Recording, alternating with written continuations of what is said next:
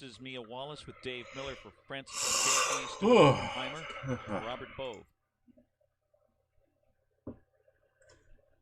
The 9-0 Tour Hanover, Dexter Dunn in the bike for Mike Watson and Clifford Grundy.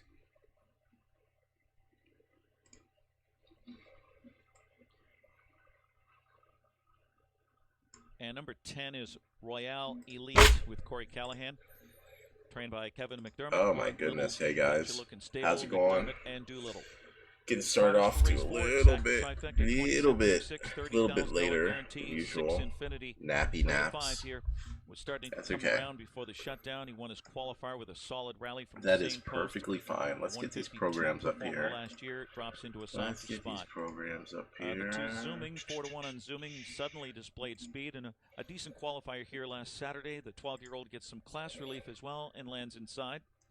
The 7 Broadway Bruiser, 31-1 long got shot. Plenty of time to left off on a winning note when he romped in the slot on March 6th. And his gate speed can put him in play. 6-2-7.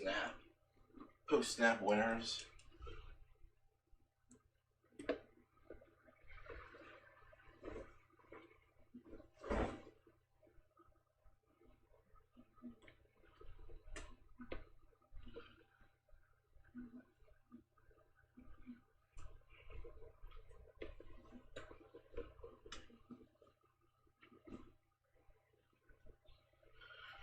Oh. Alright, that's all good. Alright, we're going to be mainly focusing on harness tonight. We may dive into Evangeline. And obviously we're going to bet some Hawthorne, some Australia later tonight. But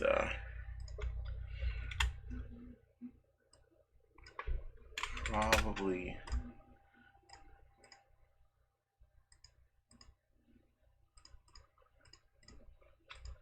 Probably going to focus on trying to crunch in some harness today.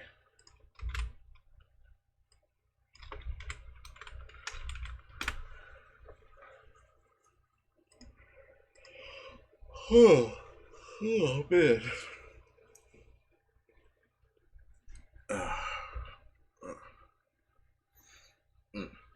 Okay. All right, we got the old screen up. Let's take a quick look at Meadowlands. 4th race. I need to catch up and see how the first couple races have gone so far, results-wise at least. Just so I have a handle of who's doing what.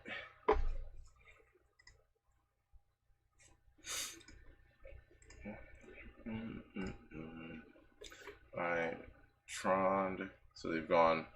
So the first 3 races have literally gone 3 horses, 3 winners that have been less than even odds. Alright, well, good thing I'm missing out on this stuff. Alright, Woodbine, anything at Woodbine. A bomb at Woodbine in the first. Damn it, I knew it. Fucking Team Wayland in that first race. Knew it. Alright.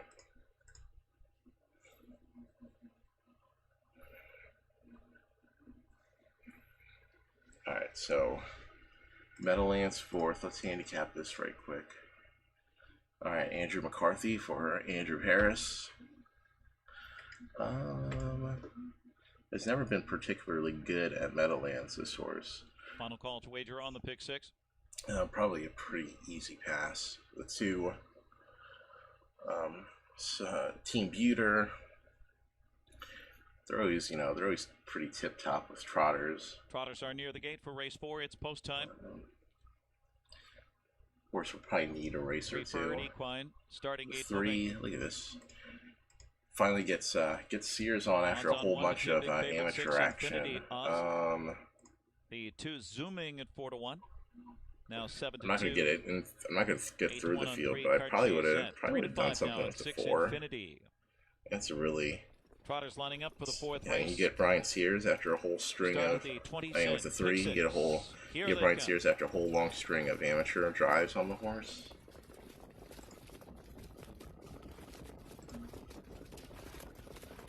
Hey. Hello, everybody. Up and Hello. running. Hanover fast on the outside with Broadway Bruiser. French Money broke. French Money off stride. Infinity leaves out of there. I see Zooming on the you. inside of Okay. speed. Eric Ambitello and Broadway Bruiser swoops down 3 wide. Infinity second, and Auteur Hanover's on the move up from third. Zooming settles in fourth, and I see you guys out there. Fifth. Cartier Z is sixth. Actually, I'm going to put up a message. Followed by Mrs. Mia Wallace next to last. French Money back trotting, and Royale Elite. First quarter 28 and 2. Taking over now is Auteur Hanover and Dexter Dunn across the backstretch. Broadway Bruiser right on the helmet. Hey, Patrick, how you doing, buddy? I need to step away from the computer right quick. I will be back in just a few. Link to Fancy Tucky. Then it's Mrs. Mia Wallace and French Money. And Royale Elite. And way back after the miscue, Infinity way back after, breaking stride, 57 and 1. On to the far turn, Auteur Hanover 14 to 1, long shot leads it. Broadway Bruiser at 40 to 1, getting a pocket ride. Zooming to the outside for Tyler Buter. Cartier Z 3/4. French Money is up third over, sixth on the outside, gathering steam along with Mrs. Mia Wallace, fourth over and stacked up stride for stride with a locked-in Fancy Tucky. And then Royale Elite, 3/4, 1:27, zooming, steamrolls first over. Zooming, Auteur Hanover trying to battle back. Broadway Bruiser from the inside, and Cartier Z has dead aim off that cover, French Money.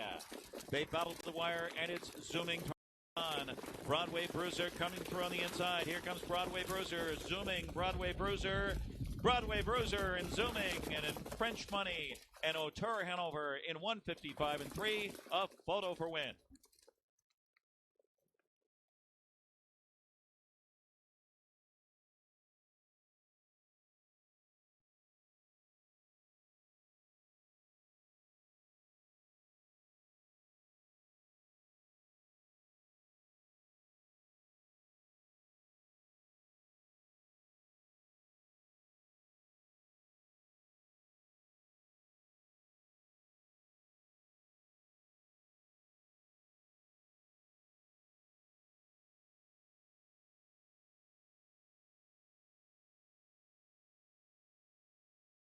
Photo sign is up, photo for win, 1:55 and 3.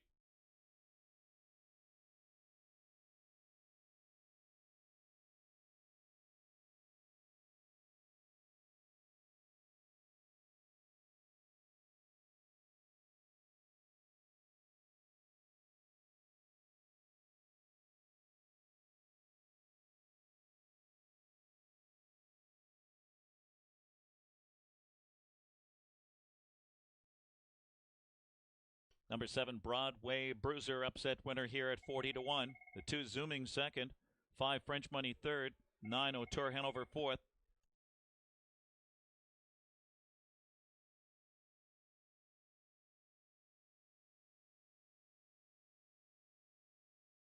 Inquiry sign is up. Judges are looking at the start and number 5 French Money for a possible violation of the breaking rule at the start by the 5 French Money, the third place finisher.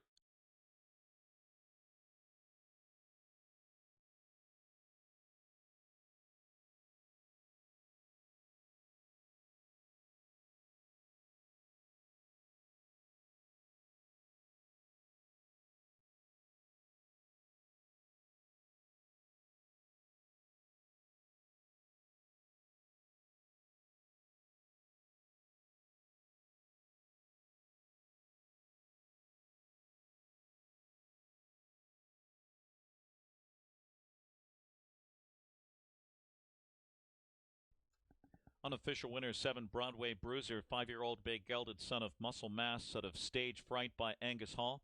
Bred in Kentucky by James L. Everett Sr., owned by Alistair Stables, Monroe Township, New Jersey. Eric Abatello, the trainer and driver.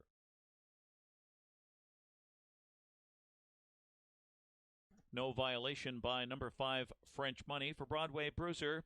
That's 2 in a row here. Left off on a winning note back on March the 6th. Right back here in 1:55 and 3, and a new lifetime mark. 8th career victory for Broadway Bruiser.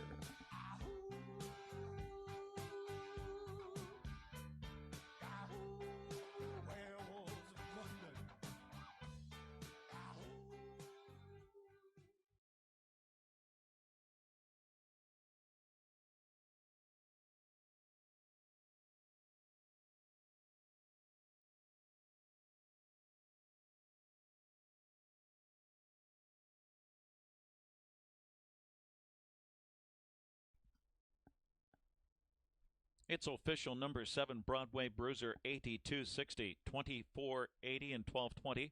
The 2 Zooming $6 4.20, and the 5 French Money 8.60. 7-2 Exacta box up here $520.60. 725 Trifecta 4,453.20. The $1 pick 3 757 138.70. Post time for the 5th race 8:49. Exacta Trifecta Dime Superfecta pick 3 20-cent jackpot super high 5 carryover 46,622.81.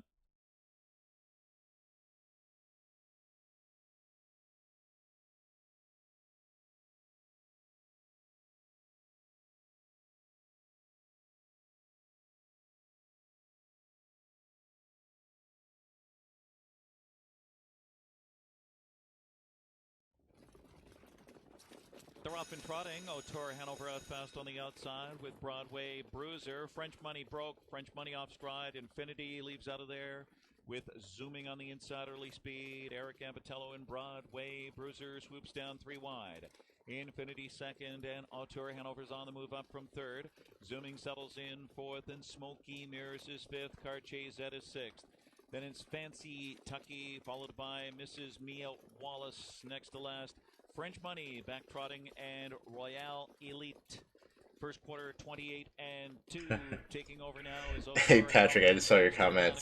He definitely is a Joe Pavey of 2020. On the helmet in the second spot. Definitely. That is, can't recall seeing a more truer statement before. Gap of length to Fancy Tucky. Then it's Mrs. Mia Wallace and French Money. And Royale Elite. And way back after the miscue, Infinite.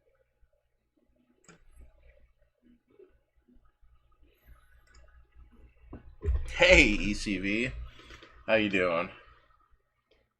Thank you. Good to see you guys too, man. Good to see you guys too. I really appreciate it. Like, take the message off. There we go. I am back. Little late, little later of a start than I would prefer, but gotta get the nap in, man. Got to get the nap in. If we're gonna go until like 2 in the morning, we got to nap appropriately.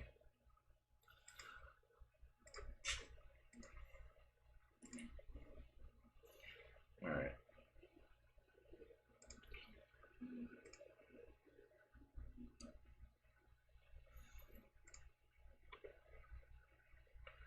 Do. Gate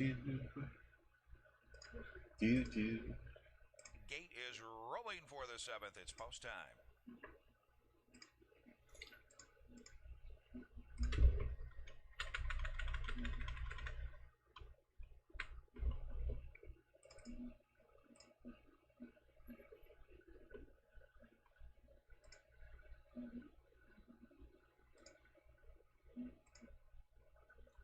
Ohio Sire Stake, 3-year-old filly pacers for the 7th race from El Dorado Cider Downs. The start of a pick 3, a field of 8 are at the post, and here they go.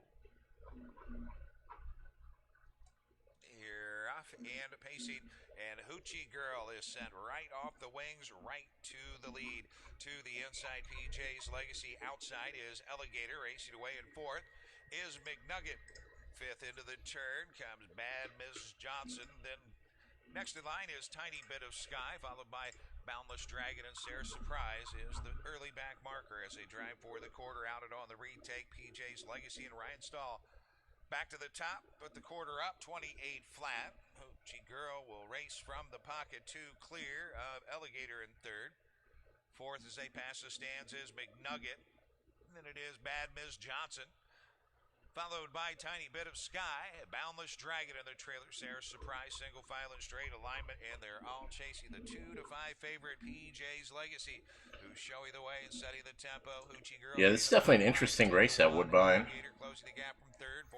Not sure how I would, not sure who I would play here. 28 and 4 second panel. Bad Miss Johnson will take a shot first up for Hank LeBan, and she is rolling up on the outside. Was 5th, then 4th, now 3rd, going after the leader. Starting to move, Tiny Bit of Sky. Then it is Boundless Dragon, and Sarah Surprise still looking for that passing gear. She is very steppy at the back. They drive for Gate 3 swings off the turn into the stretch. Field of 10, the lead by 2. ready for liftoff. Off and pacing, good start in the center as Beach Sports flies off the wings of the gate. From the outside is Akina de Shakrika. Sex appeal between horses early from in third. From the railway fourth, Martini's Place. Ducked in fifth went Mocking Beauty. Sixth outside is Need Your Opinion. There at the inside is Odds on Vero Beach. Highland Salsa racing along from an eighth. Filion got away ninth in the backfield with Preeminence, and the early trailer from in 10th is Got Power. Single file, they ripped through that first quarter in 27-2, and with that early lead, it is Beach Sports. Tracking along from in second, the favorite Sex Appeal.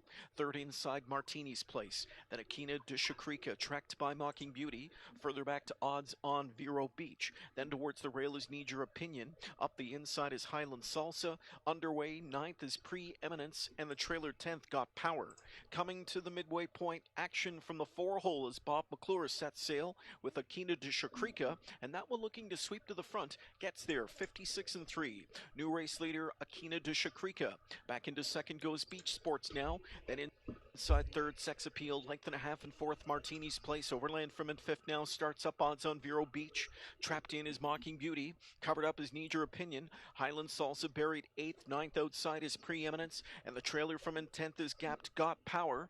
On their way to three quarters next. Race leader Akina de Shakrika. The pressure comes from Sex Appeal. And Sex Appeal turns up the heat. Three quarters in 125. Sex Appeal strikes the front for Henry now and draws clear to a two-length lead. Coming up the inside late now, Beach Sports. Then down the center, off cover closing is Need Your Opinion. Way out wide is Preeminence. They're in deep stretch. Sex Appeal trying to get her is Beach Sports. Beach Sports and Sex Appeal come to the line together. And it's Beach Sports up the inside. Beach Sports to win. Sex Appeal was second. Finishing third was Need Your Opinion in 152 4/5.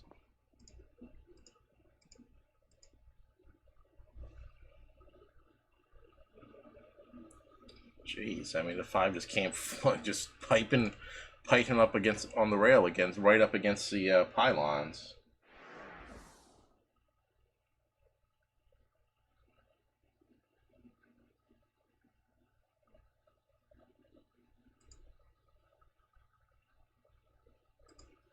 I didn't.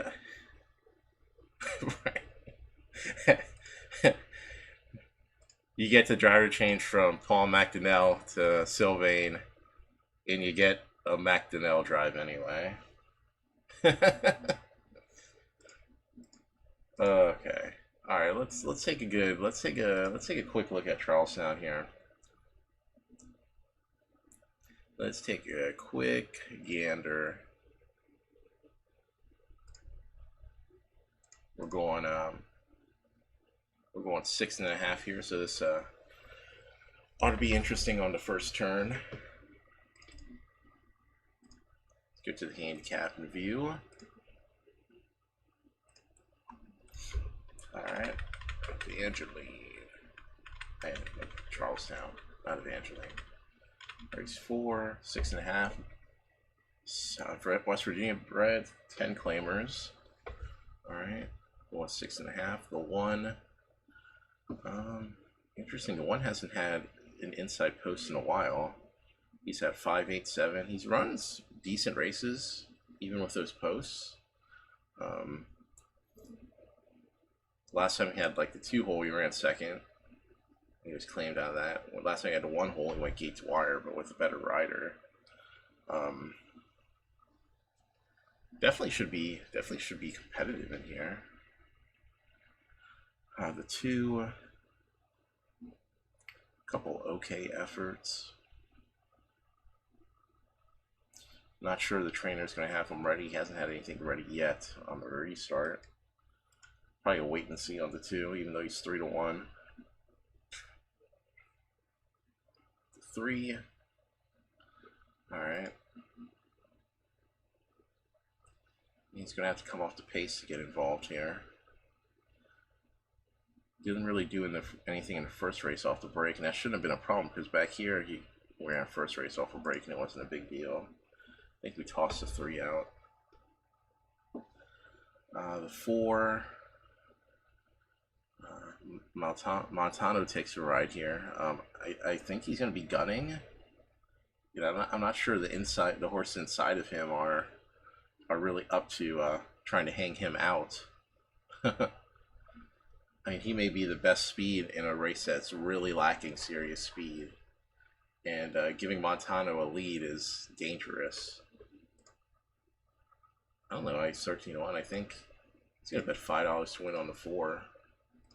I mean, he's liable to take kind of a soft lead in this field.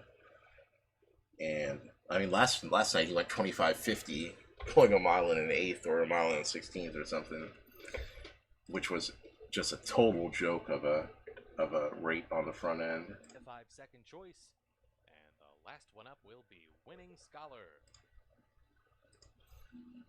Just bet the 4 to win here. That jumps us right into the pool tonight. Our first splash. And they're off.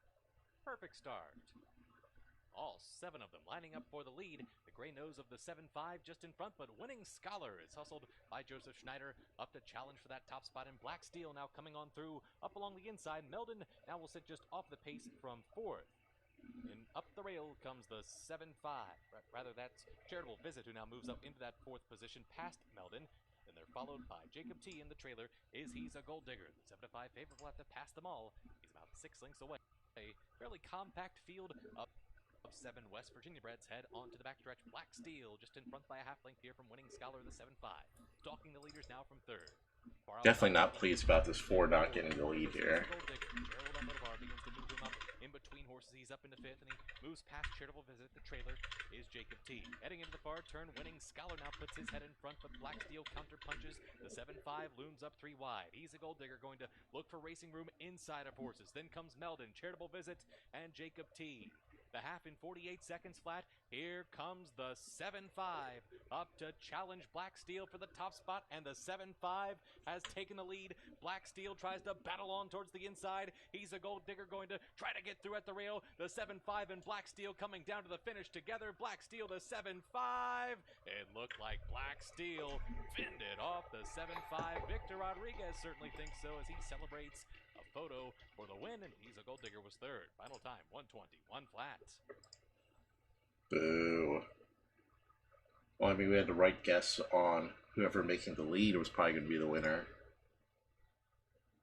Thought the 4 would make the lead.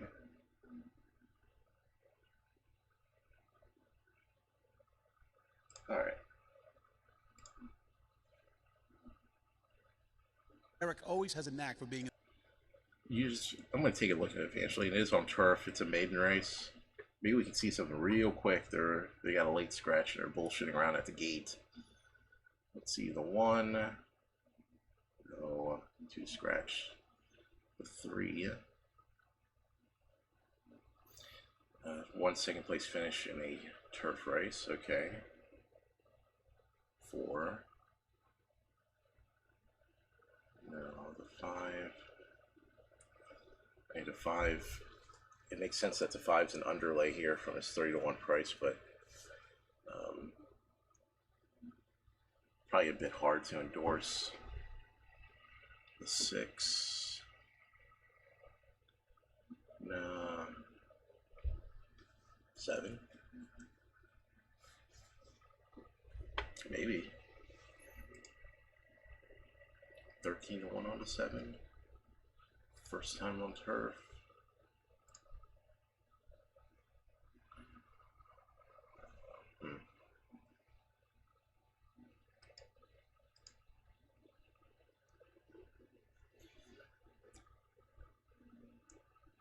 Interesting. So I like this. 12 is way over bet.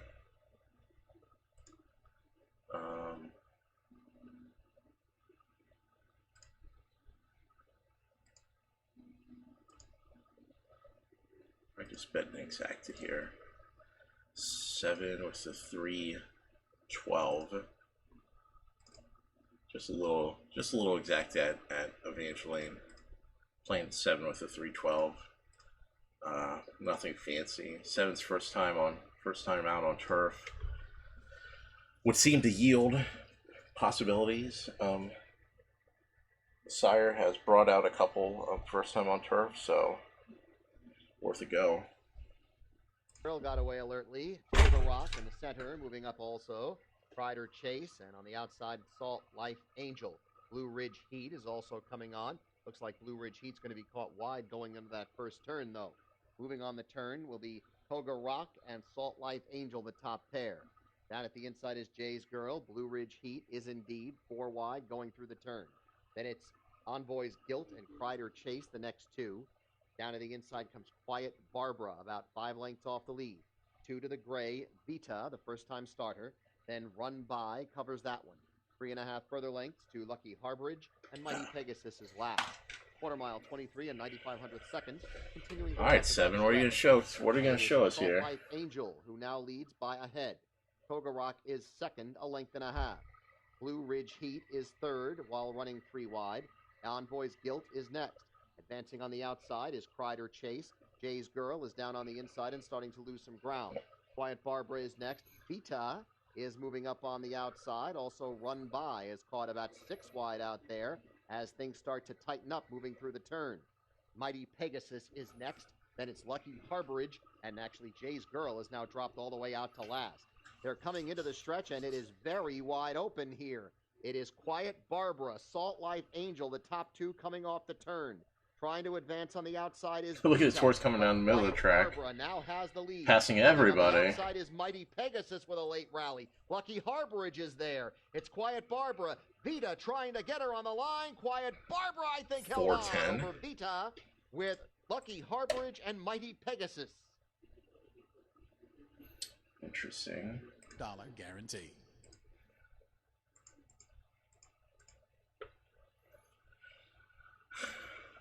Oh, there's a super high 5 this race at the Meadowlands. Trotters at the gate for the 5th race. It's post time. Preferred Equine starting gate moving. No changes. Field of 10 lining up. 9 to 5 in the 4. Beads. 2 to 1 on number 7 Chestnut Hill. Beads. 5 to 1 the 1. Dune Hill, and also 5 to 1 9 50-cent piece. 20-cent jackpot super high 5 race 5 Trotters on gate. Here they come.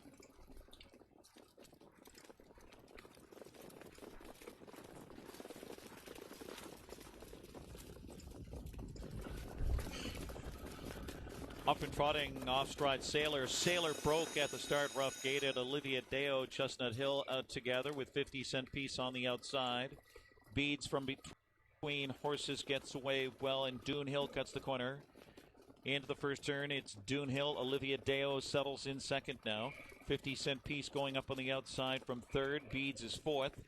It's Marvelous Tricks in fifth. Parked out is Chestnut Hill sixth. And then it's got my coffee ready. On the inside, seventh with Never Late Kate and Tacoma Falls. After breaking at the start, Sailor is way back. Trotting off a quarter, 28. Couldn't try to look at Hawthorne here, see what we got going on there. Piece out of second, Dune Hill. Dune Hill takes over with Jingra. 50-cent piece back in second now. Here comes Beads up to challenge for the lead near the half. Olivia Deo fourth on the inside. Marvelous Tricks is fifth. Chestnut Hill sixth and on the cones. Then Arclight Hanover, followed by Never Late Kate and Tacoma Falls. And off stride again, way back Sailor. 57-2, 29 seconds. Beads strides up, takes the lead. It's now Beads and Andrew McCarthy onto the far turn. Dune Hill right on the helmet second as they head to three quarters. 50-cent piece back to third on the inside by 2. Olivia Deo is fourth. Another 2.5 lengths to Marvelous Tricks fifth. Late move from Chestnut Hill to the outside sixth. He'll be tracked by Never Late Kate with some work to do here as they turn home. And it's Beads in front in 125 and 228 in the third quarter. Beads kicks clear by 2.5, 3. Dune Hill with Dead Aim on the outside second. 50-cent piece is third. Late trot from Chestnut Hill on the inside for Miners. Oh, no. Beads. Beads broke. Beads is off stride on the run. So that leaves it all for Dune Hill and Jingra. Dune Hill, 50-cent piece. Chestnut Hill, Beads off stride. Tacoma Falls next. Hold on to all tickets. 153 and 3.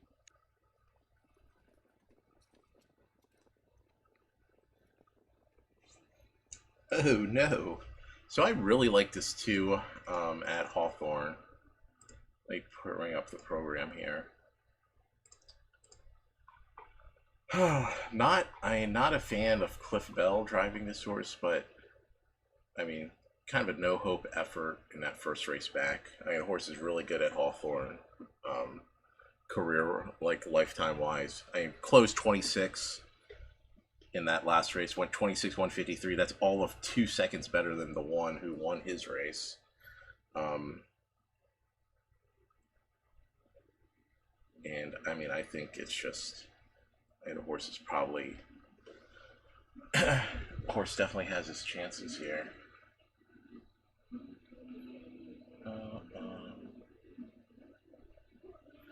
The Riddoff stable has pretty good off the layoff too, so let's play an exacta here. Play an exacta 2 with the 1, 3, 5, 7, 8, 9. I think an 8 at 27-1-2 is also a pretty big overlay. So play another 2, 8, 2, 7, 8, 9. So we'll play 2 exactas there.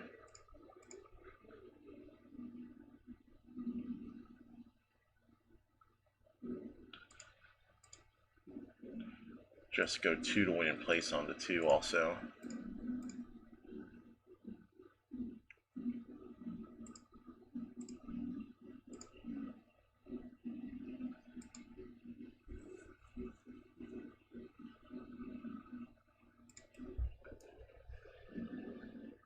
Back.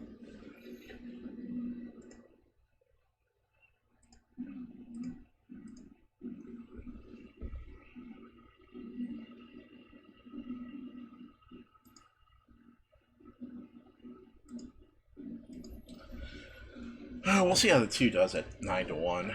7 at 3-2 is kind of silly. Certainly has a chance, but I wouldn't say the 7's 3-2 good in this field.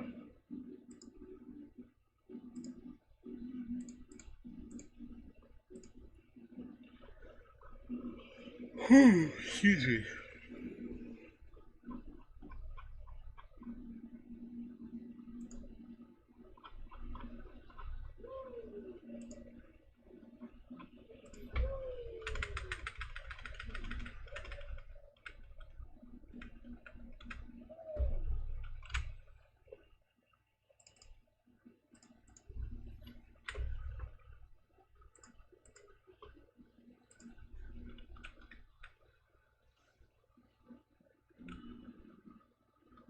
Here they come.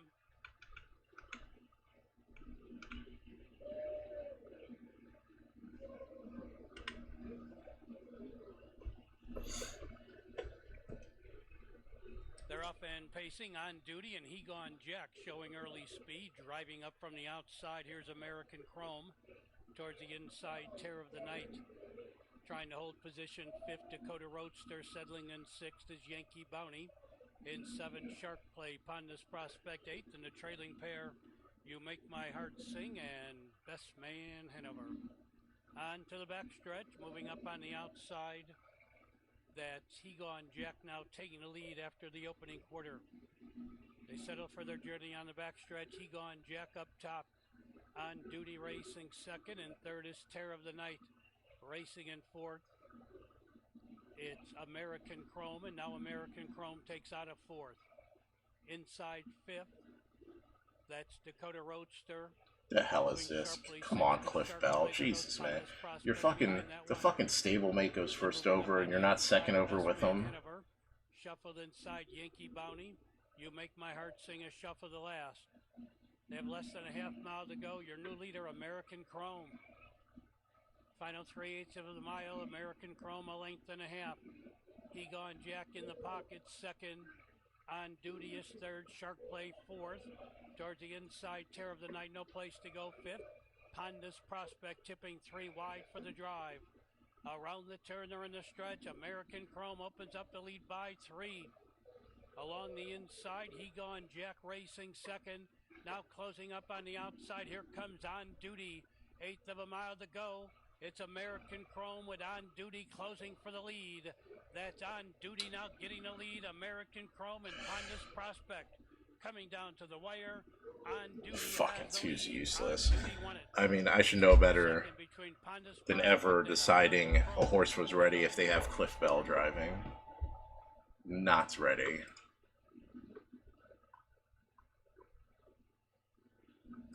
Alright. Hey, Whiteout, what's up, buddy?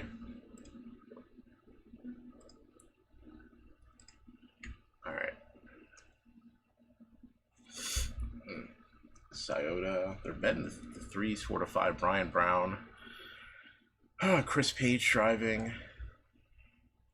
I mean, he's probably a deserved favorite. 4 to 5 seems a bit on the heavy side for him. Let's go through the field. The 1. It's a good effort last time out. Probably much better than I thought the 1 was capable of. 152 and 4. The 2, maybe at a big price. 3's kind of your upfront and toss horse. 4's put in a couple good efforts his last 2 weeks, even though he's been admittedly probably a touch slower than most of these. He's been right there.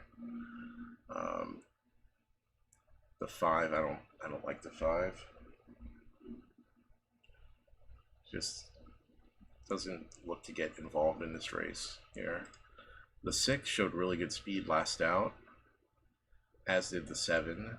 They may leave in tandem from the 6 and 7 hole tonight. The 8 gets claimed away from the William Rhodes stable after being claimed away from the Ronnie Burke stable. This horse must respond really well to the EPO, because Burke to Rhodes to 30% trainer. We shall see. We shall see. I mean, the 8's probably better than 26 to 1 that he's showing right now. The 9 probably going to be an impossible endeavor to get past the 9, and it tends to toss off the layoff.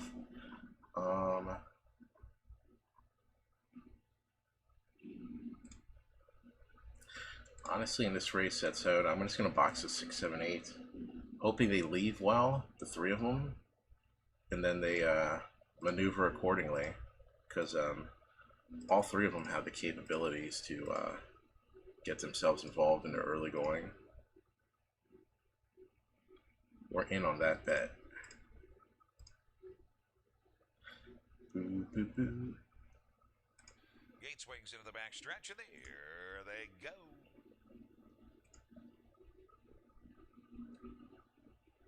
They're off. Good start, going for the lead center of the track, Beach Bar and John's Baby Girl on the outside. Also from the outside, Glen Ferry Bronny moving up. Is Sweet Heaven away 4th on the outside, inside 5th. You Look Hot as they bank around the turn. Next is Christina Wan, racing in 6th. 7th and looking for a seat is Duck Duck Dragon away 8th. Holly Shark 9th. Stop the race, you sons of bitches. Stop it. Oh my goodness, we're gonna get a retake too? Jesus pieces. Long shot, John's Baby Girl, right back out and to the front for the Rocket Band. 3rd is Beach Bar.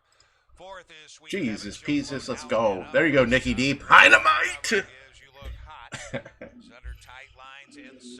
I knew it, man. As soon as I saw Chip Lackey win the race, I was like, well, Pete must be in the chat now. Jesus. Call to play, the late pick. Then it is Holly Shark on the outside, Arrival, and the trailer is Satisfaction. The half 56 and 1, 29 flat, second panel.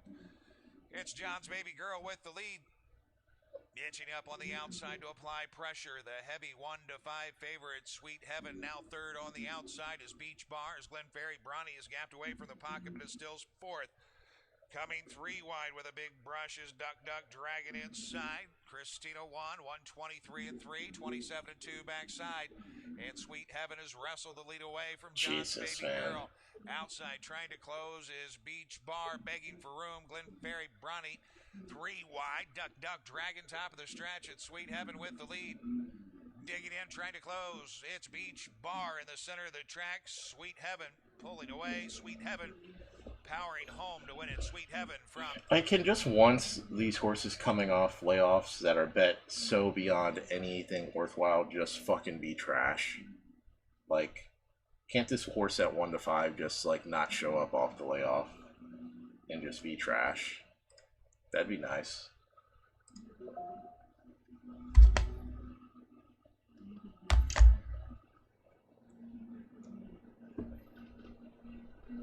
Here they come. Field set for a start. Off and pacing in a big beginning for Saskatoon from the outside. Leaving out with that one is Keystone Kalimba. Coming through between horses, the favorite Queso Relleno. Trip Ace is Hanover in at the railway 4th. Dressed to the 9s, tucks over 5th. 6th away from the fence, Tamagami Sealster. Parked out is Off the Press. Into 7th, Bet a Lady through at the inside to be along from an 8th now.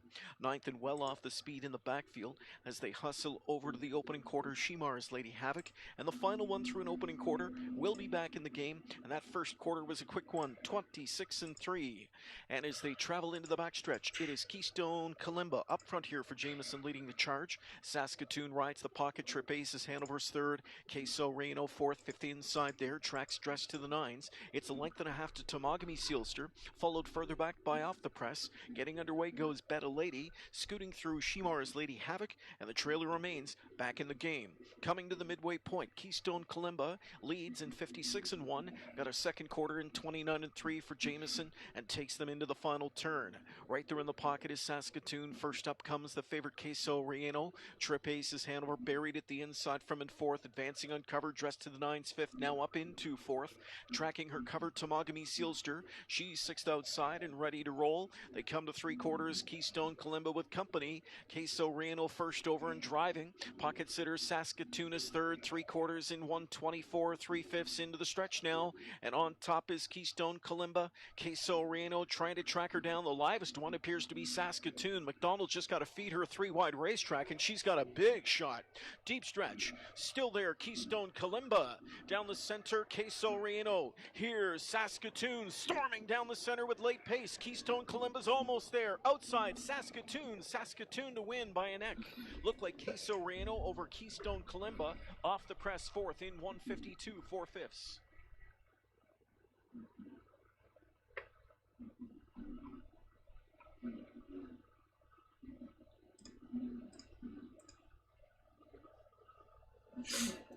Evening, everybody. Happy Friday evening to everybody. Pete, good to see you. ECV, Nikki D, the East Coast, the Central, I should say, our Canadian family, our Central family. Hope everyone's ready to get some bombs in here, because I took a nice nap, and upon my waking, I said, man, I need to start streaming and get some Pynamite, get the smoke screen going here. Let's take a look at Charlestown. All right, the one, he has like fake speed. He has all these times where he like goes to the lead right out the gate and then just doesn't capitalize on it. He should become a quarter horse or something. 2 scratched. The 3,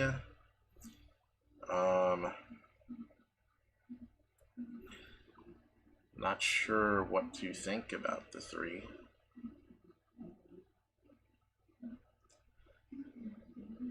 I don't know, he's going to need to jump up and do something, and I've seen stranger things happen, certainly, but maybe we have to put him aside for the time being. The 4 left okay for the 8-hole last time out. Almost ran down the leader.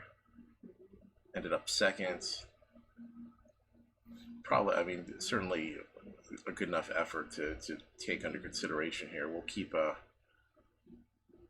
looking through the rest of the field to see if anyone else like stands out here. 5's taking a drop from the maiden special to maiden claimer.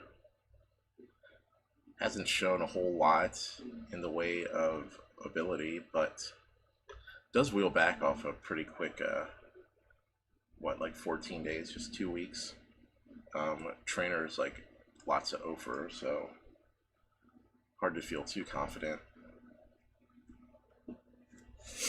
Okay, the 6 horse, according to Brisnet, he's the fastest one well, 6 and a 9, fastest early speed in this race. Turning back from 6.5 to 4.5, so should be helpful. Being able to utilize his speed. If he can, I mean, if he can sneak out, if he can hang the 9 out in the early going, or the 9 breaks poorly, maybe some chances there. He wheels back only off a 6-day break. Maybe. The 7, I don't know, how hard to like after his last two. Not much there. Probably just have to lay off him. The 8 has his races at Charlestown, not very good. Trainer's not very good. Hard to endorse here. The 9, 9 hole's going to be tough. He has the speed, but none of his races has he gotten clear at first call. So look, head. He's managed to make the lead, but then he's given it up.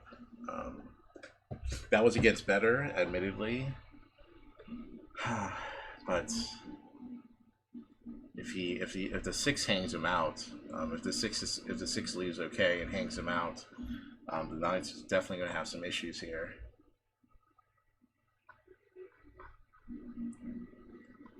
So let's see.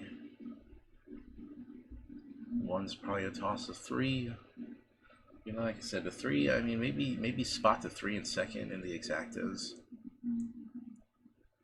The 4's okay.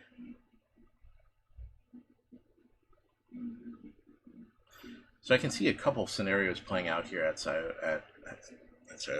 Charlestown.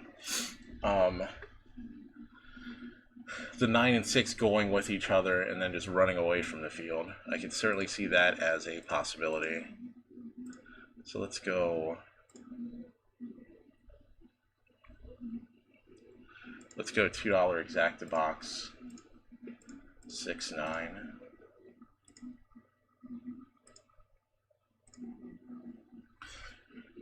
But I can also see a scenario where the 6 and 9, where the 9 tries to leave. The 6 doesn't do a particularly good job of leaving, but hangs him out. Look at this. I'm just looking at this now. This fucking trainer on the 6. How the fuck do you, like, how do you do this? Like, how do you send out 45 runners and none of them run first or second? Like, at some point in the scenario, you would think like there'd just be like an accident where like 5 horses like just break down or something. So, wow. So at 45 starts this year, this guy hasn't ran first or second. Abysmal. Still though, so I mean, there's still the speed. All the more reason to kind of bet the possible underneath play, which is if the 9 does hang or breaks poorly, this could easily be something funky. Like 4 with the 3-5-7 in the exacta.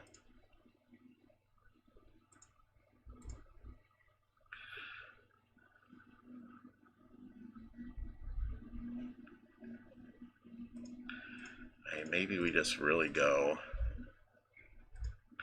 3-4 with the 3-4-5 with the 3-4-5-7. Maybe we just take a super flyer. If the 9's bad, I mean anything. This race gets thrown into absolute wide openness.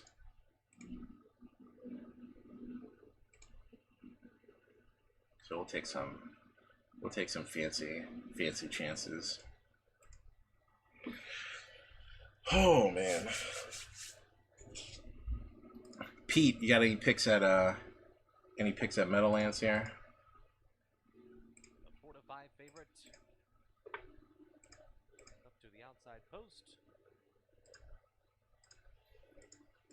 Even money on Love You Goodbye. They're in the gate. And they're off. An uneventful beginning for the favorite Love You Goodbye, and she's hustled up The challenge for that top spot. Hyde comes away well, ends up to challenge her. Venetian Drive in between those two, now shuffled back to third. Comes the great Play Charade. She's in the mix with Queen Bobby on the far outside. It's Play Charades now moving up into that fifth Good spot. fucking 5 is all out. All out to try and hold off the 9. The trailer is Here's I Am. Opening quarter in 22 and 3. And then has to check after all that chicanery. The lead from Hyde, who had to tap on the brakes. Queen Bobby comes out of the pack to take on these top two. Then Venetian Drive up the inside. Mana from Henna and Play Charades is wide. Love You Goodbye off the turn in front by 4. Hyde, Come on, 4-7. trying to run her down in this Quit. Quit all the way, 9. Here comes Queen Quit Bobby. all the way. Bobby hitting her Oh straight. my goodness. This. Ugh. Bobby gets up to win by 3 parts of a length. From Love You Goodbye, then close for third between Mena from Henna and Hyde. Final time 54-3. I'll tell you, we had the right idea there. We had the right idea.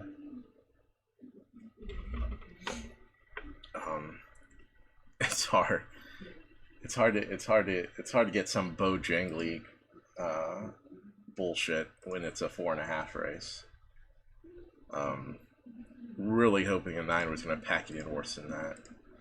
As a matter of fact, I'll tell you, if the 5 doesn't have to check on the backstretch, that could easily have been 4-5-7 or 4-7-5.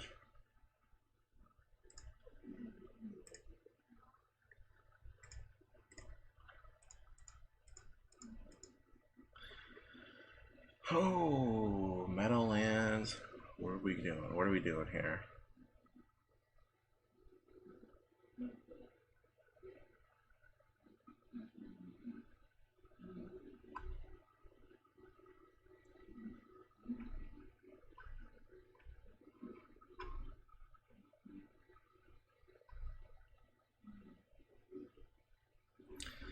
Alright, Pete, yeah, 10 makes some sense here for sure. I kind of like the 5 here.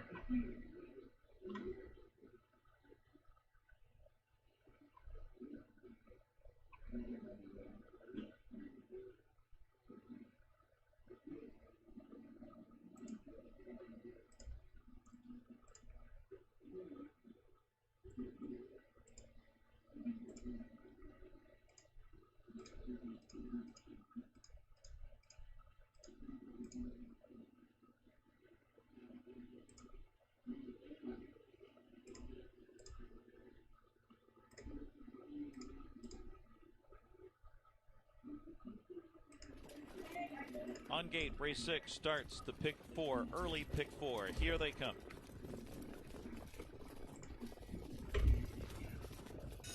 They're off. Enchanted Eva's out fast along with Charlotte Royal. Those two together. American Empress left sharply on the inside.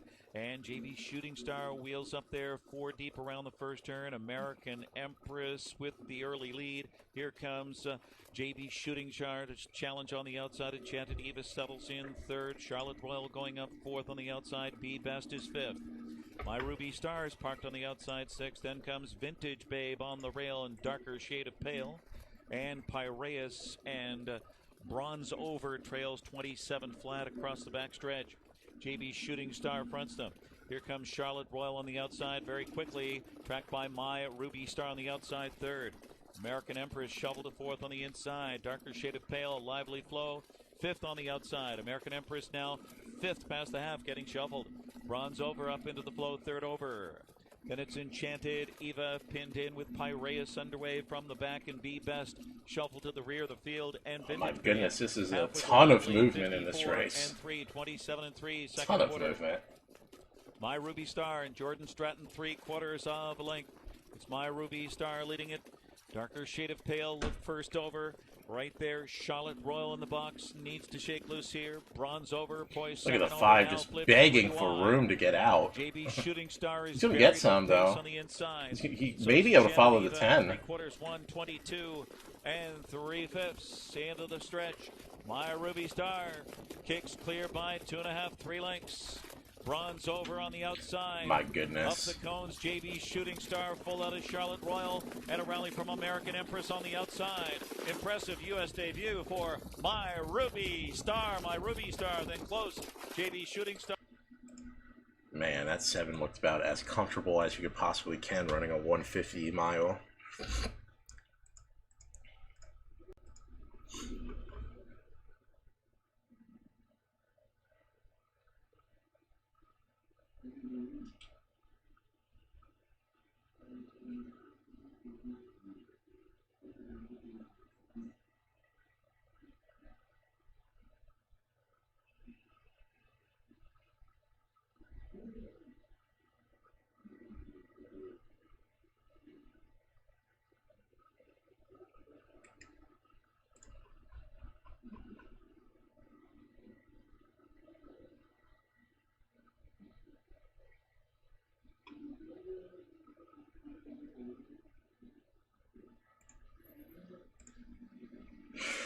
Interesting race at Hawthorne. I'm going to play an exacta 2-3 with the 2-3-9. Then I'm just going to play extra exacta 2 with the 1-3-9.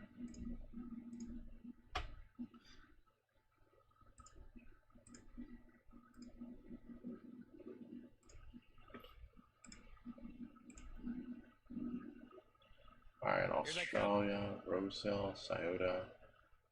We'll keep Australia on the back burner at the moment. We'll let it stew. We'll let it stew for a while, and then we'll jump into it later tonight. They're off and pacing. Terror has the Blues driving for the lead on the inside. Incredible Bombay. Moving up on the outside, Johnny Ringo. Still further out, Lazy Gringo. Then toward the inside, dropping Lazy in with Gringo. the spot fifth, Grand Old Party. Looking to drop. So these are the type of spots. So Michelle Morgan drives it too, and she shows up in races like this, like Nauer's a 1, young horses, Nauer's a 1 or 2 or 3-year-olds. But moving up is Bob's Time. A lot of movement through the opening quarter, and they're on the mid-back stretch.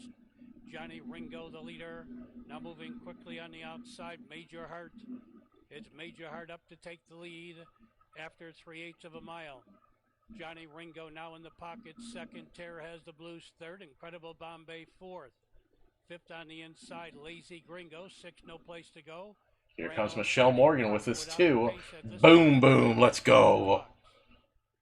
Moving up behind that one is Bob's Time. Making a break there was Grand Ole Opry, and taking up to go around that one was Master Ken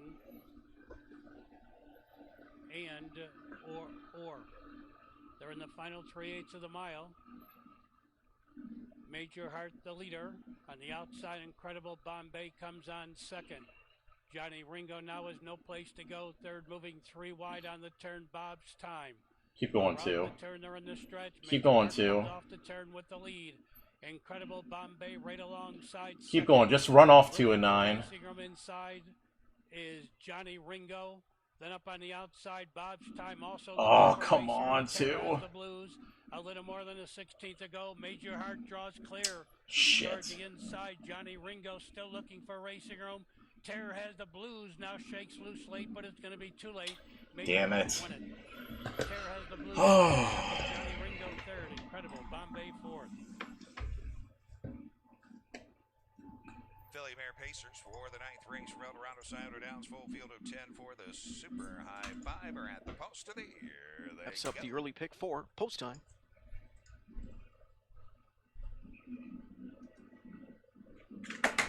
They're off and pacing. Going for the lead is Play for Pay. Center of the track, Queen of the Pride. From the far outside, Gypsy Merlot. To the inside is April Ava.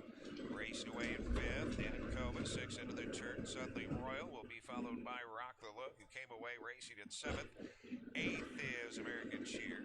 9th, Western Secret. In the early trailers, West Lucky Camp. They roll to the quarter, and it's Queen of the Pride to the top, and will take over from Play for Pay. The quarter 27 and 1. Racing there in 3rd is April Ava. Inside 4th, Gypsy Merlot is followed by Danica Cova. Out and underway is they coming front of the stand. Suddenly Royal out and moving is Gypsy Merlot, and that will flush. April Ava out. Easy first over journey for her to the inside. Rock the Look is there at 7. Wow. I like the 6 and into 7 at Woodbine here. Fourth over. Then it is Western Secret and the trailer, West Lucky Cam, 55-4, 28-3, second quarter. Queen of the Pride starts him down the back stretch. Play for pay, getting the trip. First up, April Ava. She'll need a better gear to the inside as Danikova. Second over, Gypsy Merlot. Saving ground inside, Rock the Look. Doll Cover Flow in third over as they drive for 3 quarters for Suddenly Royal. Back to the rail to save ground is American Cheer. Then it is Western Secret and West Lucky Cam. 123, 27-1. Backsides, Queen of the Pride with the lead. Play for pay. Pops the pocket for the Caveman to the inside is Danikova. Outside, locked on the left line is April Ava. Inside, Rock the Look into the stretch. It's Queen of the Pride. Play for pay is digging in, all out on the outside. Queen of the Pride with the lead. Queen of the Pride to win it. Play for pay, Rock the Look. So at Woodbine, I like the 5 looks like a deserving favorite. So I'm going to play a couple things here. I'm going to play a triple, 5 with a 7-9, with a 6-7, 8-9.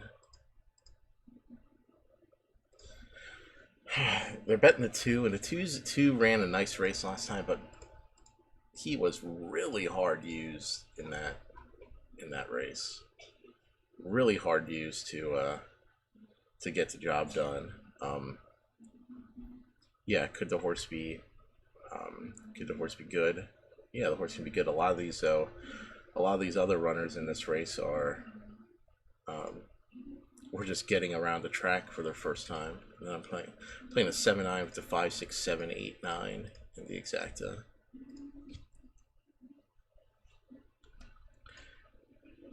Maybe I'll play some sort of super 2 with the 5, with the 7, 9. With a 6, 7, 8, 9. Just in case the 2's a real deal. But again, my opinion was he worked really hard in that last race. He's liable to come back and be a bit tired from it. So I'm going to take a shot with the whole outside here is okay. The 6, 7, 8, 9. They're all legitimate threats here.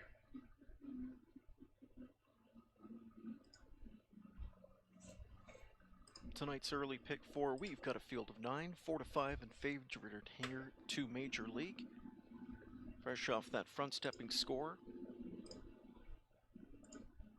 Taking on 8 other foes as they swing into the stretch. It's post time for race 7.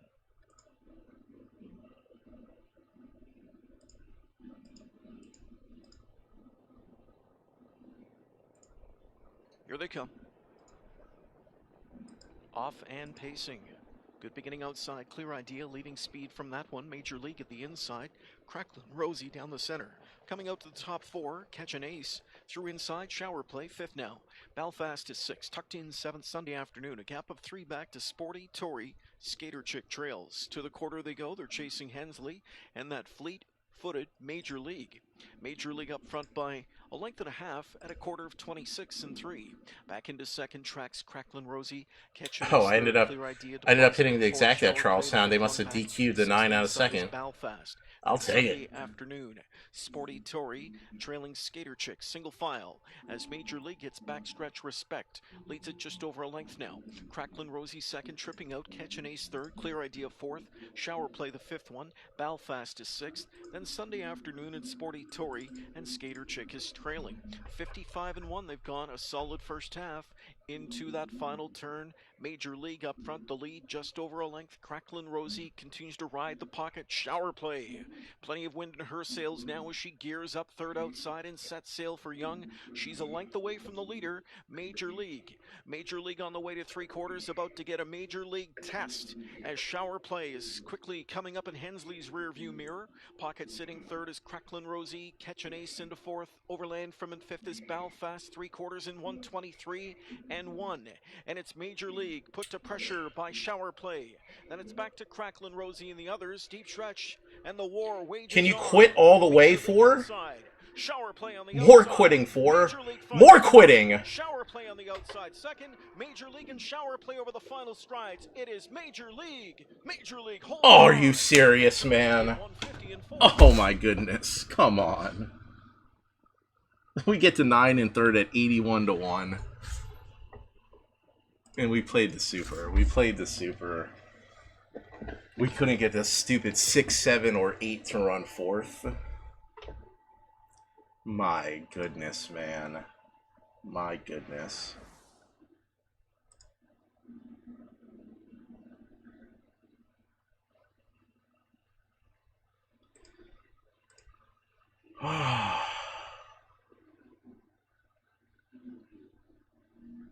Oh my God.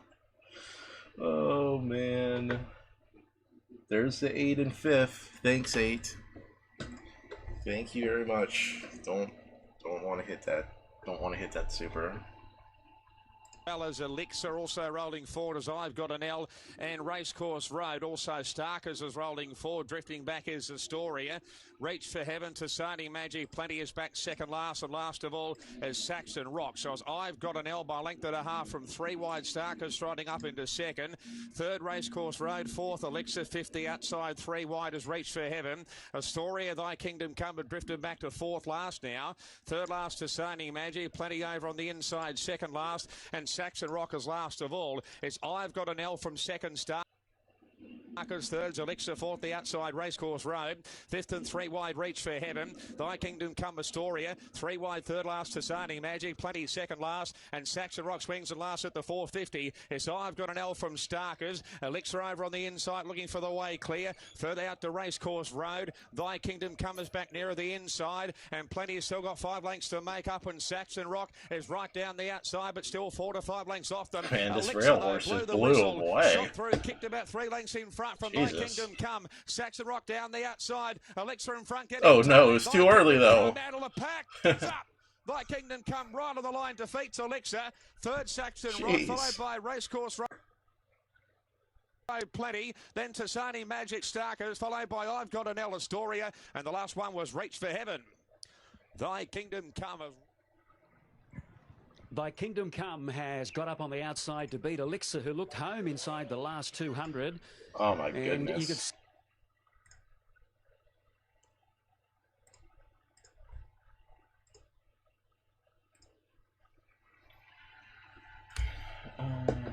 I just want to see what this super pays at Woodbine, because man. Showing your front stepping prowess again tonight for a 150-4 score. I could have not been greedy. Held off a talented foe in Shower Play tonight. Ugh. Major League returns $4, $2 exact to 6. Super pays $400 for the dollar. Trifecta 52.65. God. The dollar superfecta 395.55. Dollar pick 3 okay. 65.20, and the one. Try to get this at let's try to zone in on Northfield here. Northfield. Look, my brain's all kinds of mushy. Let's go to Meadowlands. Let's go to Meadowlands.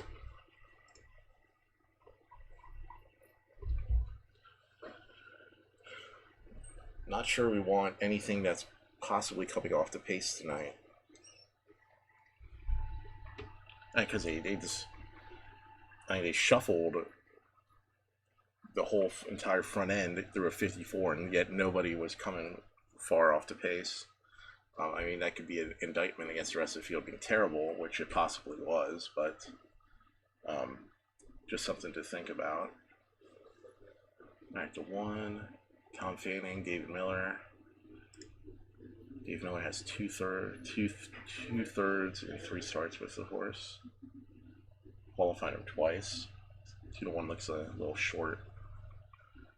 Andy Miller, first time Lasix.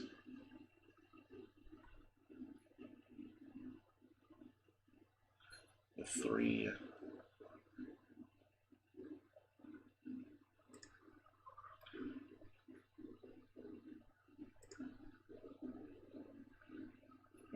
Interesting. 3's a big underlay here. 4 scratched.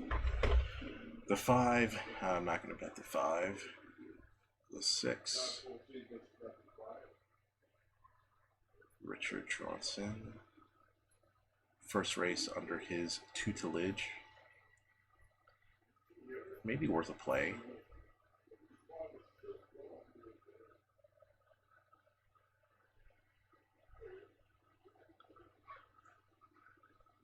The 7.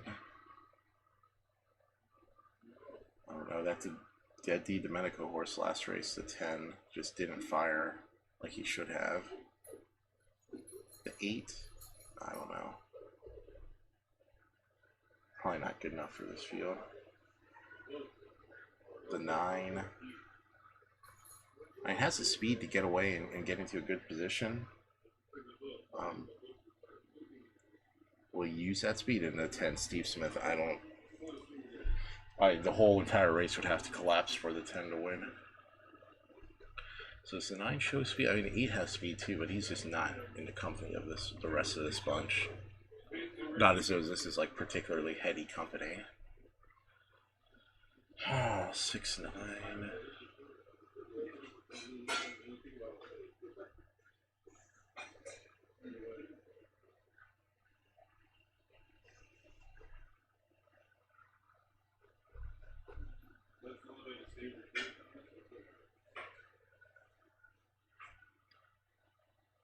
I mean, admittedly, if the one is ready, he should be better than this field.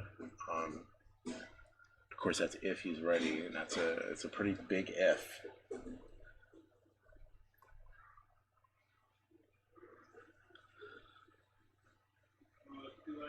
And 6 goes on. Look who the 6 qualified against: Homicide Hunter, Taco Tuesday.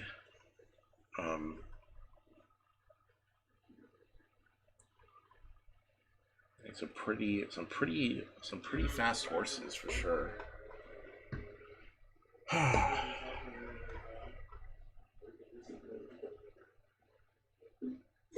mean, another question is Brennan just leave with a 7 in some way, shape, or form? I can't bet this race. Pete, if you have any insight into this race at Meadowlands, I would enjoy reading it, because I can't throw any money on this field. That's number 7, Con Air Hall, heading back to the paddock. Has to make a bike change here as a flat tire.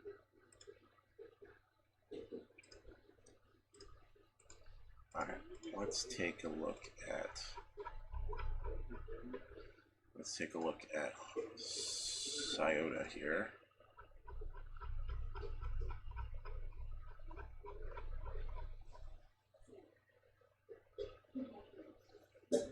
Peter Wren, Team Wren from the 1 hole. Maybe.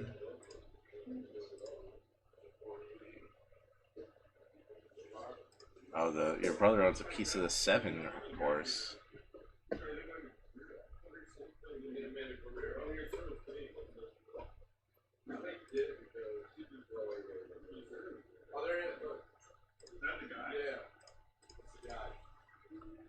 Alright.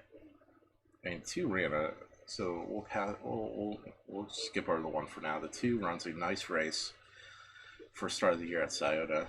I mean, running away with it. 7 lengths victory, 27-4 last quarter. Hey, that's one that makes that turns your head right quick. The 4 has 2 solid qualifiers, both in the 156 range. I mean, the horse was purchased for $95,000 at the end of last year.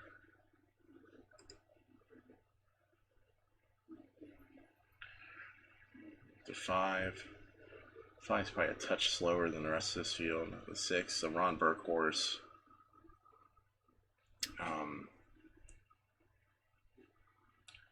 Not without some sort of chance in here on the 6.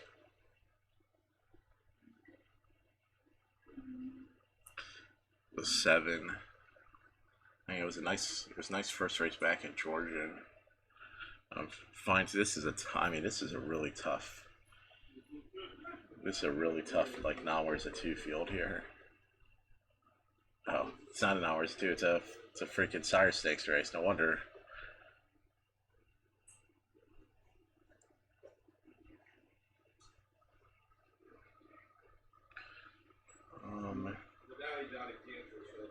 Yeah, I think the 8's just gonna find this to be too tough for him.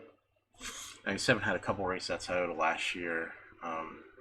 He may be a touch slower than this bunch. The 6's 2 worst races last year came at Toyota. The 5, he won last year from the 9 hole at Toyota. Maybe a touch slower.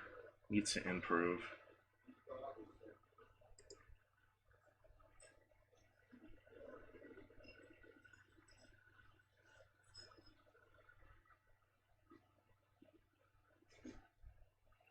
I don't know. I can't bet this race either.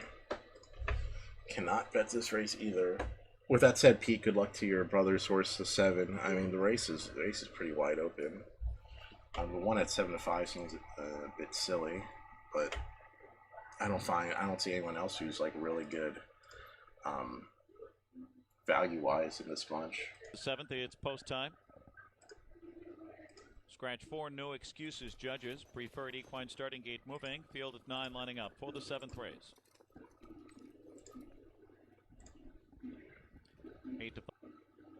8-5 favorite, the 1 Fashion Creditor at 2-1 now. The 6 Hashtag Made You Look. At 4-1, the 3 The Big Muscle. 6-1 action on the 7 Con Air Hall. Trotters 4, race 7 on gate. Here they come.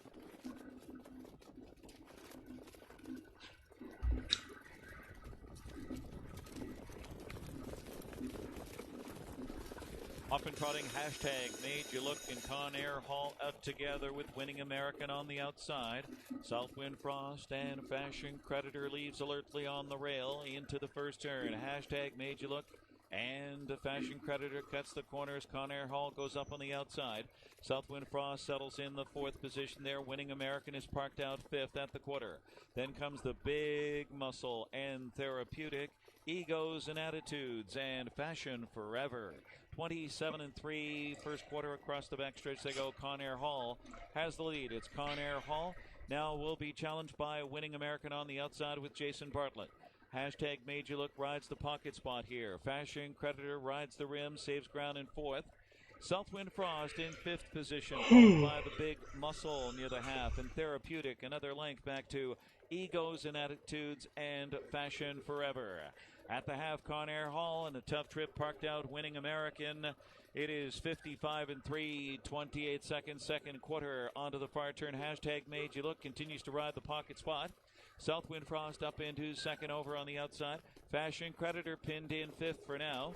The Big Muscle swings to the outside 6th, followed by Therapeutic. A late move from Fashion Forever and dropping back to last.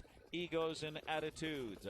Con Air Hall and deuce popping right now. Hashtag Made You Look in Tetrick. That one full of trot.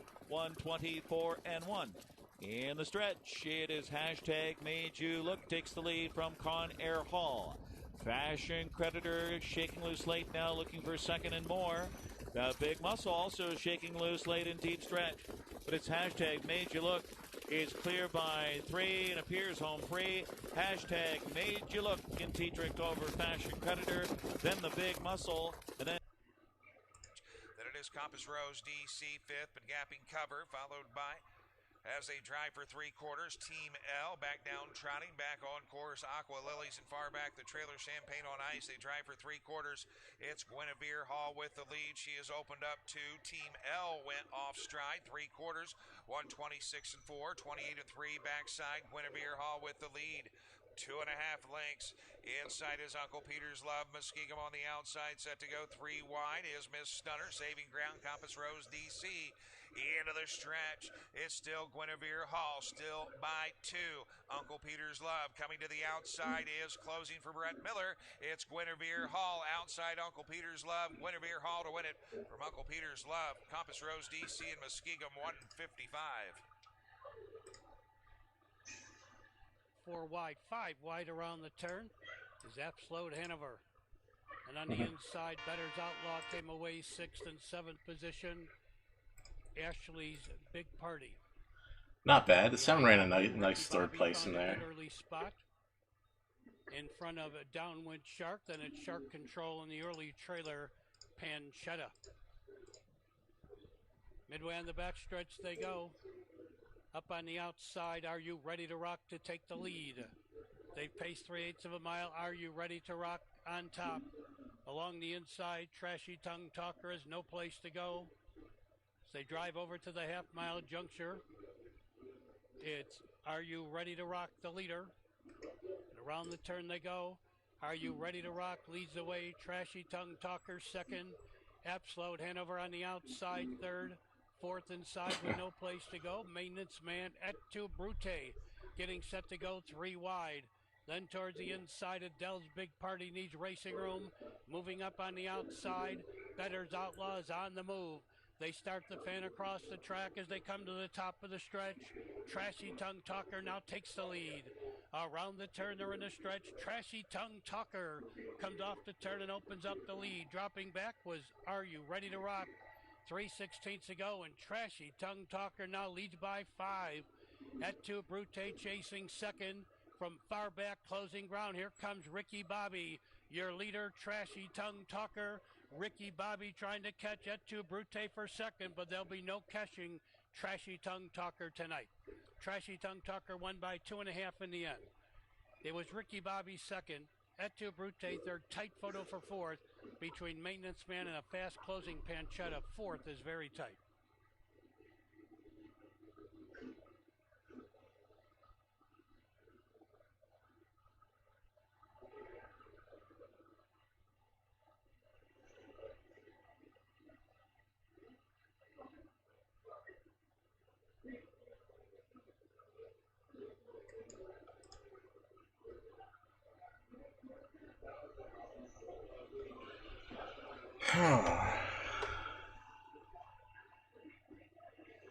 So what does this 7 do? Oh man, I'll tell you, as a person who's owned a horse, man, there's nothing better than knowing the bills were paid for that month. And I'll tell you, there's no worse thing than knowing the horse was either not racing that month or was scratched or had to be laid off, and knowing you had to pay all the damn bills. What the hell does a 7 do at Woodbine? I mean, first up off the layoff, made a quick move, faded pretty badly.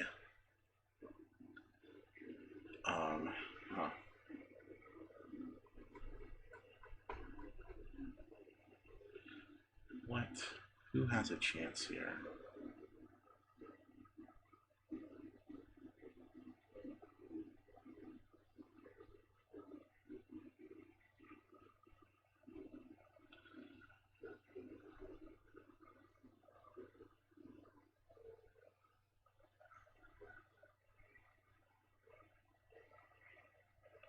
Is the 6 gonna leave here?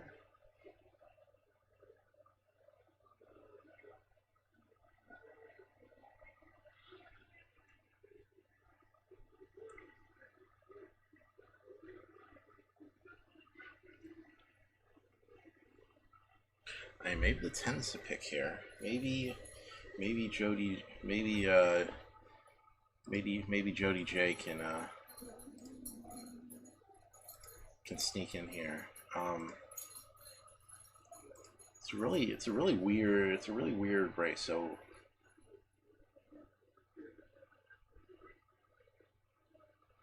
I want to wheel Jody Jameson in the exacta here up top.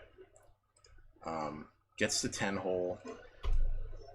just from what I'm seeing in the race, like my gut feeling is there's going to be some outside runners. So like the 7, if he makes a move at the half or 3/4 and hangs, I mean that throws this race into just complete disarray. I don't see anybody on the front end making some huge, making a huge lead. I see someone closing up the rail and sneaking in late to get a piece.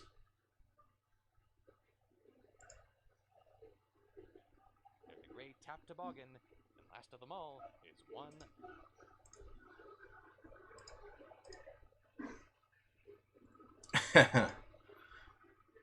That's what I'm talking about, Sean. Get it in. Get it in. The golden dynamite comes out. Yes, sir. Yes, Drivers sir. for the 8th race pick up speed, a break for 2 Alpha Sealster. And the recall has been signaled by the starter. We have a recall here in tonight's 8th race. Still time for wagering. Recall. And 8 more to the trailer. 1 little Indian heading into the far turn. Talkback still in charge. Lady of Dragonstone still right with her, but beginning to lose a bit of ground. Jet Set Lady is a clear 3rd. Then Lana on the far outside. Wedding Day Kitten has gone for the split. Tap Toboggan has leveled off, but as they come to the top of the stretch, Talkback and Antonio Lopez turn them in. It's Talkback in front. Jet Set Lady looking to come through on the inside. It's still Talkback with work to do. Lady of Dragonstone and Jet Set Lady. Here's Lady of Dragonstone. She just never went away, and she springs an 11-1 upset. She wins it by a length in the end from Talkback. Then Jet Set Lady and Wedding Day Kitten, the final time 1:28.3.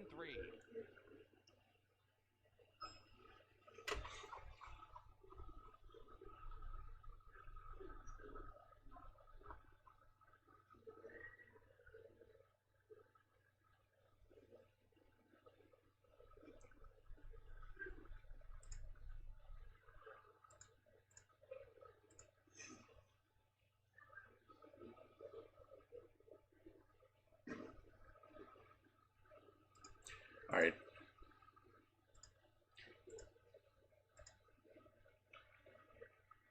All right, let's go to the handicapping view.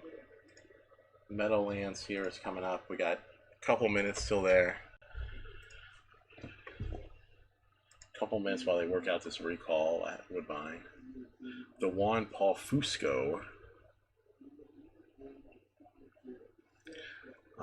gets Tim Tetrick. I mean, he qualifies the horse and now he tries the horse. Kind of interesting. All right, the 2, Mark McDonald qualified him. Has never been particularly good at the Meadowlands. Just not good when it comes to the stretch run. Probably a toss here. Mark Ford is also comically horrible off the layoff, so pretty comfortable toss. The 3, Jordan Stratton. Modest qualifier. Again, a horse that doesn't have particularly good Meadowlands form. This race with Tim Tetrick driving last summer, no bueno.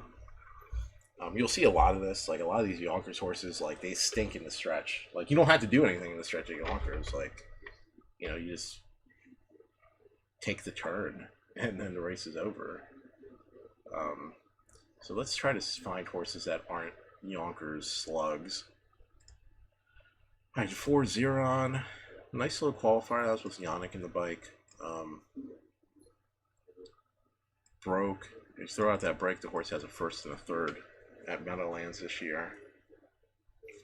I mean, the qualifier is really fast, especially compared to some of these others. So definitely the 4s of interest here. Definitely.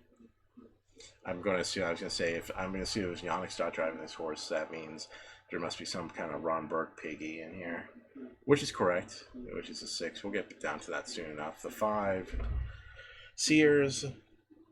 This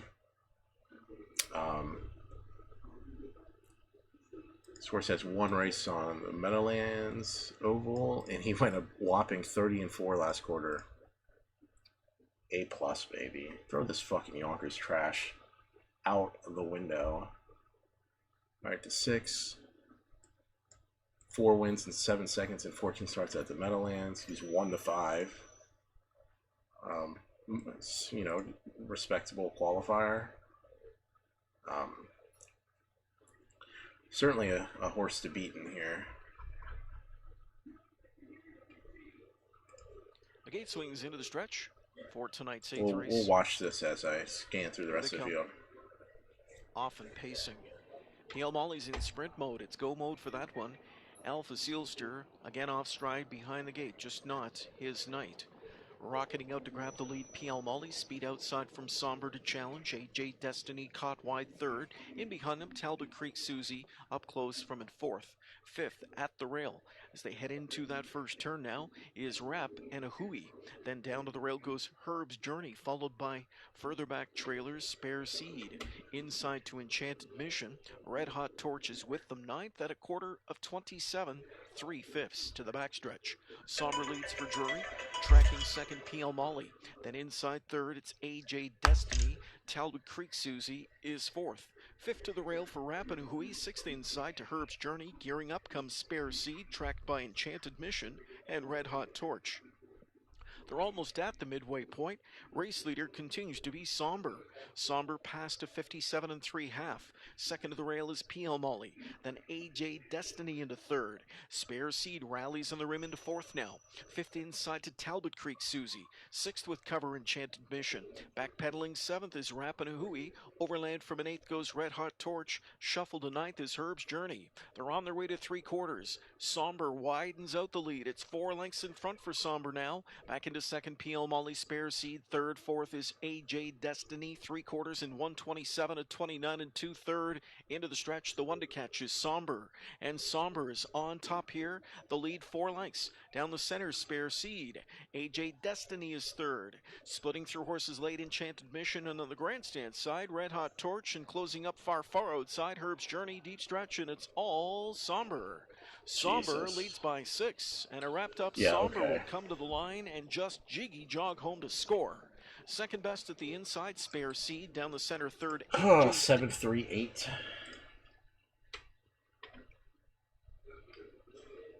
So I think they're going to give us this 6 at Meadowlands, and we'll take the 6. We'll take the 6 at this price. Going to play a little triple here. We're going to play 6 with the 7-8.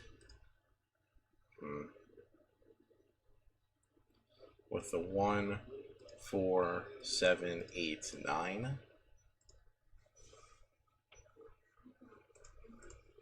What else do we have here?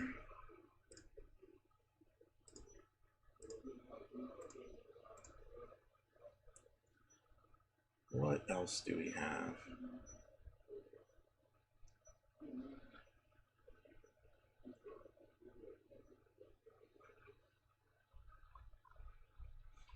I think the 10's a toss at Meadowlands. Fuck the 10. Oh,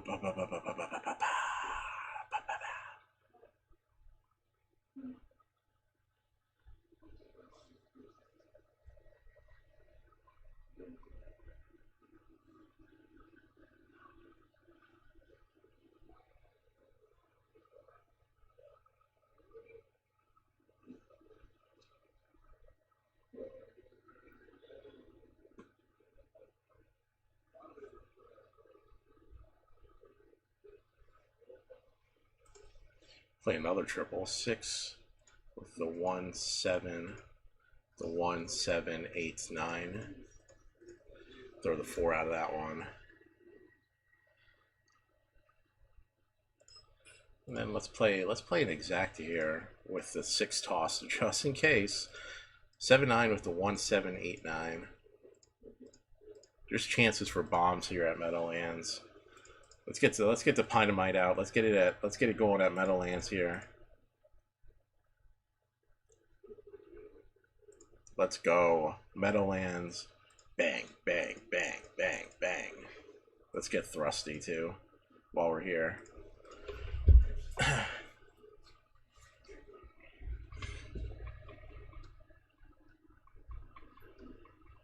Let's get thrustacular.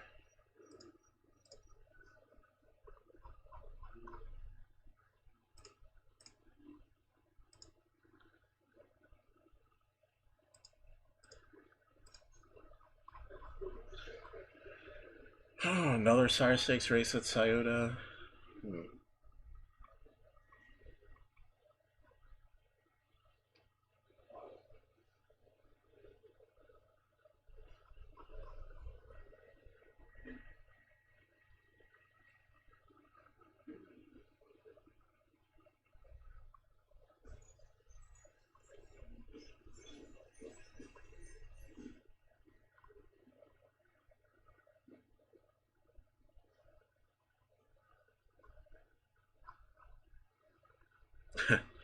This division of the Sire Stakes isn't nearly as stacked as that previous race.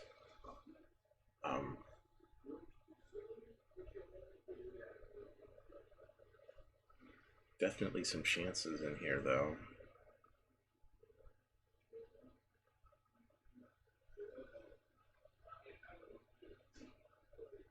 The 2 put in 2 fast efforts, but it feels like the 2 may just be a sitting duck in this race.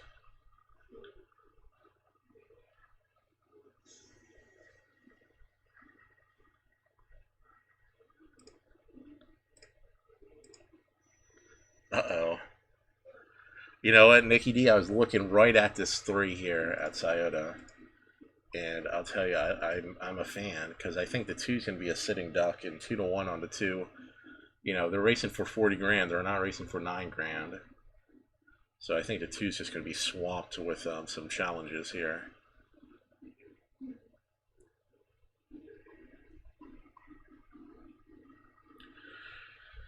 Nine's a really good horse, and he has the capability. He has the speed to maneuver early into it.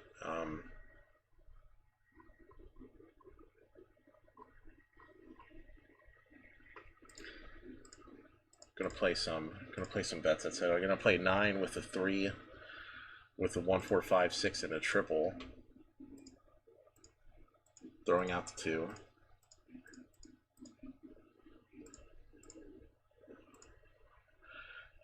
And then play an exacta 3 with the 1, 4, 5, 6, just in case. Get some bombs in there. There's a whole lot of breakers or something. Along with Getting Messy, early speed, dynamic edge on the inside as they fan across the track. And Taco Tuesday, 4th on the outside. Zlatan is going to settle in the 5th position. All-American is 6th. As Vic's winner looks to go up 7th on the outside. Then Man of Many Images and Mushana and What Chapter. It was Warrior 1, but here comes Taco Tuesday and Joe Bongiorno 7-2 right here, 27-3. Across the backstretch, Taco Tuesday on the point now. Warrior 1 is second by 2. Getting Messy is trotting in 3rd as Warrior 1 retakes command. Dynamic Edge is 4th. Zlatan is 5th on the cones. All-American is 6th, followed by Vic's winner. Getting underway from the back is Mushana. And then comes Man of Many Images and What Chapter at the half. A Warrior 1, odds on 1-2, choice here 55-3, 28 seconds. Warrior 1 and Taco Tuesday are 1-2 onto the far turn. Getting Messy 3rd. Left first over is All-American advancing there with Vic's winner following him second over now 5th. Shuffle for Dynamic Edge. Look, 10's already under the whip. Get this 10 to go backwards. Give us a 6-7. What Chapter has a lot of trotters to pass here. Give us a 6-7, man. Go backwards 10. Clear by 2. He's getting away from a Taco Tuesday. 120. Backwards 10. So it's a well-rated Warrior 1 in front by 3.5, 4. Get up 6-7. Taco Tuesday. 6-7. From the inside. All-American. 674. Winner of final move. But it's Warrior 1. Get up 7. Come on, man. Come on, Dexter Dunn. Carry him. In between them, All-American there with Vic's winner, and Taco Tuesday was right there with Zlat. Inside 4th as they pass 3/4. Sabia Hall, Hometown Honey outside 5th. 125-4, 28-3 backside. It's Globe trotting with the lead. Tootie has had. Could a 2 just break from the pocket? Is the Lovely Hall. Sabia Dream saves ground. Hometown Honey comes 3 wide for the drive into the stretch. It's Globe trotting with the lead. Tootie out of the pocket, digging in. Globe trotting Tootie coming to her on the outside. Can we break the 2 late, like right now? Right on the wire? From of course not. Hometown Honey and Sabia Dream. Of course not. God, fucking Meadowlands. Damn it.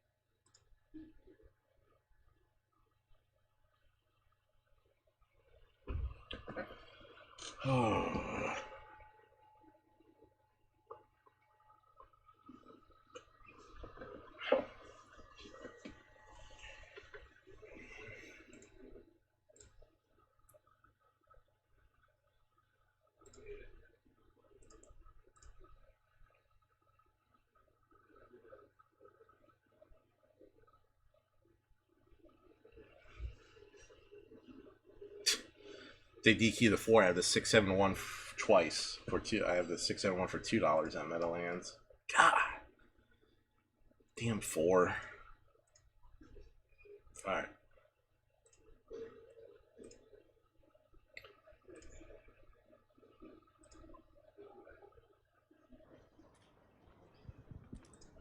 And the red light turned on. Right to run. Stand by, attendant hopping in with one towards the outside. Set now.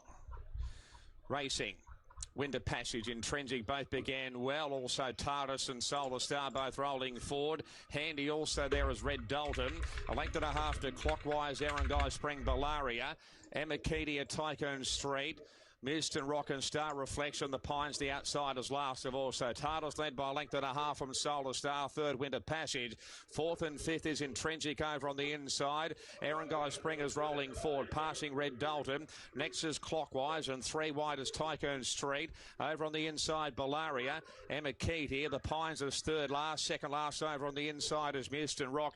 And last of all is Star Reflection. So TARDIS led the way from Solar Star. Third is Erangel Spring, 3 wide. Winter Passage, fourth offence, looking for the way clear. Red Dalton, Intrinsic and Tycoon Street, Amakedia, and Clockwise is the next one. And the Pines still back second last at the 400 metres marker. TARDIS and also Solar Star the outside. A length and a half away. Third is Erangel Spring. Intrinsic over on the inside. Amakedia down the outside. Next one's Red Dalton, but Solar Star's hit the lead. Broken clear, 2 lengths in front. Amakedia runs home. Likewise Red Dalton, but Solar Star clear near the line from Amakedia, and Solar Star defeats Amakedia. Third to Red Dalton.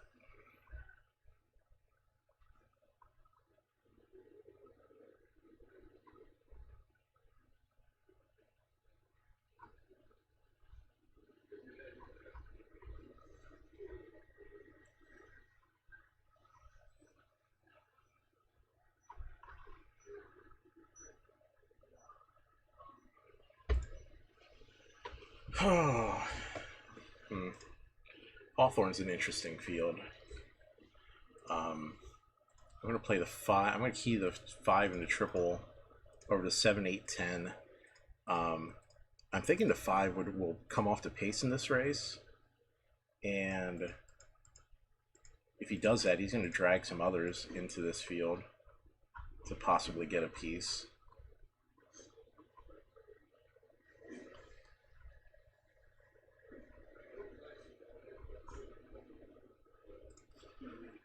Just as a crazy backup, we'll play 3 with the 1-2. We'll come back with Michelle Morgan on the 77 to 1 shot. Why the hell not? Starters called for the Pacers for race 6 here at Hawthorne. Why the hell not? Starting gates rolling.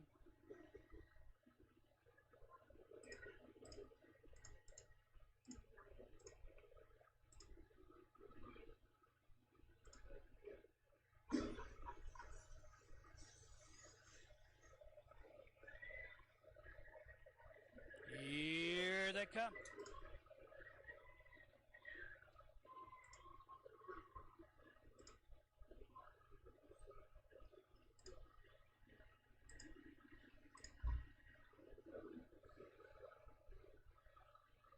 They're up and pacing. Illuminati Hennifer going for the lead. Hillcrest Dynamite driving out towards the inside. Not Me Graham came away third. Rock and Sweet Victory found a good early spot fourth in front of Treasure Tom fifth. looking to drop Field. in 6th, 1R2. In 7th position, Master Sage coming away 8th, BJ's Cowboy. Ernie the Moose is 9th and Jet Party is 10th. They turn on to the backstretch and drive by the opening quarter. Your leader is Illuminati Hanover. And on the mid backstretch they go. It's Illuminati Hanover leading the way. Now here comes Rockin' Sweet Victory out of 4th, 3rd, 2nd. Rockin' Sweet Victory now rolling up to take the lead after 3/8 of a mile. Illuminati Hanover now 2nd. Hillcrest Dynamite 3rd. Not Me Graham 4th. 2 lengths back. Treasure Tom 5th. In 6th is 1R. So much for all that idea about the 5 dragging others into this race. BJ's Cowboy 8th. Trailing pair still Ernie the Moose and Jet Party. They move around the turn. Rockin' Sweet Victory the leader. Illuminati Hanover Racing 2nd. Hillcrest Dynamite 3rd. Here comes 1R2. Now driving up on the outside 4th. Now moving 3rd. Hillcrest Dynamite 4th. Trying to catch up to cover is Master Sage. Not Me Graham shuffled inside. They're at the top of the stretch. Rockin' Sweet Victory shows the way. Around the turn, they're in the stretch. Rockin' Sweet Victory comes off the turn. 2.5, 3 on top. Illuminati Hanover's trying to re-rally 2nd. 1R2 3rd. Hillcrest Dynamite 4th. Not Me Graham 5th. They've got an 1/8 of a mile to go. And Rockin' Sweet Victory's opening up the lead now by 5. Illuminati Hanover 2nd. Battle for 3rd coming to the wire. Michael Osting's 3rd winner of the night. Rockin' Sweet Victory, strong win tonight. Illuminati Hanover 2nd. Tight photo for 3rd between Ernie the Moose and Not Me Graham. Very tight for 3rd.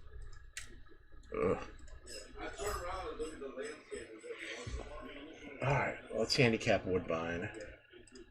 Let's really handicap it because we're betting.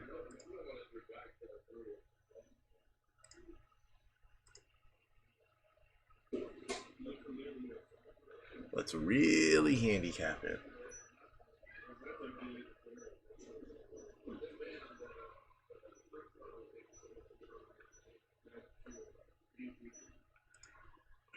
Really? Why do you do this, TWINSPIRES?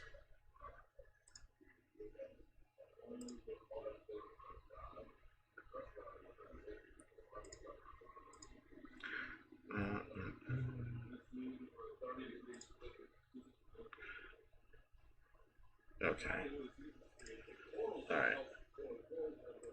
All right, Sean. You like the 3 at Woodbine? Okay.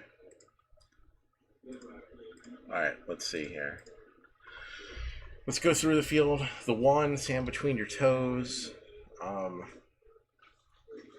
Is he going to be fresh here? Probably not. Interesting to see that.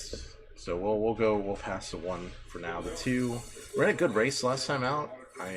First race off the layoff. Big 26-151 race, but this field's going to be decidedly tougher. The 3 has a race under his belt. Ran okay 5th last time out. I probably like the 3 better than the 1 and the 2. The 4, that's a pass. I'm not.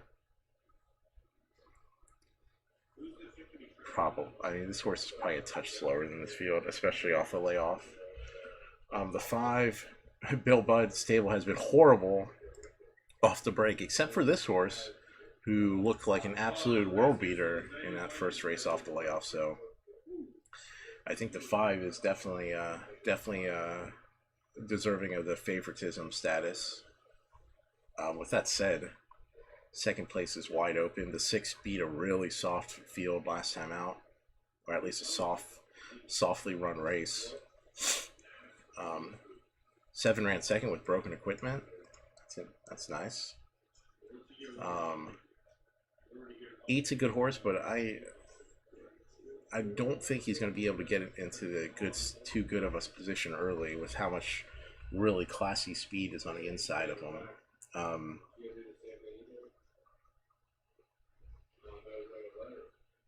Maybe it's worth a 5 with a 2-3 for an exacta for like a couple bucks.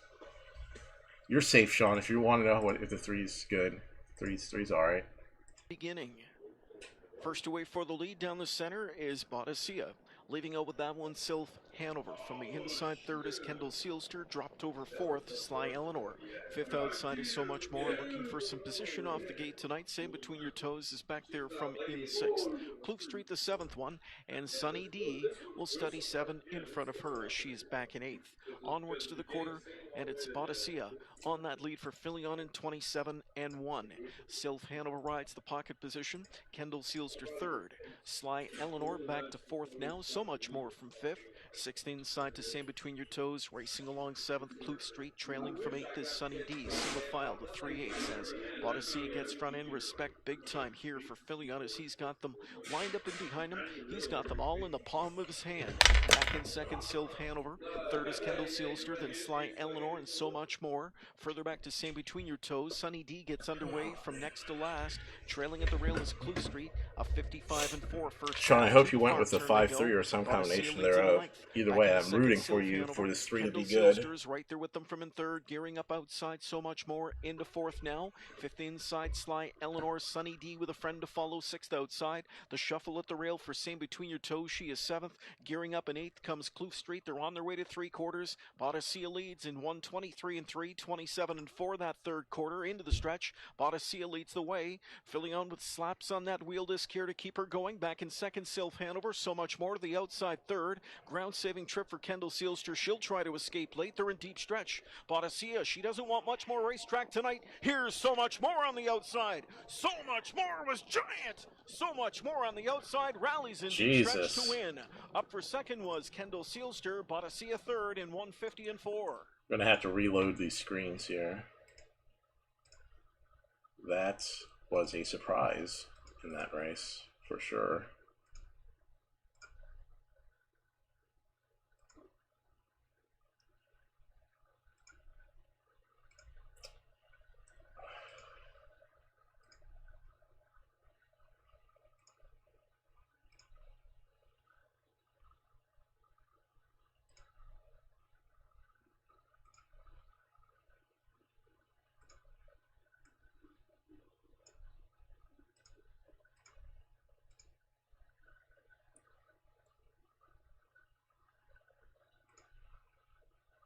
Of Honor with Ben Mellum.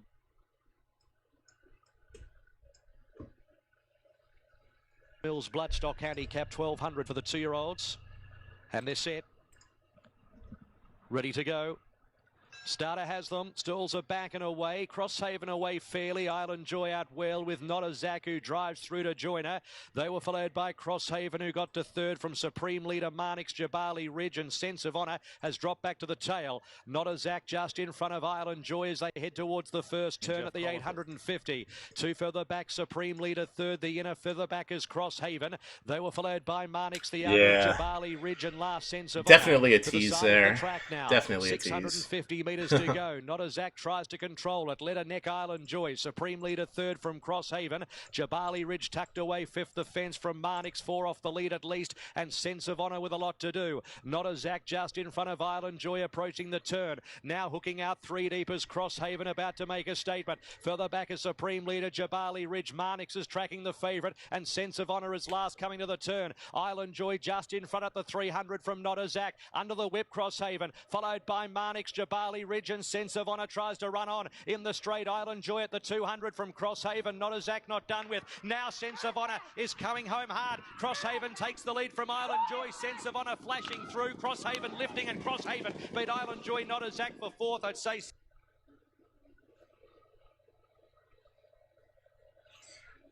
All right, Meadowlands. Preferred trot. Let's go. Let's go. The 1 Homicide Hunter. An unusually terrible record at the Meadowlands, and I see no reason why that would suddenly change today. The 2, on the other hand, an unusually wonderful record at the Meadowlands. Always ready to go at this track. The 3, I don't like these Yonkers runners, especially when they're going with their first race off a layoff at Meadowlands. The 4, he had a win at the Meadowlands last year. 151-1. Not bad at all, Captain. Not bad at all. I think so. I think I'm tossing the 3. The 5. He has some success at the Meadowlands, but not enough. And this horse probably not fast enough to compete with this group. The 6. He's running some heady company, including Meadowlands runners. Including in his Meadowlands races. Maybe in. I should be in with a chance. The 7, similar boat. He should be better. He ran second last time out against Manchego. Should be in with a chance. The 8's a small track horse. I'd throw him out in here. The 9, Oka Svanstedt. Never ever can ignore this guy in a race, no matter how long he is. Dude is crafty. And the 10. 10's a nice horse. The post is going to be a problem though. Maybe a toss in underneath and a triple.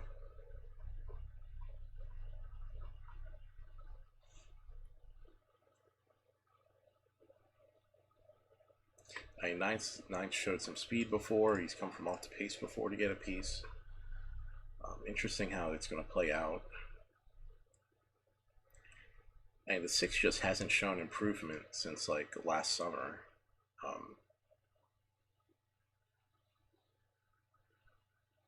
Just kind of flat for a while now. I mean, has clearly been facing like some of the best trotters in the U.S., but tough to back the horse when he's just showing a lot of just flat efforts. Oh, Southwind Chrome, 6-5. Not a fan of Southwind Chrome at 6-5 here. He sat the trip last time out. Wasn't able to spring him.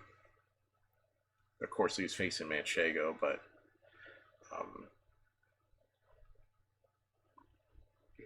there definitely seems to be a couple more that may indeed be better in here. The 7 has beaten Southwind Chrome twice, though, last season.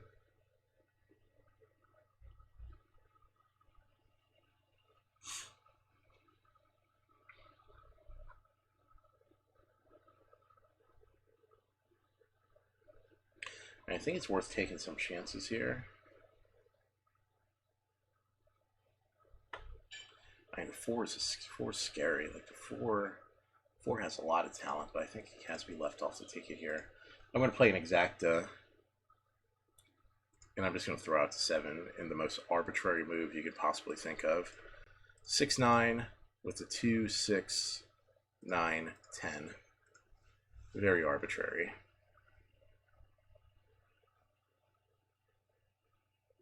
For the 9th and feature race, even money on the 7 Southwind Chrome, 9-5 action on 6 Mission Accepted. Big night for Yannick Gingras and Ron Burke tonight. Yannick looking. Hey, Sweet Tooth, man, welcome to the chat tonight. Hunter debuting for Team Orange Crush. On gate for race 9 Preferred Trot. Here they come. Often trotting Stormy Cromer from the inside away sharply with JL Cruz flashing speed into the first turn. And put in play is the veteran from 3rd. Mission Accepted is 3 wide from 4th as Homicide Hunter cuts the corner of 5th. Southwind Chrome looks to go up 6th on the outside as they head to the opening quarter. Then it's the last chapter followed by Tight Lines and Muscle 'em Up and Rich and Miserable. At the opening quarter, it's Mark McDonald and the veteran in a crisp 26-3. The long shot across the backstretch, and here comes Mission Accepted to take it away from the veteran back in the 2nd spot now. JL Cruz under a Tight Lines in the 3rd position. Stormy Cromer is 4th. Homicide Hunter 5th. Southwind Chrome is 6th near the half. Pace slowing here. Tight Lines going up on the outside. The last chapter, stride for stride with him, then Muscle 'em Up in Rich and Miserable. And Mission Accepted has grabbed control here, 54 3/5 at even money. Mission Accepted onto the far turn, the veteran second. And hitting his best stride is Southwind Chrome and Scott Suran first over. A live toe for Tight Lines and Jeff Gregory, but gapping that cover stride for stride with JL Cruz, who is pinned in fifth. Up third over is Muscle 'em Up, sixth on the outside. A shuffle for Stormy Cromer. They're at three-quarters, stride for stride now. Southwind Chrome on the outside, first over. He is coming after Mission Accepted, 123-1. Mission Accepted on the inside. And game first over, Southwind Chrome. Off that cover, the veteran looks to rally and upset. JL Cruz with late trot on the inside. They slug it out, Mission Accepted and Southwind Chrome. It is Mission Accepted, Southwind Chrome. They hit the line together. Too close to call. Then JL Cruz and close between the veteran and Muscle 'em Up. You couldn't separate them. Noses apart. Photo for win, 151.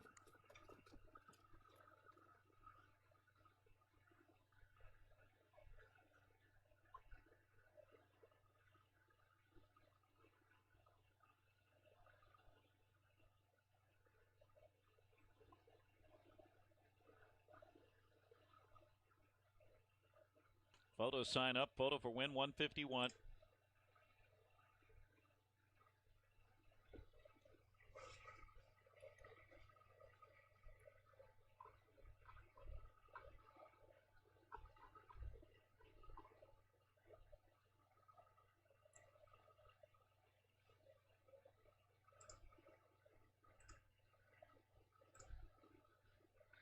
Oh man, we may see some fireworks in the Scioto race. We may see some serious fireworks here. So this one horse with Chris Presley has good speed, has been facing a little cheaper, but definitely, I mean, this horse was running in opens last year, highest class at Meadows. He's 4-5, and he should be bet here. The 6 with Brady Galliers is a drop-dead speedster. He's coming off a layoff, but I gotta imagine he's going to show speed. Dan Noble on the 7 is just going to be showing speed because he's an asshole. And there's a chance this race gets quite a bit out of hand. And quite a bit out of hand equals mega long shots.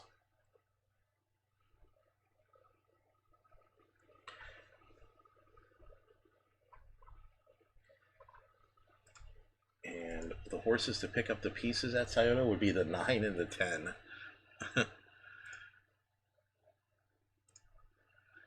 Be like a just a little just in case bet, 9-10 with the 3-9-10.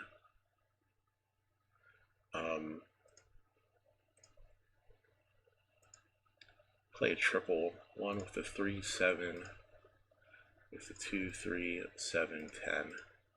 Just as kind of an alternative in case the 1 and 7 settle. I would love to see some crazy shit go down here.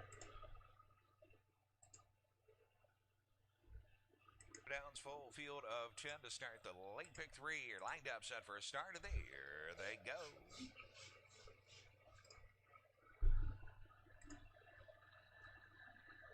You're off and trotting. Good start going for the lead. Park Hill Lancelot, Serenity Cruz. Oh my goodness, the one decided he wasn't even going to leave in here. Interesting. In fifth is North Meadow Mission. Outside moving up, Fomore for Brett Miller. Next in line is Cisco Pal. He is 7th. 8th is Ursita Callion, followed by Insomniac, who came away in 9th. In the early trailer is Maniel. They passed the quarter in 27-1, and it's CR Blazing Beauty on a mission right to the top. Takes over from 21-1. Long shot, Cruz Hilltopper. They're third. Park Hill Lancelot. 4th is Serenity Cruz. Edging to the outside, North Meadow Mission. Out with cover is Fomore. Jesus, the 9's going to get second over. Okay. Not exactly how I thought it would be, but here we go. Into the 3's going to go first over. Wow. Here we go. This is definitely some unusual shit. They'll swing on to the backstretch. The lead a length and 3/4 for CR. Definitely unusual here. 1 minute, just a minute. First up. One's in terrible shape up. Maybe not. He's asking him a little. He's had to kick the plugs just to get him interested. Gapping cover outside 6 as they drive for 3/4 is Fomore. 3 looks good. To the inside. Then it is Cisco, Pal, Insomniac, and Maniel. 3/4, 125. 28 and 4 backside. Park Hill, Lancelot with a short lead from CR Blazing Beauty. North Meadow Mission continuing to come is 3 wide right now in traffic and looking for. I have no fucking fours. Get out of there, 4. Ready to score the upset. It's Park Hill, Lancelot with the lead. North Meadow Mission all out center of the track. Here comes Cruz Hilltopper passing lane. Serenity Cruz. It's Park Hill, Lancelot, and Serenity Cruz to the line in a photo. Wow. 54 and 3. I mean, the prediction was there for it to be some crazy shit, and it ran 3-2. 27-1 over like 11-1. Damn it. Here they come.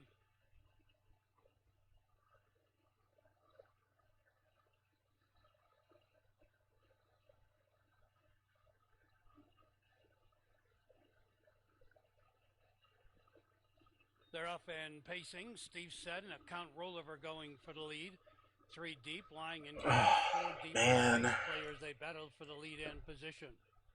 Slipping through along the inside, Park Lane official. Fox Valley Gemini drives up next. First, number 3, Right Park Hill, behind him Lancelot. is Castle Flight. Then towards the inside, feeling like a rock star. In 9th position, Bold and Brassy. Trailing the field, Park Lane Eagle. They move by the opening quarter, and from the outside, here's Lying in Cash up to take the lead. It's Lying in Cash now settling on top. Racing in second, account rollover. In 3rd position, Steve said. 4th is Base Player. That one pulls out of 4th. Fox Valley Gemini following him. Castle Flight up into the make that on the outside. Park Lane official. Then it's Castle Flight saving ground inside. Park Lane official. He's moved up a couple spots. The trailing pair feeling like a rock star, and Bold and Brassy. They went by the half in 55 and 4/5. Final 3/8 of the mile. Lying in Cash holding firm on the outside. Park Lane official second. Towards the inside, account rollover needs racing on 3rd. Fox Valley Gemini getting set to go 3 wide. Park Lane official comes on next. They fan across the track, 3/4, 124 and 1. Lying in Cash, a leader. On the outside, Fox Valley Gemini towards the inside, account rollover. Dropping back was Base Player, closing on the outside, Park Lane official. Here comes Fox Valley Gemini. Fox Valley Gemini takes the lead and rolls out. The battle's going to be for second. Fox Valley Gemini won by 3. It's going to be a tight 3-horse photo for second between Lying in Cash, Castle Flight, Park Lane. All right, let's handicap Woodbine here. Okay, 1 nice little effort, first back off the layoff at Georgian Downs, gate to wire with Sean Stacy driving. Gets regular pilot James McDonald back on. Going to be interesting what the 1 does, what kind of tactics are deployed here. The 2 put in a nice race last time. Interestingly enough, Trevor Henry doesn't drive the 2 this time, which makes me wonder who Trevor Henry's taking in here. He's taking the 9. Interesting. Okay. So 2 put in a really good race. He gets an easier post to settle from, and certainly won't be. And he closed from last, basically last to 3rd, on a horse that went gate to wire. So certainly didn't have the benefits of flow in there. All right, the 2. So the 2 should definitely be in consideration. The 3 horse is just not good at Woodbine. Half-mile specialist, not good on the long stretch. The 4, 7 wins and 15 tries here. Nice race, first off up off the layoff. Major League came back and showed that wasn't a fluke. So what do you like, the 2-4 right now? All right, 7 Seventh had to trip last time and didn't have to do anything to get a piece. Not going to be that easy this time. The 9, Trevor Henry goes with the 9 here instead of the 2.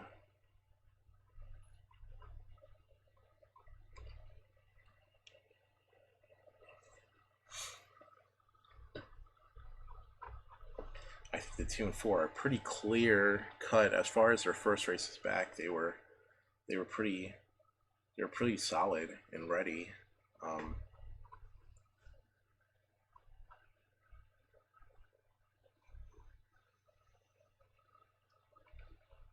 5. Can a 5 trip out here? No. Or the 4 should leave. There's a lot of decent speed here. The 5's not going to find himself in a good spot to. Shouldn't. Likely, I should say. Unlikely to find himself in a good spot.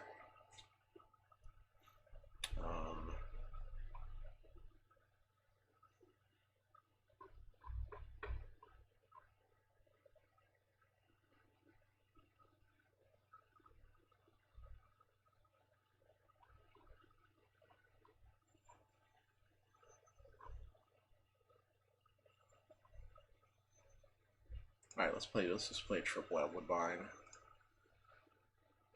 Going to play triple 4 with the 2 with the 1, 5, 6, 8, 9 for buck. And maybe play another triple 2, 4 with the 2, 4 with the 5, 8, 9.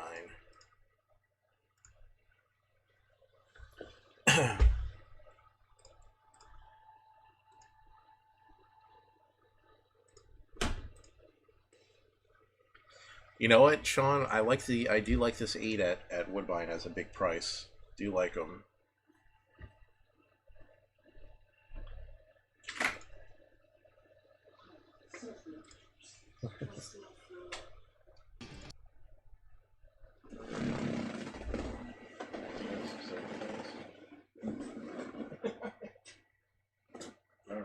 Whatever you want about anything, just remind you. Just remember. Just look at that box full of Takis.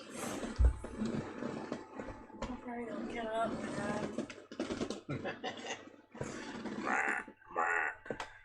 Okay.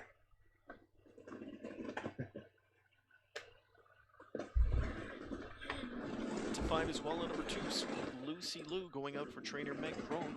Had to be pleased with what that daughter of Sweet Lou did on June 5th, rallying from out of the clouds to finish 3rd. Huge back half speed for her. Field set for a start. Often pacing and a good beginning in the center. Better Be Donna, Reclamation to her outside. From the inside away 3rd is Hello Love. There into 4th goes Swift Alley. Taken back into 5th is Sweet Lucy Lou. A gap of 3 lengths back in 6th to Fool Me Again. That's what I get. Oh, the 5 can't possibly find himself into a good position this race. That's Win Sun Glory Trails. So they get seated up single file through an opening quarter. Reclamation is on the boiler tonight as she opens it up in 26 and 4. Back into second tracks, Better Be Donna. They ain't going cheaply out there, though. Now 3 lengths back to Hello Love from in 3rd. 4th inside to Swift Alley. Racing 5th, Sweet Lucy Lou. 2.5 lengths back to Fool Me Again. And the back 3, So Long Darling, Winsong Magnifique, and Win Sun Glory. They're well strung out. Solid speed here for Reclamation, who rolls this field right along. In that pocket spot is Better Be Donna. Hello Love is 3rd. Swift Alley tightens up into 4th now. 5th inside to Sweet Lucy Lou. They've gone a half in 54 and 2, racing into the final turn. And it's Reclamation on point, leading at a length and a half. Back into 2nd, Better Be Donna.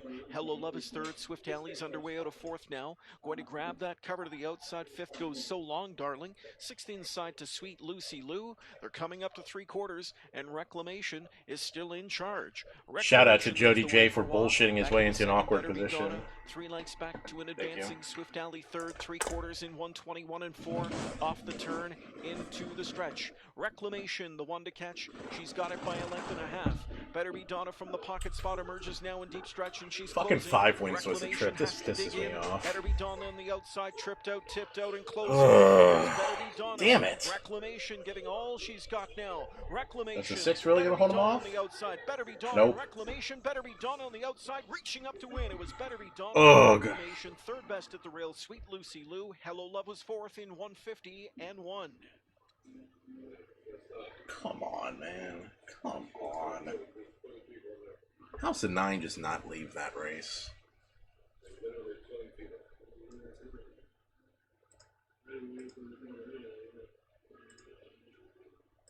Okay. Meadowlands 10th. Pete, let me know what you got at Meadowlands this race.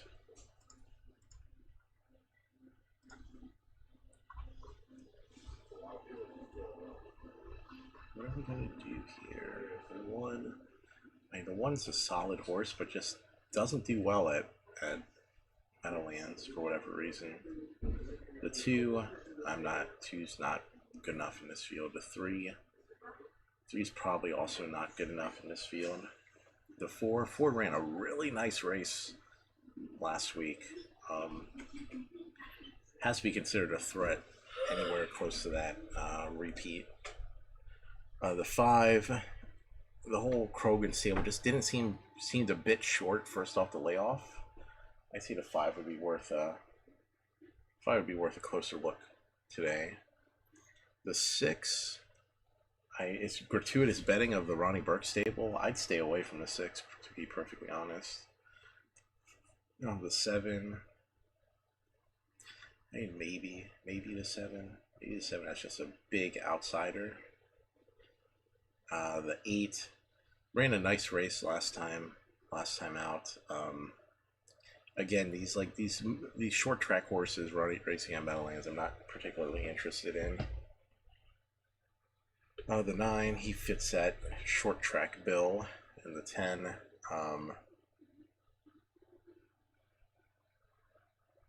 has some chances. I mean, the horse was getting wins with Greg Merton and Vinnie Ginsburg at Meadowlands. Going to be a tough spot. That 1, the other Fusco horse earlier, the 1, which was Latin, wasn't as good from a good position as I would have hoped. So probably discount what the stables bring into the track a little bit. With that said, let's play some triples here. I like the 4 and the 5. Kind of like the 4 and the 5 just to go around the track doing whatever the hell it is they're going to do. 4-5 with a 4-5. We're throwing out the 6. 4-5 with 4-5 with a 1, 7, 10. Okay. Super. Play 50 cent. 4-5 with the 4-5 with the 1, 7 with the 1, 7, 10.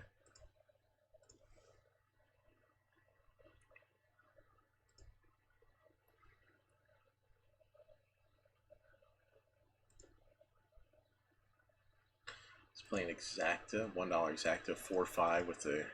Actually, let's box this exacta. We'll box the 4-5-7 in the exacta. Then we'll play a $2 extra box with the 4-5. You think we like the 4-5 at Meadowlands? Yeah, we like it.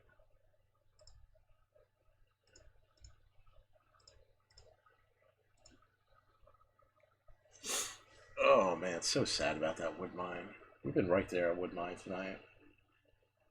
Just thought this race setup was just going to be different. Fucking 9 doesn't leave. The entire complexion of the race changes.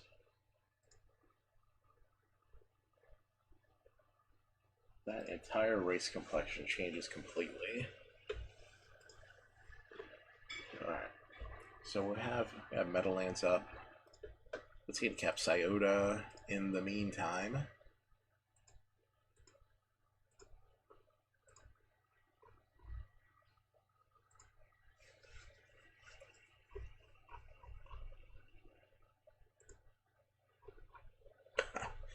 What did that even pay at Scioto last race? It was nothing but bombs.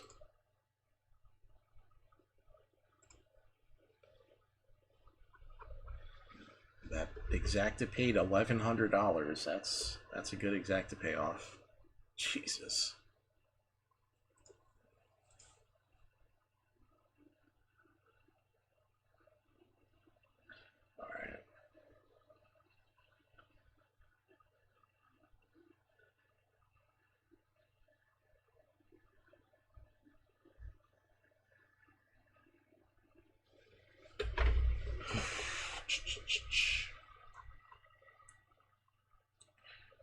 So the one with Chris Page, probably a touch slower than a good chunk of this field. I mean, it was a good win last time out. The two Brady Galliers, this horse,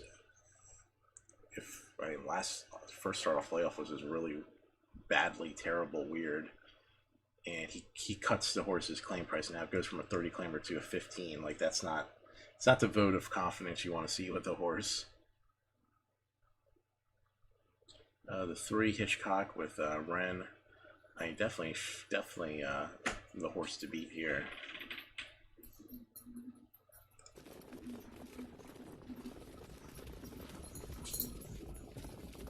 They're off. Miss You and Magic Forces shooting out of there. Bye Felicia on the outside. You Should Be Here is put in play, and so is Don't Think Twice on the inside. Is now 4th. They swing around the first turn. Tucking in 5th is When Sharks Fly, just in front of Slick Artist. And then it's High Rolling at the back of the pack. Amazing Arya, and the early trailer is Shelly DeVee. First quarter up in 27-1 for Bye Felicia and Joe Bongiorno on the engine across the backstretch. Miss You in for that pocket ride. You Should Be Here tracking 3rd. Don't Think Twice is 4th. Edging off the cones, Magic Forces from 5th. When Sharks Fly is 6th. Gap of a length to Slick Artist, followed by Amazing Arya and Shelly DeVee. At the half, and here comes Don't Think Twice first over to challenge Bye Felicia. At the half, 55-4, rated 28-3. Bye Felicia takes on Don't Think Twice on the outside. Miss You continues to ride the pockets. Look at the 7th third over.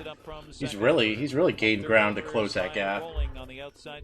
We like that if the 7 can get up for a piece. They head to 3/4. Amazing Arya to the outside. Fucking 6 looks like trash second over. Come on, guys. Come on, 4 and 5. 6 is done. Come on, 4. Have something. Twice on the outside. Fighting back by Felicia. Get this 4 up the rail. 27 flat 3rd quarter. Bye Felicia. Slug it out with Don't Think. Come on, Sears. Out is Miss You. She had a perfect trip, and Scott Zeron trying to bring her by. You Should Be Here full out. Digging in. Don't Think Twice. Game first over. Miss You on the outside trying to wear her down. Don't Think Twice. Big effort over Miss You. And then it was You Should Be Here. And Bye Felicia. 150-1. Jeez, man. Jeez. We are right there. We are right there in the thick. And we're calling these horses. We're calling these soft long shots. I mean, these soft favorites. I mean, 6 was just fucking terrible. Second over. Oh, damn it.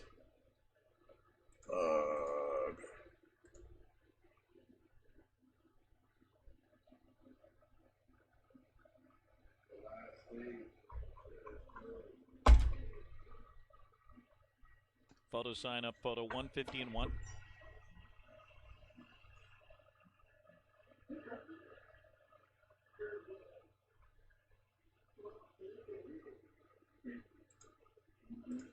All right, Scioto. The 3 and 8 look like pretty firm standouts here.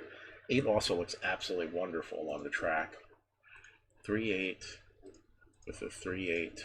In the photo 1, the 5, 7, 9. 5 Miss You second, 4 You Should Be Here third, 8 Bye Felicia fourth. 1, 5, 4, 8. 150-1.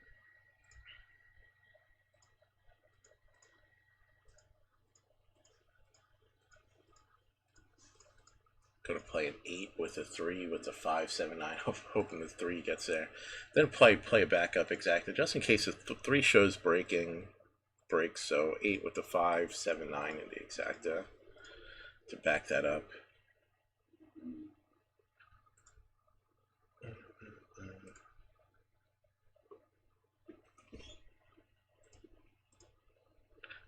Okay, what's up, buddy? What is up? It is Friday night. It is Friday night, and I am still looking to hit a ticket that didn't involve getting put up because of an inquiry and disqualification. There's still Lots of night to go though. Lots of night. Less than a minute.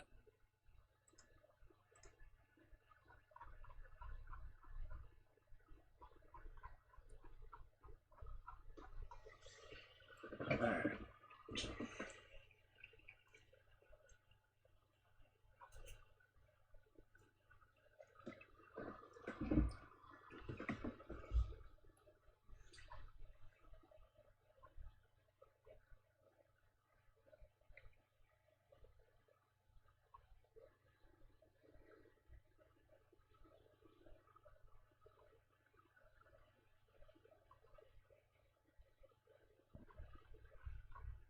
Going to have a delay here. Number 2, Ghosts and Legends, is having some trouble.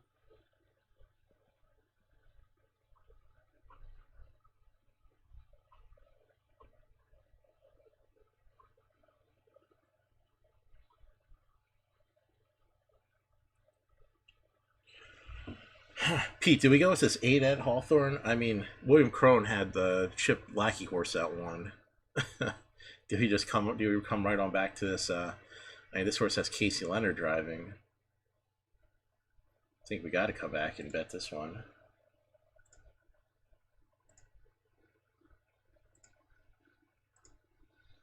I think the 1's way over bet here.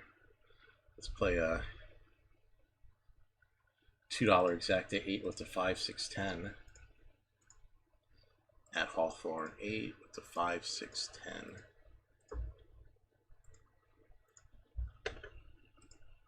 Lead Tickle My Fancy set away from in between horses. Pittsburgh Hanover at the rail. Now The Ghosts next and triumph. Legends moving towards Raced away in 4th is Blenheim. 3 wide into the turn. Triumphant's Chip to the inside is B37 as they make their way around. Nicky B, what's up, man? I'm doing well. Just trying to get kind of in the just need to start flipping the script, that's all. Uncle and Dance with Somebody. The trailer 28 flat opening quarter. Pittsburgh Hanover's taken over 28-1. Tickle My Fancy inside, rushing up on the outside. I like that. Got the old deep dish. Black Mamba AS now 5th on the outside, inside B3. I have not. We have not done the switch over to Australia yet. Dance with Somebody. Shuffled back 9th. Triumphant's Chip and the trailer as they make their way around the turn and drive for the half. Going for the lead. Mobile Big John driving out. 28 flat quarters. Oh, come on. Just be no good to you like you're supposed to be. Give me an 8-3-7-9. That's the whole outer flow. Come on, Deaton. Come on, Deaton. Keep on working this 8 first up. Oh my God, you're not even going to be able to pass the 2. Come on, man. Oh, come on, 8. Keep going. Don't bullshit around, 8. Just wow. Come on. Tickle My Fancy to the inside. Dance with Somebody looking for room into the stretch, and Blenheim has opened up 6 now. It's Blenheim with the lead under a hand drive. They drive over to the half and Just Wiggle It moving up to engage in Your Eye. In a 5-horse photo for place, 153. Good grief, 8. God, you're fucking terrible. That's pathetic. Just Wiggle It on the outside, In Your Eye on the inside, still head and head, nose and nose for the lead. Towards the inside, Mobile Big John needs racing room 3rd. JB Zero on the outside 4th. Then moving up 3 wide comes Craft Ship. Ghosts and Legends looking for racing room. McKee Creek tips to the far outside. All right, 8. You got the trip. 3/4, 127-3. In Your Eye, Just Wiggle It between horses. JB Zero closing up on the outside. Wow, 8's flat as a pancake, man. How do you come off cover and just meander like this? McKee Creek, they're across the track in a drive to the wire. Craft Ship now takes the lead. McKee Creek closing ground. It's down to these 2. Craft Ship, hello Vegas. Craft Ship won it. McKee oh my goodness. 3rd. It's tight for 4th.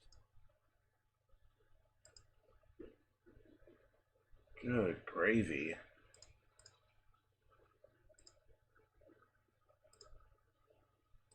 I mean, we are getting ourselves, we're getting ourselves in like exactly the spots we want to get ourselves into, and our shit is not finishing. Not finishing at all. Frustrating. I mean, we had good guns at Meadowlands. Tonight's 8th race, one Craft. I would have tripled down on my money at Scioto in that race, the way it's set up, and then that didn't get home. Woodbine, we thought the 5 wasn't going to possibly get this 2-hole trip, and then he easily gets a 2-hole trip and parlays that into a 17-1 upset. So yeah, I mean, we definitely just need to get the ones to come home. Come on home, man. Come on home. Thrusty time. Yeah, White, I hear you, man. I need to find some bombs. I think I'm getting a little complacent with the old handicapping here. So we're going to give it the college try here at Woodbine to find the goody goods. The 1 off the layoff, Isaac Waxman has been really good off the layoff, but I'm not betting 5-2 on a Hudon Waxman team up. The 2, I mean, this horse has a good record. The horse's first time Lasix has a good record at Woodbine. I mean, I'd rather bet the 2 than the 1 if we're just going to be perfectly honest. The 3, I probably won't bet either though. The 3 has 7 wins and 8 starts this year. I mean, I don't think he likes his war. He had terrible races at Century Mile, and then gets claimed from Kelly Horde. I think the 3 is over bet here. The 4, Goddard back on Lasix. Possibilities for sure. Possibilities. The 5, Darcy Clancy won easily on this horse, and now they put James McDonald up. Hello. Interesting. 7-2. That makes sense. The 6. I don't know. Just first time Lasix. Not a fan. The 7. It's gotta be better than this. I don't like the 9. The 10. Probably too slow for this group. The 8. Dude is 3 for 3 off the claim. Clearly worth a chance here. 8 with some bombs. 8 with a 2. 8 with a 2, 4, 5, 6 in the exacta here at Woodbine.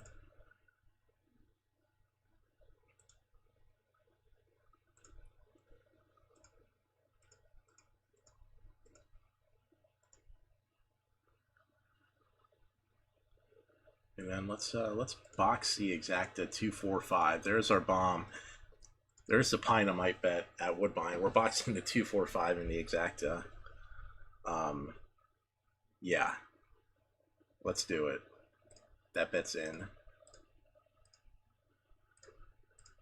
That bet is in.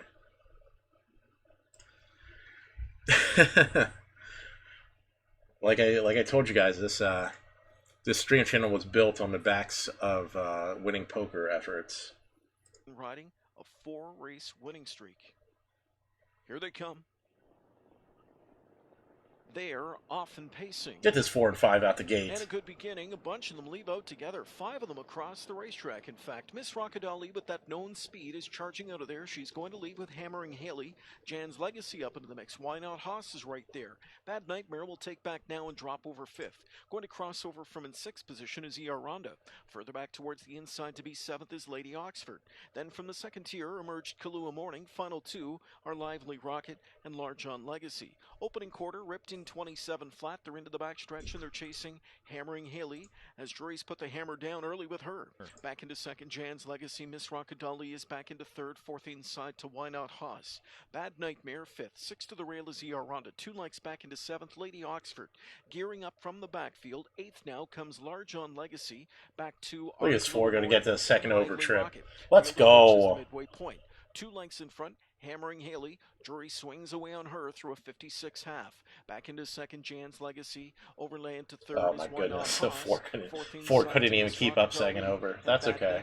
From in That's okay. Popping out off the rail fourth, Miss Rockadolly. Suddenly she falls into a sweet second over trip situation as they go to three quarters, chasing after Hammering Haley. She's got her hands full here with Why Not Haas. Why Not Haas sweeps to the top. Back to second goes Hammering Haley. Miss Rockadolly from in third. Closing from way back, Large on Legacy's in with a shot, three quarters in 125, and they come into the stretch. And they're chasing Why Not Haas, who's got it by 2 open lengths now. Look at this fucking Ford coming, trying to angle into the 19 path. Side and upset minded, Large on Legacy, deep stretch. Going to work is Why Not Haas here. Why Not Haas needs the line. Down the center, Miss Rockadolly. Look at ER Ronda coming all the way on here. From way back comes Lively Rocket. Oh no, that was a Getting up in the 3. final strides was Large on Legacy in a shocker. How the fuck are we supposed to come up with a 9 here? Come on, man. God. Oh.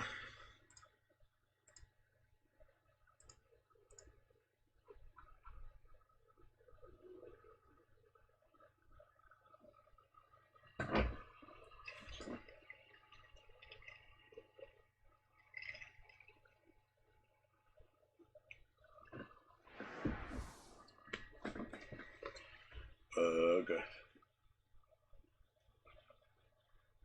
Yes. 3 coming from nowhere. Alright.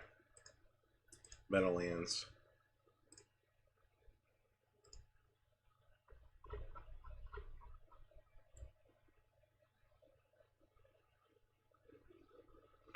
The 1 horse, pretty weak record at the track. Not a great qualifier.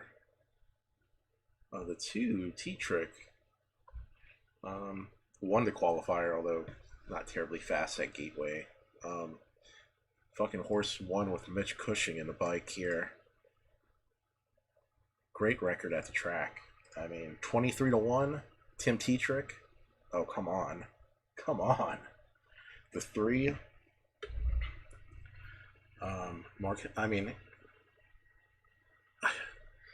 the 3 was racing in some heady company, but I mean, when you get sold for $47,000 and you're racing against like stakes competition, it kind of says something about your fitness and your soundness, most likely. All right, the 4, no way. 5 scratched. 4's just not fast enough here. The 6, Dexter Dunn.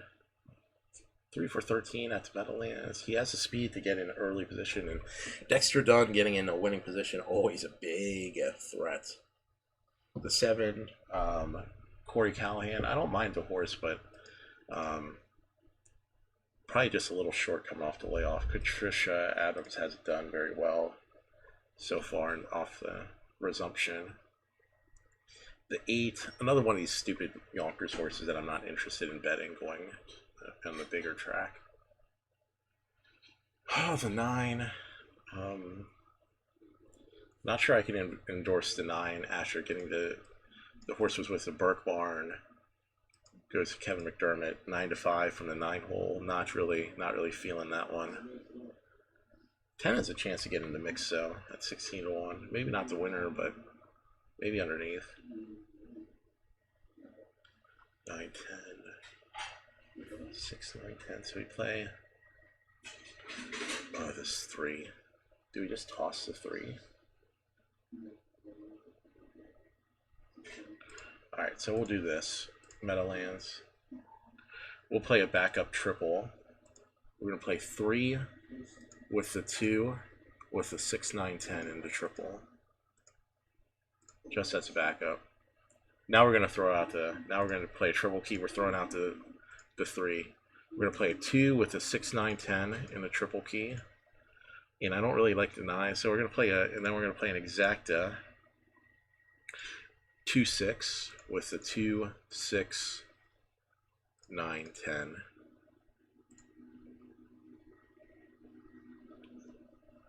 Alright, we're in on that bet.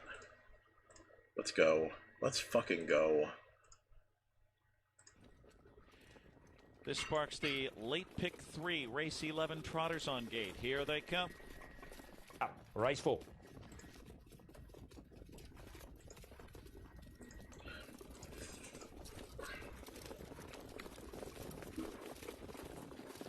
Up and trotting, Weisenheimer takes them out of there, shoots out hard with DOG and Trolley from the inside getting away third into the first turn. That's Carrick getting involved fourth on the outside. He's going to tuck in. And Carrick is tracked intently by Marion Gondolier. Stride for stride with the Bizet just in front of him. Then Worth the Money near the rear of the field with Max Volo and Race Ace at the quarter. Weisenheimer and an anxious second is DOG and Jingra. Wrangles them back in there. Carrick goes up to challenge with Brian Sears, 28. Oh, this is awkward. Across the backstretch, Weisenheimer at 6-1 paves the way. Parked out trip for Carrick on the outside. Now he's going to stride up and take over. DOG back in the third position, but half in, half out there. Trolley is right on his helmet in fourth. Bizet next in line fifth. Marion Gondolier sixth. Then Worth the Money. Max Volo and Race Ace at the half. Brand Come on, two. Come on, T-Trick. You can't just wait forever here. 6-1, 28 seconds. Carrick onto the far turn with Weisenheimer second. DOG is third. 3/8 to go. Trolley needs to pick it up now from fourth. He's being tracked by Marion Gondolier. Late move, fifth on the outside. Then comes Bizet on the rail and Worth the Money. A long way to come. And Max Volo and Race Ace at 3/4. It's Carrick, the one to knock off.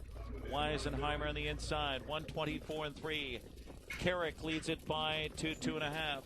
Weisenheimer angles to the outside, a late shot, and here comes Trolley, and Marcus Miller unleashes him. Trolley steamrolls. Carrick on the inside, can't trot with him. Trolley right by at 1-2. It's Trolley and Marcus Miller over Carrick. Then Weisenheimer and Marion Gondolier, 153. Golly, man. Fucking T-Trick's no good at all. God. Wu Gok at the Malmo. Then Yulong Prince. The Lord Mayor gets some cover now in fourth. One out, one back. Then came Gayatri from Scarlet Dream. And a length further back to Cars Off. He's still 4 or 5 lengths off the leader. So heading down the back. And Wu Gok has been somewhat of a drifter in the market. But he is the front runner. Out by a length and a half. 2 Sweet Thomas. Yulong Prince tucked away on the inside running rail third.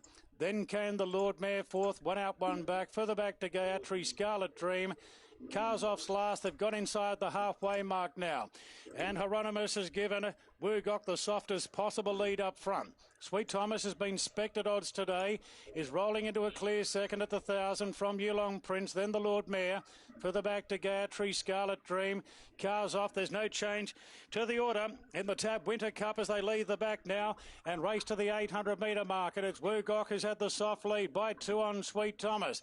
Then came Yulong Prince. The pace quickens up now for half the outside of the Lord Mayor from Gayatri, Scarlet Dream. And Cars Off is still back last. So it's Wu Gok at the 600 metres. 2.5 lengths clear from Sweet Thomas. Now Yulong Prince the inside taking closer order. The Lord Mayor pulling out 3 wide. Gayatri taking a rails run from Scarlet Dream. Looks as though Cars Off will take a rails run as well. Wu Gok at the 350 spins 2 in front from Yulong Prince being nursed up into second. Cars Off getting a bit tight for room. Wu Gok being challenged now by Yulong Prince. Scarlet Dream running on. Cars Off up the inside. Yulong Prince beat off the favourite Wu Gok. Cars Off though is knuckling down on the inside. Cars Off. Wu Gok comes back. Wu Gok and Cars Off. And Wu Gok, after being clearly headed, Wu Gok has come back to beat Cars Off. My God, man, I can't. Oki, I'll tell you, that 5 comes looping out, and it's just so frustrating because it's on a heavy. Since it's on a heavy track. Track condition's so important, and that outside part of the track is just not good. He ranged up like a good thing and just started plotting really badly.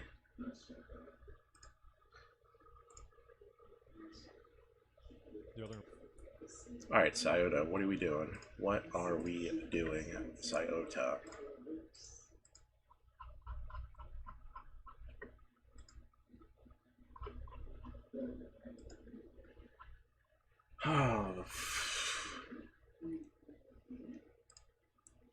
Get to the handicap in view. So one looks interesting. He was trained by Peter Redder, who's much better than Travion Jones. That's a toss.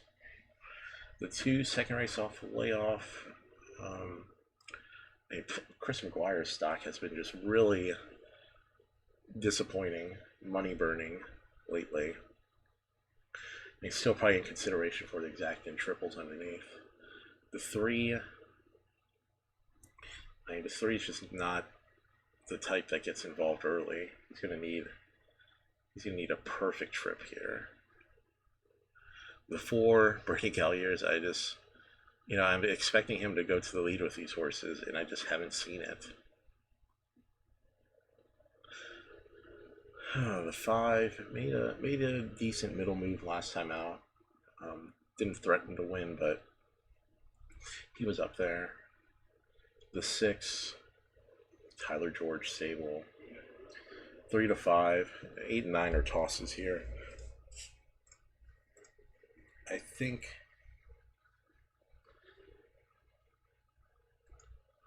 a triple, $1 triple 6 with the 5 with the 2, 3, 4. Actually, let's make this a $2 triple at Iota. Put that in there, and then play an exacta 5 with a 2, 3, 4, just in case this 6 is a pig. The key here is this 5 being worth a shit. If the 5's worth a shit, we should be good here. Race 14 from El Dorado, Scioto Downs, field of 8 to start. The late daily double. They're at the post, and there they go. They're off. Good start. Cam's Lucky Star showing early speed with Mocking Me Zilly, and up on the outside, Galen's Gift. Now arriving as Emmy Radar Girl. She'll leave the wings 4th into the turn. To the inside 5th. 6 is breaking. Here we go. 1 to 5. Jumpy. Inside of the breaker is Elm Grove Jeanette and Woo's Princess as they make their way past the quarter. It's Galen's Gift there in 27 and 3. Racing in second is Cam's Lucky Star. 5's going to get the trip here. Second over. Come on, 5. Be fucking worth a shit here. Give me a 5-3. Give me a 5-3 in this race. Third over then Woo's Princess and the breaker Emmy Radar Girl back into contention and moving 4th over, but she trails as they drive for the half. It's Galen's Gift with the lead. She puts the half on the board, 57 and 1. Swing onto the backstretch. TC Scandal is first up on the outside and now challenging to the inside is a Cam's Lucky Star. Come on, 5. Really? God damn it. We're just going to get these trips and we're just going to fucking suck all night? Whatever, 5. Good job. Let the 3 win after I said 3 can't possibly get a good enough trip to win. Galen's Gift trying to fight off TC Scandal in between horses. Cam's Lucky Star.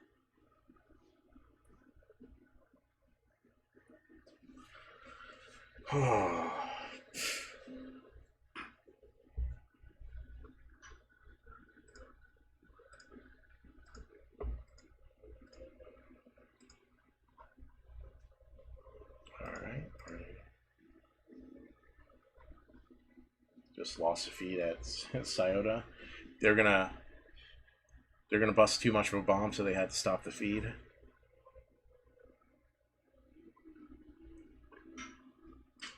Gates rolling. And here they come.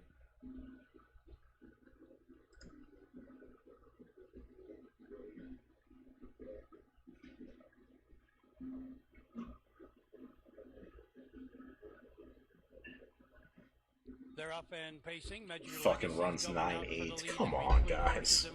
Jesus, man. The inside, win one for Doug. From the center of the track, moving up by Dream to Dream. He Rocks the Moon came away 5th, and now settles in 6th. Impressive Cowboy 7th. Not officially first, In number 8th 9, position, Scandal, Skyway second, Grand Woo's Slam. Princess, third, the 2, The trailing fourth, the 3, horses, Cam's High Lucky Hose, Star. Little Rev. 9, 8, 2, Major 3. Legacy takes the lead as they turn on to the backstretch. and they reached the quarter in 28 1/5. Up the backstretch, Major Legacy leads 2.5 lengths. Impressive Art Racing second with Win One for Doug third. 2.5 back, I Dream to Dream fourth. Another 3 back, He Rocks the Moon fifth. Mykonos Racing sixth, about 12 lengths from the leader. And getting set to pull out of seventh, Impressive Cowboy. Behind that one, Skyway Grand Slam. High Hose, Little Rev at the end. 56 flat for the half. Around the turn they go. Major Legacy keeps the lead by 3. Impressive Art still chasing second. Win One for Doug third. I Dream to Dream fourth. Then a gap to find. Impressive Cowboy moving up fifth. To the outside, Skyway Grand Slam sixth. He Rocks the Moon seventh. To the outside, Mykonos is eighth. High Hose, Little Rev at the end. 3/4, 124 and 4. Major Legacy tells him, well, catch me if you can. He rolls out to a 6-length advantage. Towards the inside, Impressive Art. Closing up on the outside, I Dream to Dream. Still further out, Impressive Cowboy. On the far outside, closing ground, Skyway Grand Slam. Mykonos, they're in deep stretch. Still Major Legacy the leader. Mykonos is now coming on, but it's going to be too late. Major Legacy won it. Mykonos second, I Dream to Dream third, and Skyway Grand Slam fourth.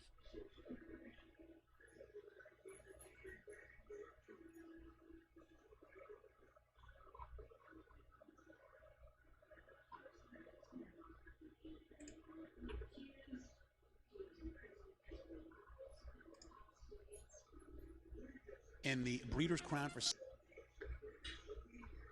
All right, let's look at Charlestown here. Let's look at Charlottetown. Race 9. I think this is the last race of the night. Yep. 6.5 maiden race for West Virginia breds. The one finally gets an inside post. Was knocking heads at the 4.5 bunch. May have some outside chances here. He's getting bet a little bit. The 2 off slow twice.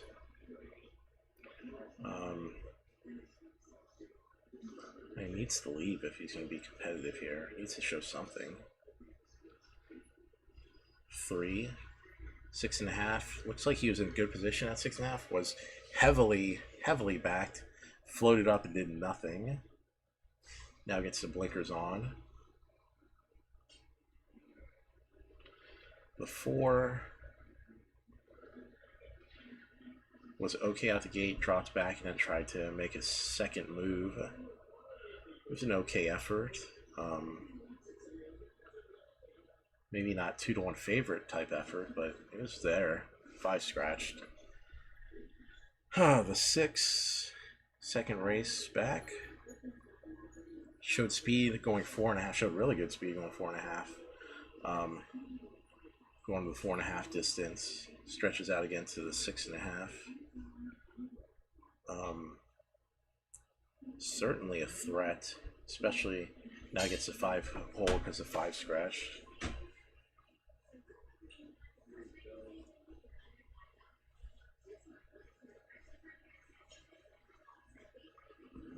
Alright, what's the 7 doing? 7 showed some speed and it's going in the 6.5 race. Couldn't finish it off though. At 14-to-1, definitely interesting at 14-to-1. 8 scratched the 9. Didn't do much. Then gets the 9 hole now. Probably going to be a problem to overcome. And the 10.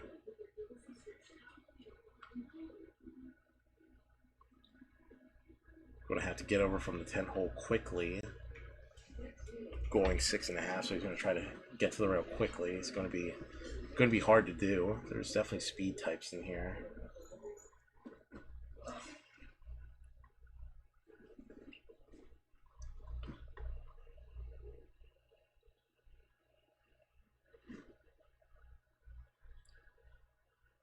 And I like the 6 here. He's gone this distance.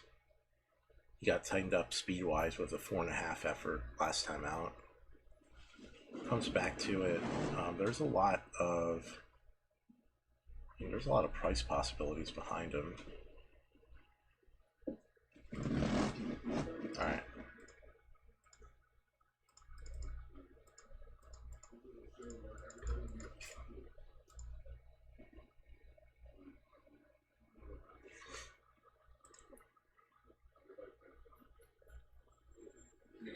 No, Sweet Tooth, I'm on this. I'm on the 6 with you, buddy.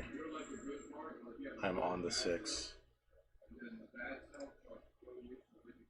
Let's wheel. I'm just gonna wheel them in the exacta here.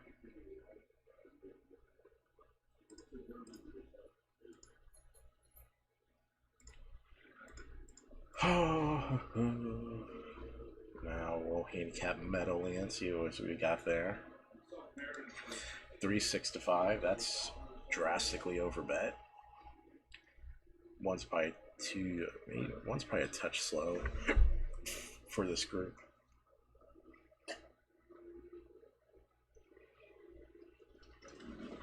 Maybe not. Maybe in with a chance. Sexts are done at 13 to 1. Always an idea. The 2 with Scott Zeron qualified him. Didn't drive him at all last year, but I mean, this horse was bet like every race he ran in. I think we tossed the 3 at 6 to 5, just hoping that he breaks or just doesn't do very well. The speed-wise, the 5 is the best horse in this race. 152 at Red Mile last year. 6 is a toss with Eddie Sager. This horse isn't going to be ready. I guess we got to throw the 7. Got to throw the 7 underneath. And Yannick and the horse is 13 for 17 in the money last year. Come on. And Yannick doesn't drive the Ronnie Burke horse. All the more reason to like the 7 here. 10 has never had an outside post, and I'm not interested in betting him the first time he has one here at 20 to 1. 9 is 7 to 2, 7, 5, 7, 9. So the 1, 2, we're tossing the 3. 1, 2, 5, 7, 9. All right, Meadowlands. We're gonna play 5 with a 1, 2, 7, 9 in the exacta. Start for Anyway Now, but from the outside, Atrani is the quickest. Dr. McCoy is forwardly placed, and Officer Unbridled is being gunned up the rail, trying to hold that inside position, but it looks like he's going to get stuck in that 3rd position as they make the bend. Atrani finds the rail in the lead, but Dr. McCoy comes calling for that top spot, and he'll take it from him as they head around that clubhouse turn. Officer Unbridled now races into clear from 3rd, another 2.5. Back to Anyway Now in 4th. Then comes Pop Marley in 5th. Something Great runs along. Oh, good job, 6. Good job. Good thing you put in that 4.5 tightener so you could leave last in the 6.5 race. Dr. McCoy is in front by Officer Unbridled through a 23-2 first quarter. The pace is aggressive enough as they head into the far turn. Dr. McCoy shakes loose, opens up by 2.5 to a 47-2 half mile. Officer Unbridled is 2nd. Then Atrani. Here's Anyway Now, and here comes Bob Marley circling up on the far outside, and Something Great trying to move in as well with 3/16 left to go. They have Dr. Look at this 9 just get completely checked. What an idiot. Officer Unbridled's back to 3rd. Anyway Now's leveled off. Then Something Great, but turning for home. It's Jesus Christ! Write this 9 down for the next time he comes out. What a terrible ride that was. Bob Marley puts his head in front. Oh man. By a half length in the end over Dr. McCoy. Yeah, put the 9 in the old book to bet next time. 121-3. Off and trotting, Wayward Man's out fast. Hollywood Story from the inside. Refined is put in play. 3rd on the outside. Side of 2nd choice. Walnuts cuts the corner 4th. Into the first turn. Strip It Down is 5th on the outside. Mission Hill gets away 6th.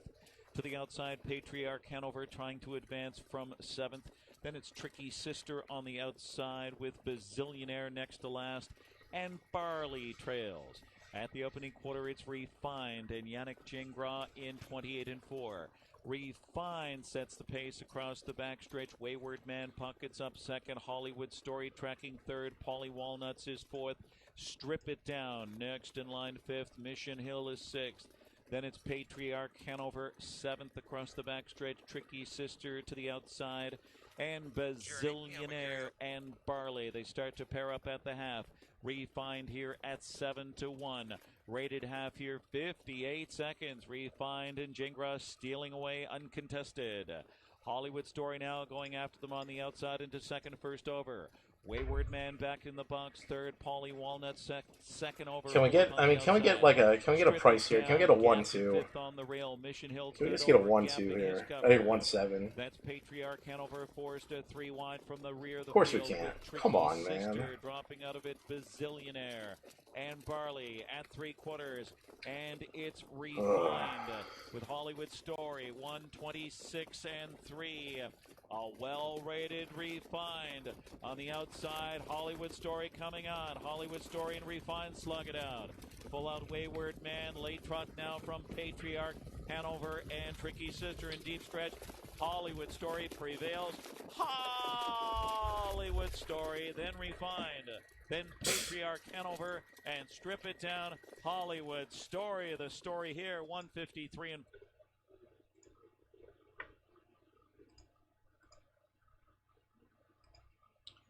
all right, Scioto. Let's go to Scioto here.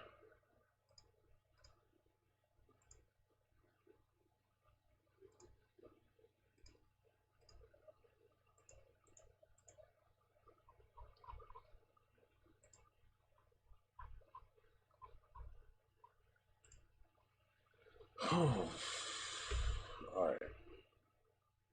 The 1. Then he has no excuses now. He has plenty of layoff races. Too slow now. The 2 was racing in the open 1s down in Pompano. When the touch too fast last race, comes back here. Lost at 2-5 last out. I mean, has to be better here. Has to be better here. The 3, Hitchcock.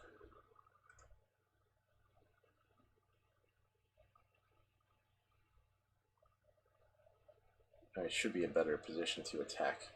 The Hitchcock seal has been much too good to not be tough in here. The 4, good effort last off, coming from way back. Against easier though.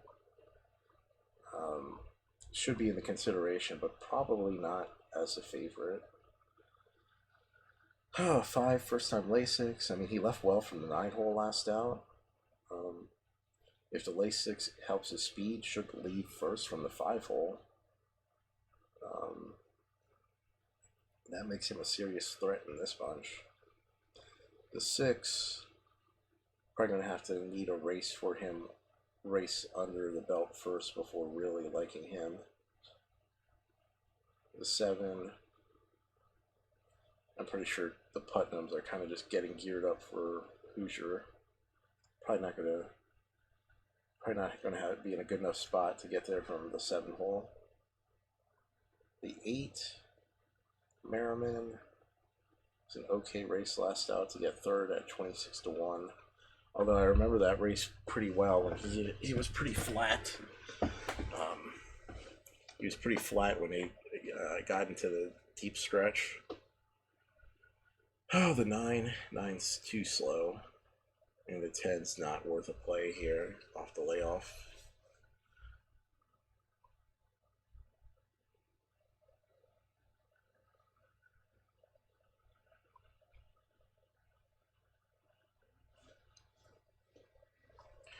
So what do we have here?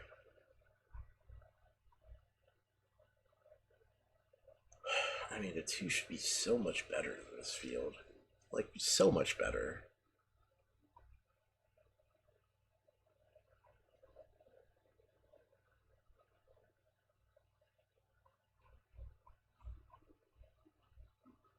The 3 was running. The 3 was running in some serious heady company at Yonkers. I mean, if he can work out a trip here, I mean, The problem is he's had these races to be worth a shit, and he hasn't looked like he's worth a shit. Although, interestingly enough, the 9, who won last race easily, going first up, the 9, who won at 25-1, the 3's coming out of that same race. And the 9 finished 6th in that race, and the 3 finished 8th. Formful race? Possibly.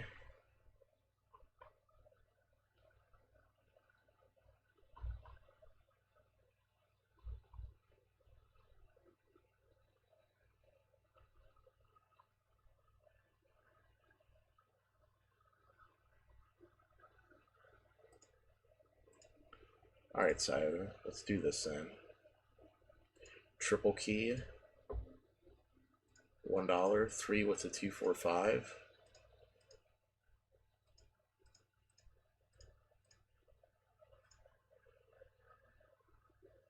Little backup exacta, 2-5 with a 235. We're not going to put the 4 in our backup exacta.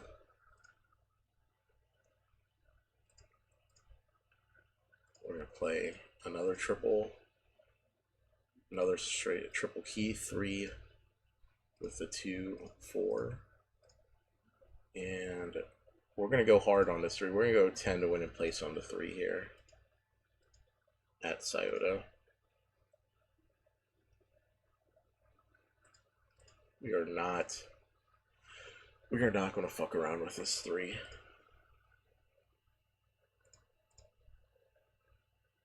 So let's do that.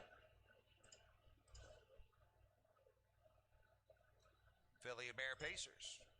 Friday night finale for Eldorado Cider Downs, full field of 10, moving up and moving in. There they go. They're off. First away for the lead, Beach Journey in the center of the track. Just to her inside, clearing to the rail is Jazzy Image. Racing away third, Malkin outside fourth, Always Woggy inside fifth, $1 Million Jim. 6 on the rim is Sly Mars, dragging, ducking to the inside. Barley's Angel takes a seat at the rail. Parked but with cover is Artini. Racing away 9th, Skyway Royalty and Walk 2 Moons is at the back. 28 flat opener as they come into the stretch the first time. Off stride was Barley's Angel with the lead. Beach Journey up and out of the pocket. Jazzy Image and John DeLong to take. Okay, I'm going to have the fucking perfect trip again for like the 9 millionth time tonight. Are we going to fuck it up, 3? Are we going to fuck it up? We're just going to be terrible from second over again? Or are we going to do something here? Sly Mars dragging inside, saving ground, and moving up for Aaron Merriman is Artini. The half was in 57 seconds. Moderate opening half for this group. As they swing on to the back stretch. Inside racing in 8th is Skyway Royalty. Then it is Walk 2 Moons, and the trailer is Barley's Angel. Nope, we're fucking terrible.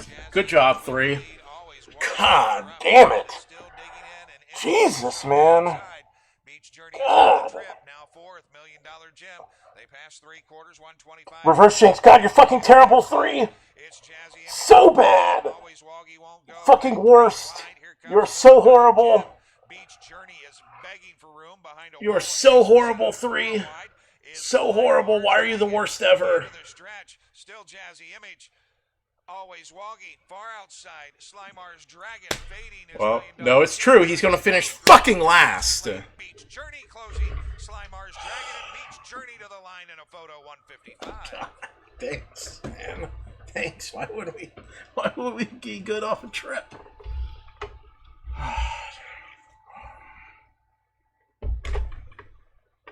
Oh my God. It's fucking 58 back half. The 3 gets the perfect trip, and he's fucking absolute garbage. Man. Enough of looking at that shit. They're up and pacing. Drive him Cowboy out sharply for the lead. Off stride, Gabe Henry. Gabe Henry made a break. Fox Valley Hijinks now moves up to take the lead. Drive him Cowboy second, coming away third. Lucky Crusader almost cut my hair out there fourth. Fifth along the inside is Army of One. Looking to drop in sixth is Evening Play. In 7th position, that's Fox Valley Hoss. Racing in 8th, Dinky Dune. Back pacing is Gabe Henry, and far back after a miscue after the start. I'd be good at that. They went by the quarter 28 and 4. They paced 3/8 of a mile. Your leader almost cut my hair, racing in second, Fox Valley Hijinks. In third is Drive 'em Cowboy, racing in fourth, Lucky Crusader. Lucky Crusader now takes out a fourth. Army of One moves up behind him. Saving ground inside is Evening Play.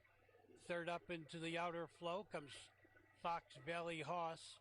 Right behind that one is Dinky Dune, followed up by Gabe Henry. I'd be good at that is out of it. Half 58 and 4. They're in the final 3/8 of the mile. Almost cut my hair, a little more than a length. On the inside, Fox Valley Hijinks, no place to go. Second, ranging up third is Lucky Crusader. Looking for racing room, Drive 'em Cowboy. They turn for the money. It's almost cut my hair, leading by 2.5 lengths. Dropping back was Lucky Crusader. Popping out of the pocket, here comes Fox Valley Hijinks. Drive 'em Cowboy could be a factor if he has racing room along the inside. He's got it, and here he comes. Almost cut my hair on the inside, Drive 'em Cowboy. Here comes Fox Valley Hijinks. Lucky Crusader all of a sudden finds new life, but it's Fox Valley Hijinks winning it. Tight for second between Lucky Crusader and Drive 'em Cowboy. Looked like Almost Cut My Hair held fourth.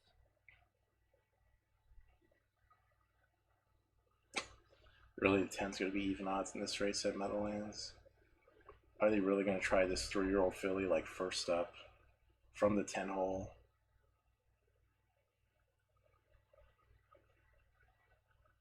Doesn't make much sense, to be perfectly honest.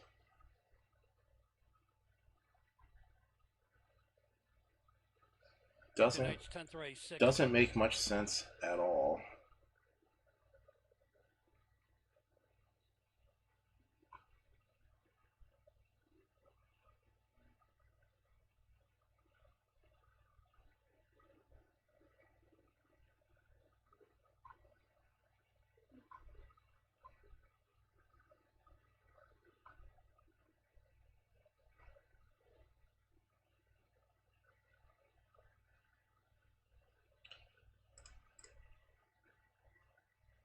So looking at this Meadowlands race, so the 10's even odds here. It's a 10's a good looking horse, but you know, I can't imagine they'd be really. I mean, the horse is going to have to beat the field on raw talent because there's no way they're trying too hard with this horse from the 10 hole. The horse does have early speed, so maybe they try to float out the gate a little bit, but I mean, hard to see them. It's hard to see if the 10 gets into some sort of trouble, them trying beyond normal effort to get the 10 up. The 5 horse, the Tactor stable, has just like embarrassed fields off the layoff so far. I mean, hard not to consider the 5 the horse to beat here.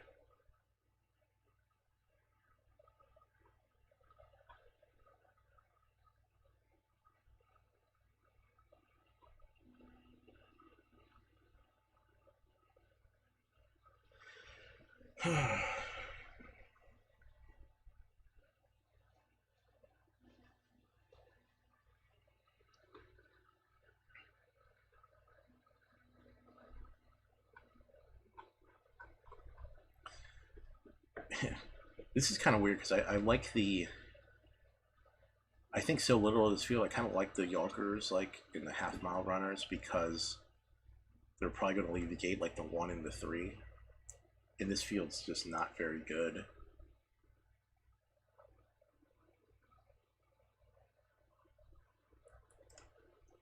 All right, so let's bet Meadowlands. I mean, we have to play some sort of silly stuff with like the 10 on top.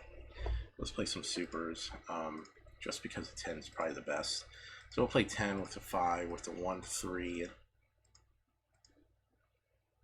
with the 10 with the 5, with the 1-3, with the 1-3. Not the 2. 2's terrible. We're not going to bet Krogan's horse off the layoff. The 6th just doesn't look like he's going to do very well here. 10 with the 5 with the 1-3 with the 1-3-7 8-9. Okay. Play a $2 exacta 5 with the 1-3. And then a $1 exacta box 1-3-5.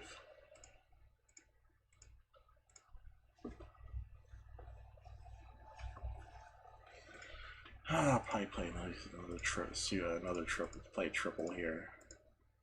Actually, let's play the high 5 here. 10 with 5 with the 1-3 with the 1-3. 10 with the 5 with the 1-3 with the 1-3. We'll keep that, and then 4, 6, 7, 8, 9 in 5th. Screw it.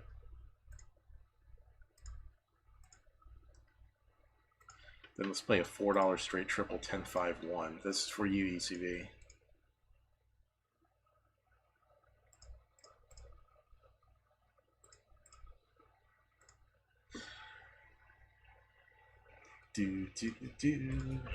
Okay. Hey Tyler, what's up, man? What is up?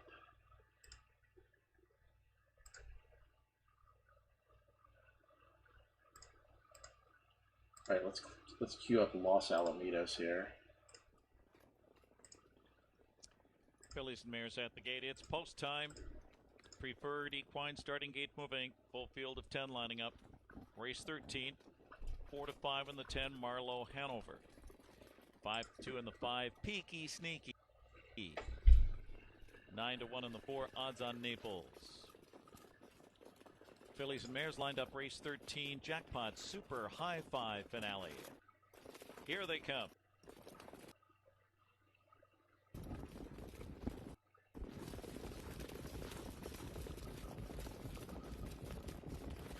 They're off. Odds on Naples together with Peaky, Sneaky, and Cash Roll. Those three across the track. HP Xanadu, and cutting the corner is Walk from Heaven around the first turn. Walk from Heaven. Odds on Naples takes the lead. And Peaky Sneaky goes up to Tucky in third in front of HP Xanadu fourth. Cash Roll next in line fifth. Rapunzel Blue Chip is sixth. And then it's Marlowe Hanover seventh past the quarter. Windsong Parisian is eighth, followed by Red River Jane and Hurricane Lorient. And 3 opens it up here. As Peaky Sneaky and Andrew McCarthy. That one brushes up and takes the lead from Odds on Naples across the backstretch. Walk from Heaven is third. On the inside, HP Xanadu is fourth. Cash Roll still on the cones in fifth. Rapunzel Blue Chip is sixth. Marlowe Hanover seventh on the outside. Then Red River Jane, Windsong Parisian on the outside. Look at it! Look at this dumb outer flow over covered. Half mile for Peaky Sneaky onto the far turn. HP Xanadu now first over, a bold challenge into second on the outside and threatening. So Odds on Naples back in the box third. Cash Roll sets it up from second over fourth. That's Rapunzel Blue Chip second, third over. Come on, 3. Just keep going. 5-3. Run off. Run off. Is tracking her, and she's got about 4.5 to make up and needs to do more. Peaky Sneaky in front in 1:24 and 4. Keep going, 3. Sneaky just kicked clear by 3. Now 4 gave HP Xanadu the cold shoulder. Peaky Sneaky is taken off. Marlowe Hanover on the far outside with Rapunzel Blue Chip to the wire, and it's all Peaky Sneaky at 9-5. Peaky Sneaky. Then Marlowe Hanover, Rapunzel Blue Chip, Cash Roll, HP Xanadu, 151 and 3. God, oh my goodness! It just kind of set up exactly how we've been going. The night's been going, betting wise, it's been going absolutely fucking horrible.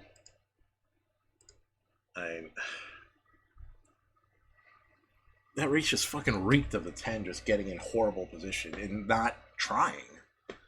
Like, that's what you want. You want to be able to predict when a horse is just not trying at 3-5.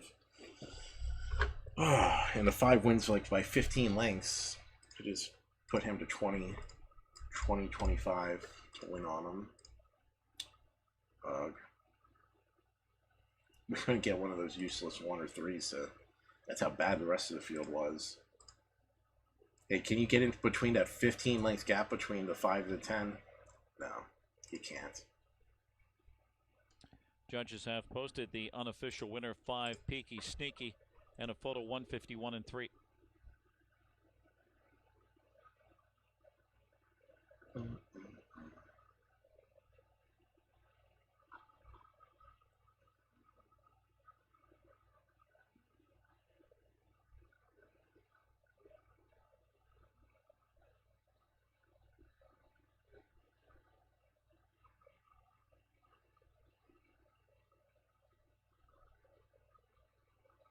Number 10, Marlowe, Hanover, second, 7, Let's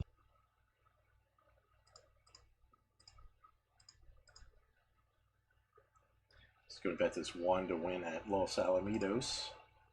A dominating favorite as we get set for the penultimate race on the program. Mirror board, she can. Bednar remounting Chikashi in gate 1. All right. Favorite, the last to come forward.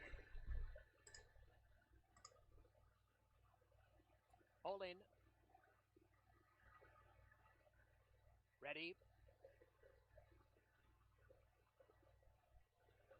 Racing. Fabulous and Rare, not that well served at the break. Sawmill Favourite comes flying out of gate 7. Fabulous Fayender's right up there. Fabulous and Rare trying to match strides with them, but racing a bit greenly. It's Sawmill Favourite, Fabulous Fayend in a very close photo. Third looks to be Fabulous and Rare. By a length or so, and Switch came out running.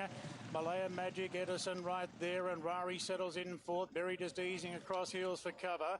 Followed by He Super Lucky. Brinda Ransom caught 3 wide on the outside of Al Mahiri. Outback Diva and Dumbrody Powers last of all. Yeah, I Switch know. goes to the front.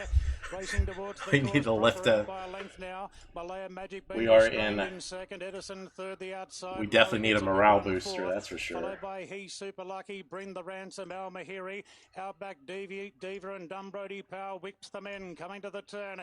She's been easy in the market switch, but she's a 2-length leader from Malaya Magic. Then came Edison. Rari's pulling out from He Super Lucky, Al Mahiri. Bring the Ransom gets wide, and Outback Diva about to come off heels. 350 out and switched is the leader by a length and a half. Malaya Magic.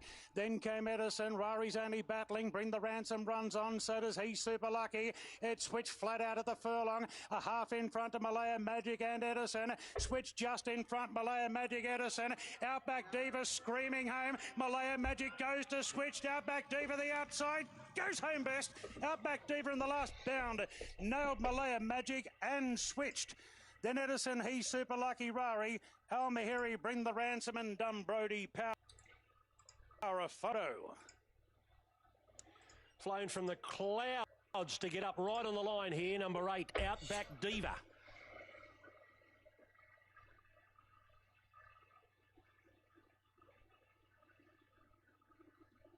There you go, Sweet Tooth. Nail. All over that exacta, my friend. All over that bad boy. You called that one 5 minutes ago.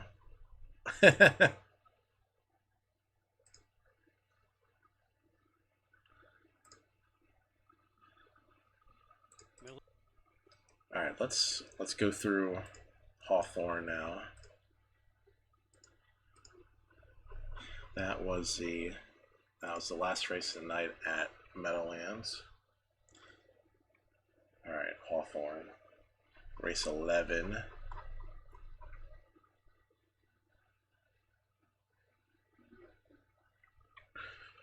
Alright, the 1, Ronnie Roberts.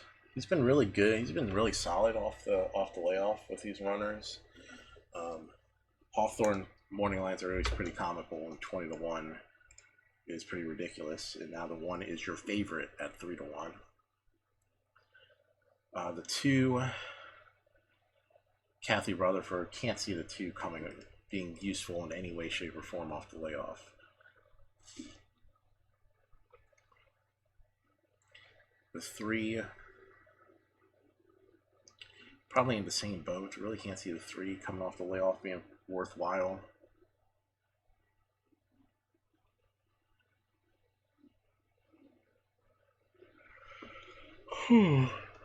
Yeah, Frank Patelli's been useless off the layoff. so far. All right, to 5.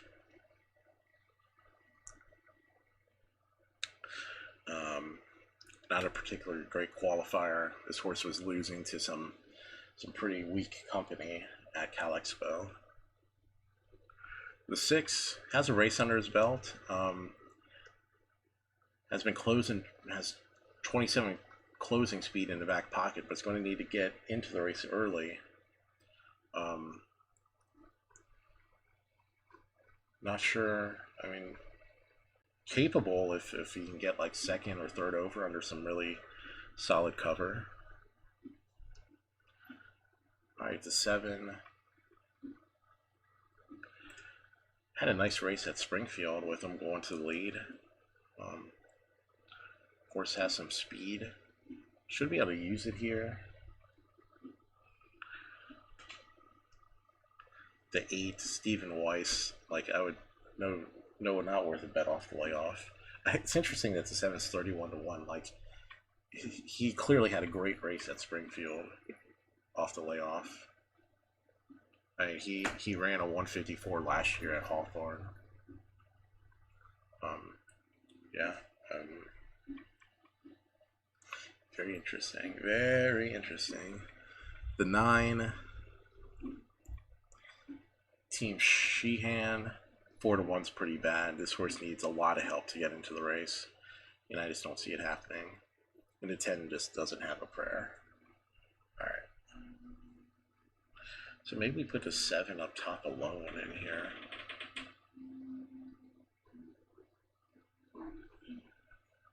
I mean, 33-1 on a not very good field. I mean, just not a very good field.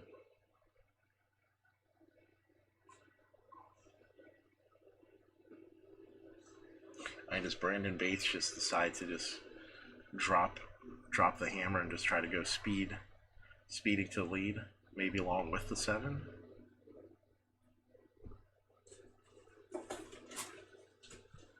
Does the 6 just pick up the pieces of just a field that just runs way off? These are the hard questions we must ask ourselves.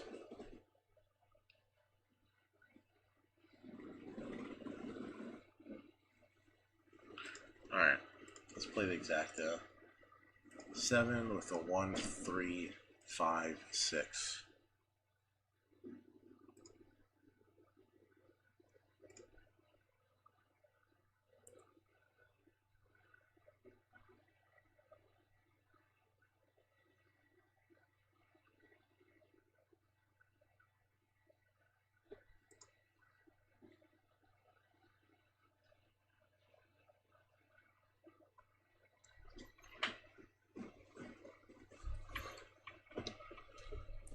And I really like the 6 at 8-1 here. Really like him at 8-1.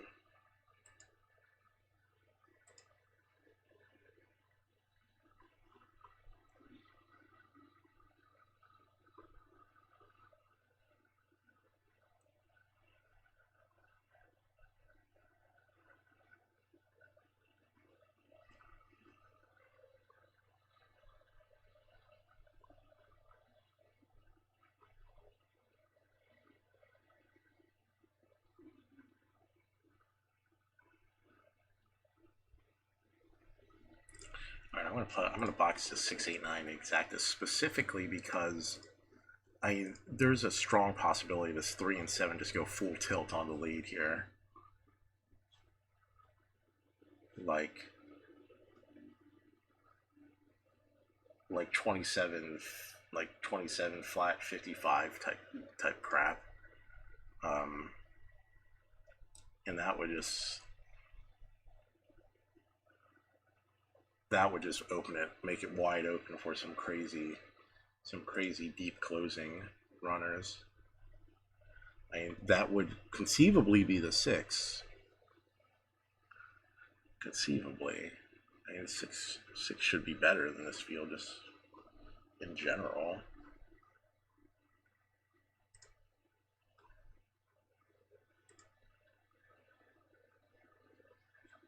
I don't know why the 2's taking this much place money. That's pretty stupid. We're gonna go 20. We're gonna go 20 to win in place on the 6 here, and we're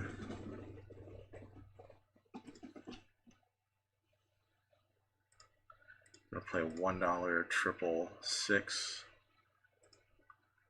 with the 1 9 with the 1 8 9, and we'll throw in the 10 because there's a dry change to Cliff Bell on the 10. Throw the 10 in there. All right, so yeah, I like the 6 here. Get the 6 home.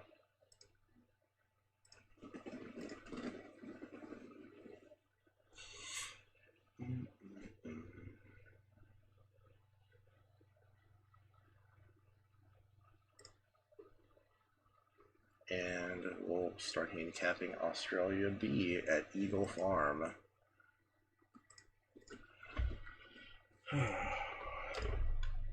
Going 1.5 miles. It's a grade 3 going 1.5 miles. All right.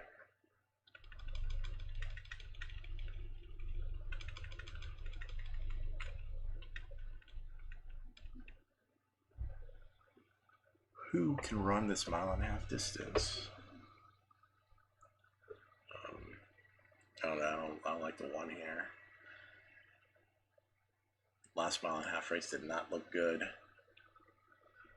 2 scratched. The 3. Good at this track. First time going this distance. He's gone 1 mile and 3/8 before. This fucking 7 doesn't go to the lead? What is this shit? Along the pylons, Who Dat Love. The 9's showing early speed? Bobcat Bound is 5th and 6th. Major Jesse. Moving up to drop in 6th. Sheriff Coffee. Old Swamp Master. Party's Jet. And great moves, the trailing trio. And they move on to the backstretch, and your leader, Who Dat Love. Who Dat Love brings them to an opening quarter timed 28 3/5. Up the backstretch, Who Dat Love, a little more than a length. BR Flying Dolly in the pocket 2nd.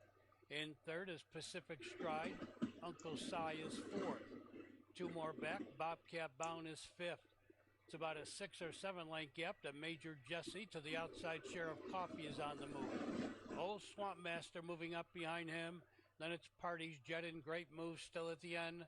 56 and 4, and they're halfway home. They move around the turn. Who Dat Love in control by 2. BR Flying Dolly in the pocket 2nd. In 3rd is Pacific Stride. Pacific Stride takes out of 3rd. Uncle Si moves up behind him 4th. Bobcat Bound along the pylons, no place to go 5th. Here's Sheriff Coffee moving up on the outside 6th. They're at the top of the stretch. Come on, 6. Be good here. Pacific Be Stride. good. Around the turn, they're in the stretch. Pacific Stride comes off the turn to take the lead. Who Dat Love dropping back. Then on the outside, Uncle Si. Driving between horses comes BR Flying Dolly, followed up by Sheriff. Can you get up for 2nd at least? Wow, okay. Alright, good job. Good job, Field. To the wire. Pacific Stride 1 by 3.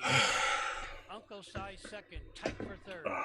Between good job, BR 6. Flying Dolly, Sheriff Coffee, tight for 3rd.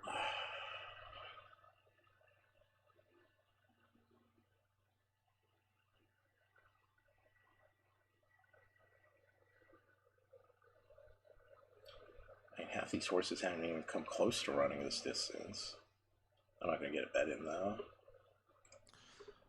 Racing now. Redstein a little bit slow. Cubis came out well, likewise Bremen Rocks, and Amanda Matches handy, also Fighting Tio. Savakul, Shraro, Black on Gold, Lejuge another $1, and Redstein was last of all. See, Cubis has got the lead for Smithy. Over on the inside, 2nd, Bremen Rocks, and the big boy Fighting Tio's up into 3rd. 4th, Amanda Matson. 5th is Black and Gold. 6th is Savakul. 7th is Shraro. 8th is Lejuge. 9th is another $1. 10th and last is Redstein over on the inside. Up the railway side, 1,800 metres left to go. Cubis by just over 2 lengths here from Fighting Tio. Bremen Rocks and Amanda Match in fifth, Cool. A length and a half to Black on Gold. Lejuge and Shraro. Second last is Another Dollar. And Red Steiner over on the inside as last of all. Succubus at the mile is out by about 2.5 lengths here from Fighting Tio. Third, Bremen Rocks, and fourth, the outside is Amanda Match, and fifth is Cool. Black on Gold, Lejuge, Shraro the outside. Second last is Red Steiner. And Another Dollar is last of all inside the 1400 metres marker. Succubus by a length and 3/4 now from Fighting Tio. Third is Bremen Rocks. Not too much speed about here. Fourth, Amanda Match, and fifth there is Cool. Sixth is Black on Gold. Lejuge over on the inside. Third last, Shraro. Second last, Red Steiner, and Another Dollar. The outside says to last of all, in the best part of probably 8 to 9 lengths off the leader. Succubus at the 1,000 metres marker by a length and a quarter from Fighting Tio. Bremen Rocks and Amanda Match, a length and a half to Cool. Black on Gold, Lejuge, Shraro the outside, 2 to Red Steiner, second last, and Another Dollar still last of all at the 700 metres marker. Succubus from Fighting Tio. Amanda Match and Bremen Rocks, a length and a half to Black on Gold, 3 wide. Lejuge over on the inside of Cool. Shraro, Red Steiner, and still last of all is Another Dollar. Just in front, Cubus at the 500. Second is Fighting Tio. Bremen Rocks is getting into the clear. Amanda Match out 4 wide. Lejuge is back near the inside looking for the way clear. One from the outside is Cool, and Black on Gold is right down the outside, but Bremen Rocks has hit the lead from Cubus. Running home is Cool. Likewise, Lejuge, but Bremen Rocks a length and a half clear from Cubus. Lejuge, Cool, Shraro's over on the inside. Red Steiner runs home from a long way back, but it's all Bremen Rocks, and Bremen Rocks has won it well. Second's a photo between Cool and Shraro. Not sure fourth, Lejuge, Red Steiner, Cubus the next one. Fighting Tio, Another Dollar, Black on Gold, Amanda Match at the tail.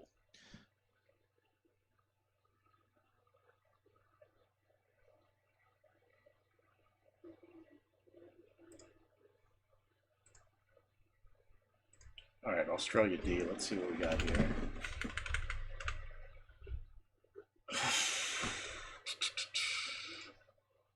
Let's see what we got here.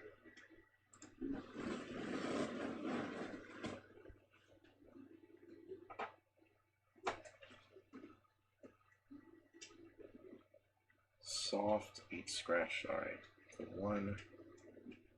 his one race on the soft ground is his best career race. 4 for 4 at the track. Okay, all right, 5-2. Good on better on soft track than. Yeah.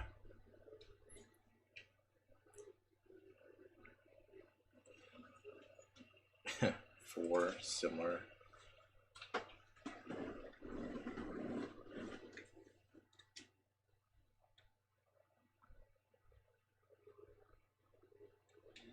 All right, let's just get the 1, 3, 4 in here then. Let's play a $3 exacta. 1 with the 3, 4, and a $2 triple key. 1 with the 3, 4.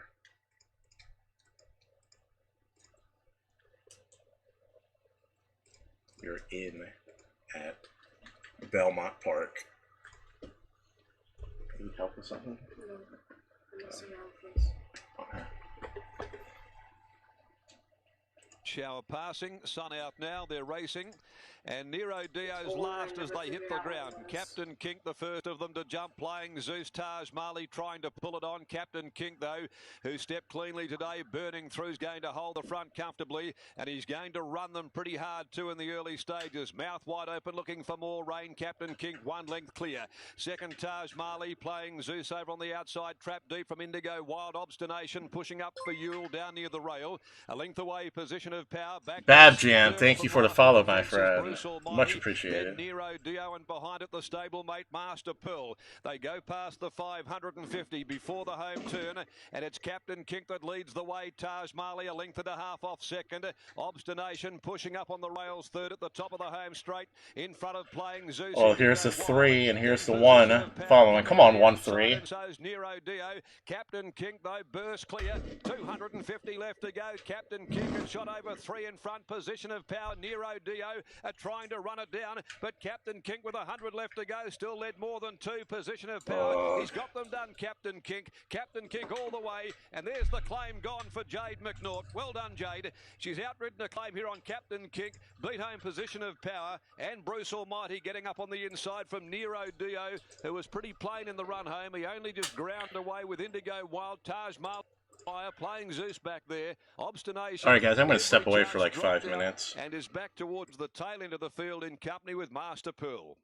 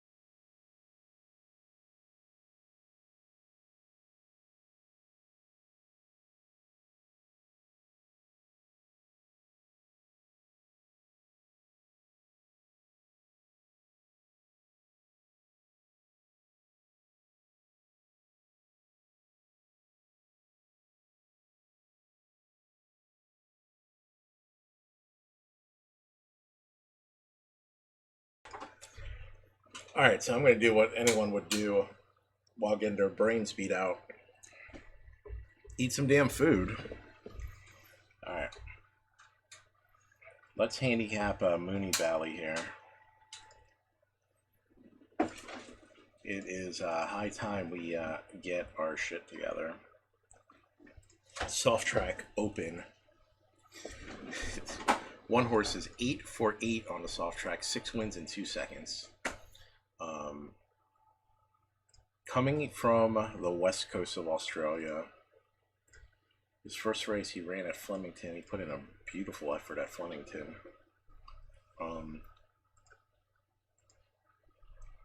The apprentice is a concern though.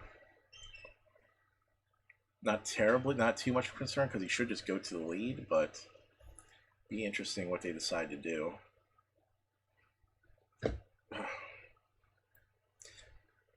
The 2 horse, he's a win, a second and a third at Mooney Valley in his career.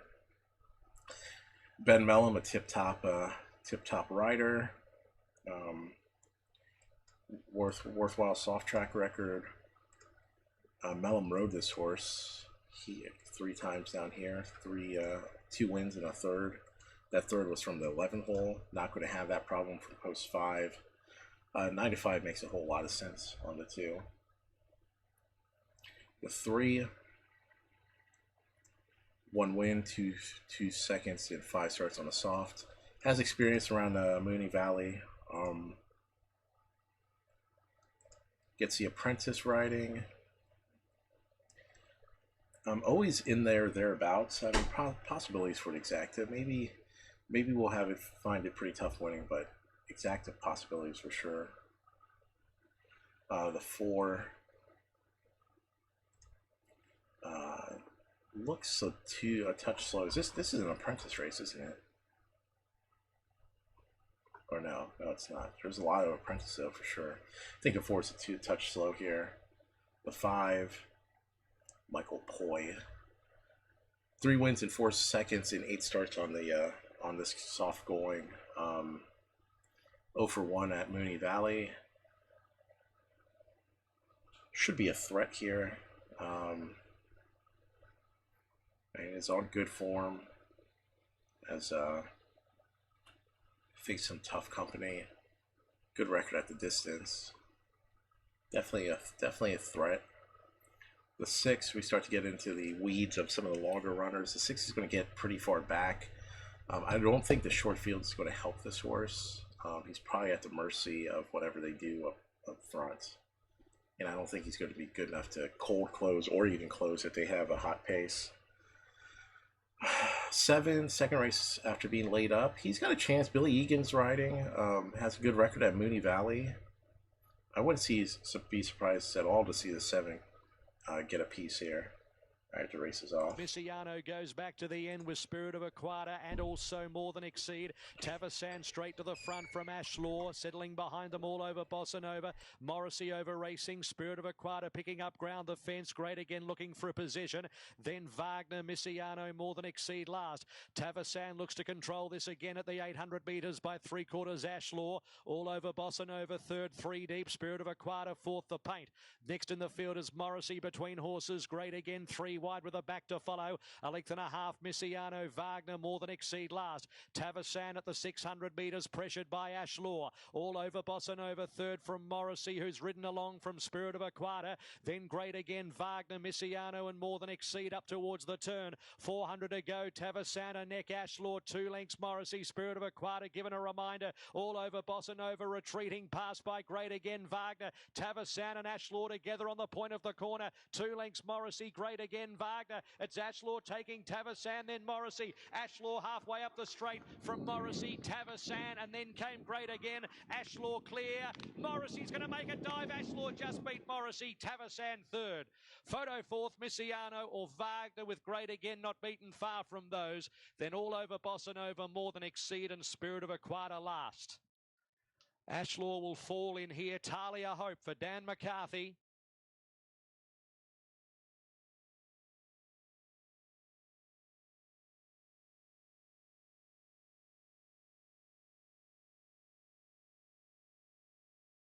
Outdo each other.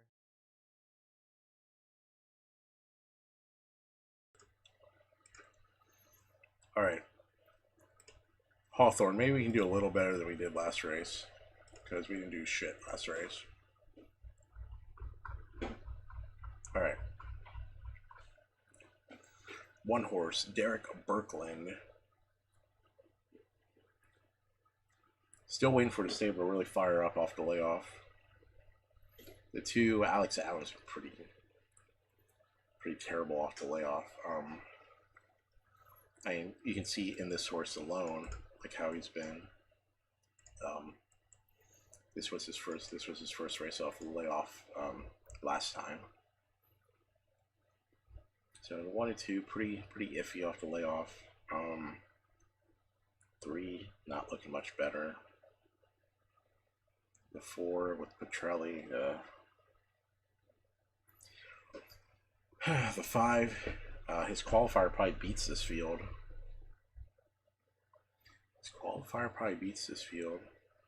Both the 5 and the 6's qualifier probably beats this field. We're not betting Kimberly Roth after that debacle last race. 8 should be better this time out. Second race off the layoff, for sure. The 9, probably going to need a race under his belt before getting into full gear. Same thing with the 10. All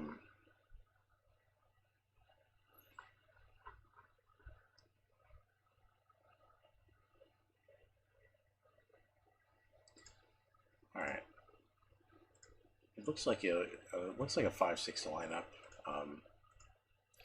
And if it's not a 5-6 lineup, it should be something close to there. I'm gonna play a 5 with the 6 with the 1, 2, 3, 8, and the triple. Going to play a second $1 triple key, 5, 6, 8. And then going to play a backup exacta just in case the 8 gets all kinds of crazy. 6, 8 with the 5, 6, 8.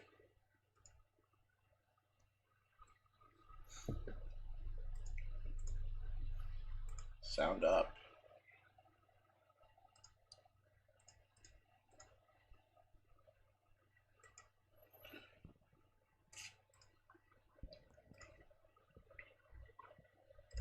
They're off and pacing. Donegal Jim out sharply for the lead. Delight Fashion driving out. Rock Steady Ron moving up on the outside. Then it's Park Official followed on the inside by Crash and Burn 3 wide and moving up. Why Ask Why in search of the lead. Then towards the inside, Rock and Roll Jewel followed by No Pulse Richie. The trailing pair down to the quarter. Here comes Magada, Brooklyn Flight. They race by the quarter in 28 4/5. Very good on that. Your leader is looking at Why Ask Why, but Rock Steady Ron drives back after it, and Rock Steady Ron takes the lead. They've paced 3/8 of a mile. Rock Steady Ron settles on top. Why Ask Why racing second. Donegal Jim third. In fourth is Delight Fashion, followed by Park Official in fifth. 2 more back to Crash and Burn 6, followed by Rock and Roll Jewel 7th, out and going. No Pulse Richie looking for cover.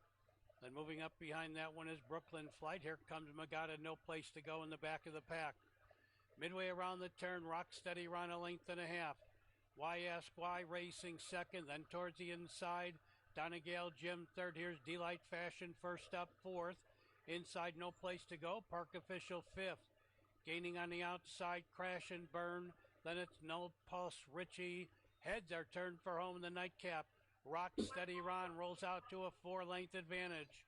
Why Ask Why still chasing second. Closing ground third is Delight Fashion. On the outside, Crash and Burn coming on. In between horses looking for racing room is Park Official. And on the outside, No Pulse Richie. They're coming to the wire. Rock Steady Ron in full command. The battle's going to be for second as they come to the wire.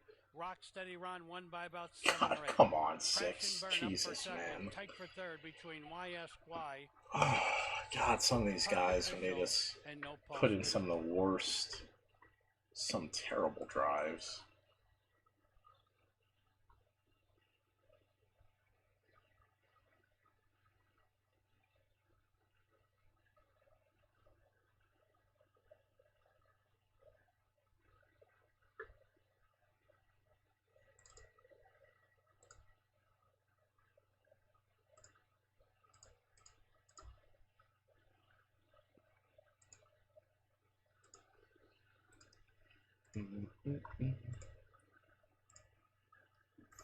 All right. Sweet Teeth, do you like the 4 this race at Australia? All right, so this heavy track's kind of wreaked havoc on horses coming over the top. There's been a lot of inside like favoritism in deep stretch here. So let's see if we can use these things to our advantage.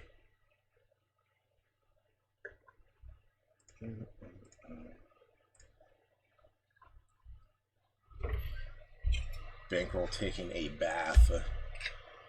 It is hanging out in the jacuzzi at the moment. That's okay.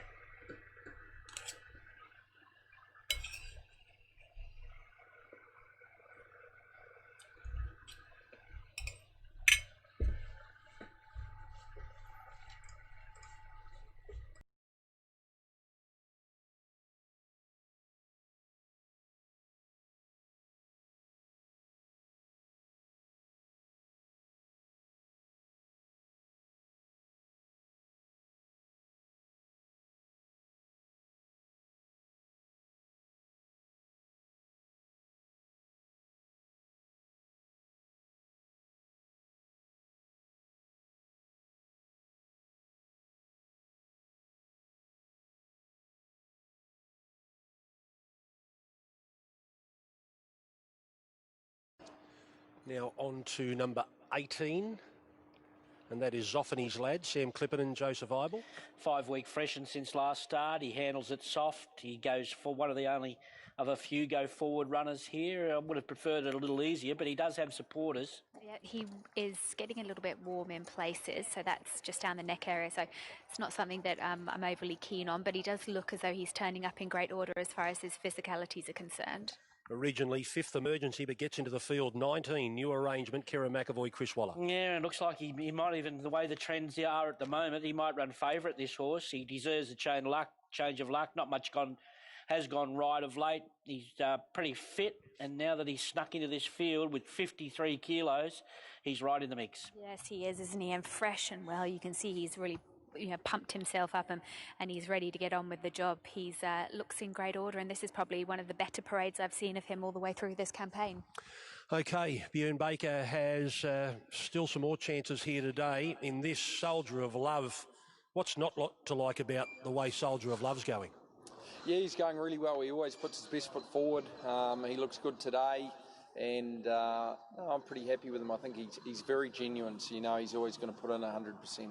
Canasta had to go back to the trials, and you strike another heavy again today. Yeah, and that's the big question mark, and really we're taking a bit of a punt with that. We're hoping he gets through the Rosehill wet track a little bit better than Randwick, but on his day he goes really well, and he'll be a dominant leader, so he's not out of it. In the last, Night of Power looked a trial sensationally behind Classic Legend. Yeah, he did. It was a very good trial. I think he's come back a better horse than he was last preparation. He's a natural athlete. It's still a big ask, though, 1,300 first up with one trial. And Bold and Wild, he's in really good order. I think last time he just wasn't fit enough. He's back in trip. I think it suits today. And you've whipped Dorothea up to Brisbane for the Dane Ripper. Going very well. Lovely trial the other day. Yeah, it was a very good trial, and I think she's in really good order. She always runs well with 4 weeks between runs, and she always puts her best foot forward. So I think with the soft gate, she should be competitive today. Be a great way to end the season for her, wouldn't it? Yeah, it would be. Fantastic. And you. Thank you. Well done. Pick of the yard time, Lizzie Gels. Yeah, a number of these horses have presented nicely. I thought Soldier of Love looked fantastic. New Arrangement looked in great order as well. I'm going to go with the Tana on top, though. I thought that she had come on leaps and bounds from that last start performance, so put her in on top. But as I said, Soldier of Love looks great. He's well in the market, and New Arrangement was really probably the best parade I've seen from him all preparation. All right, let's go. Mile and 8th on the heavy at Rosehill. Benchmark 88. The one has one race on the heavy. Not too bad at this distance, has Glenn Boss riding.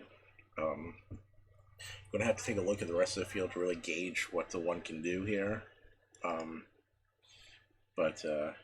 he wheels back pretty quickly off 7 days, off a week rest, so one may be in with a chance here. The 2. 0 for 5 at the track, not very good at this distance. Stretches out again. Yeah, I'm not too sure about the 2 here. The 3.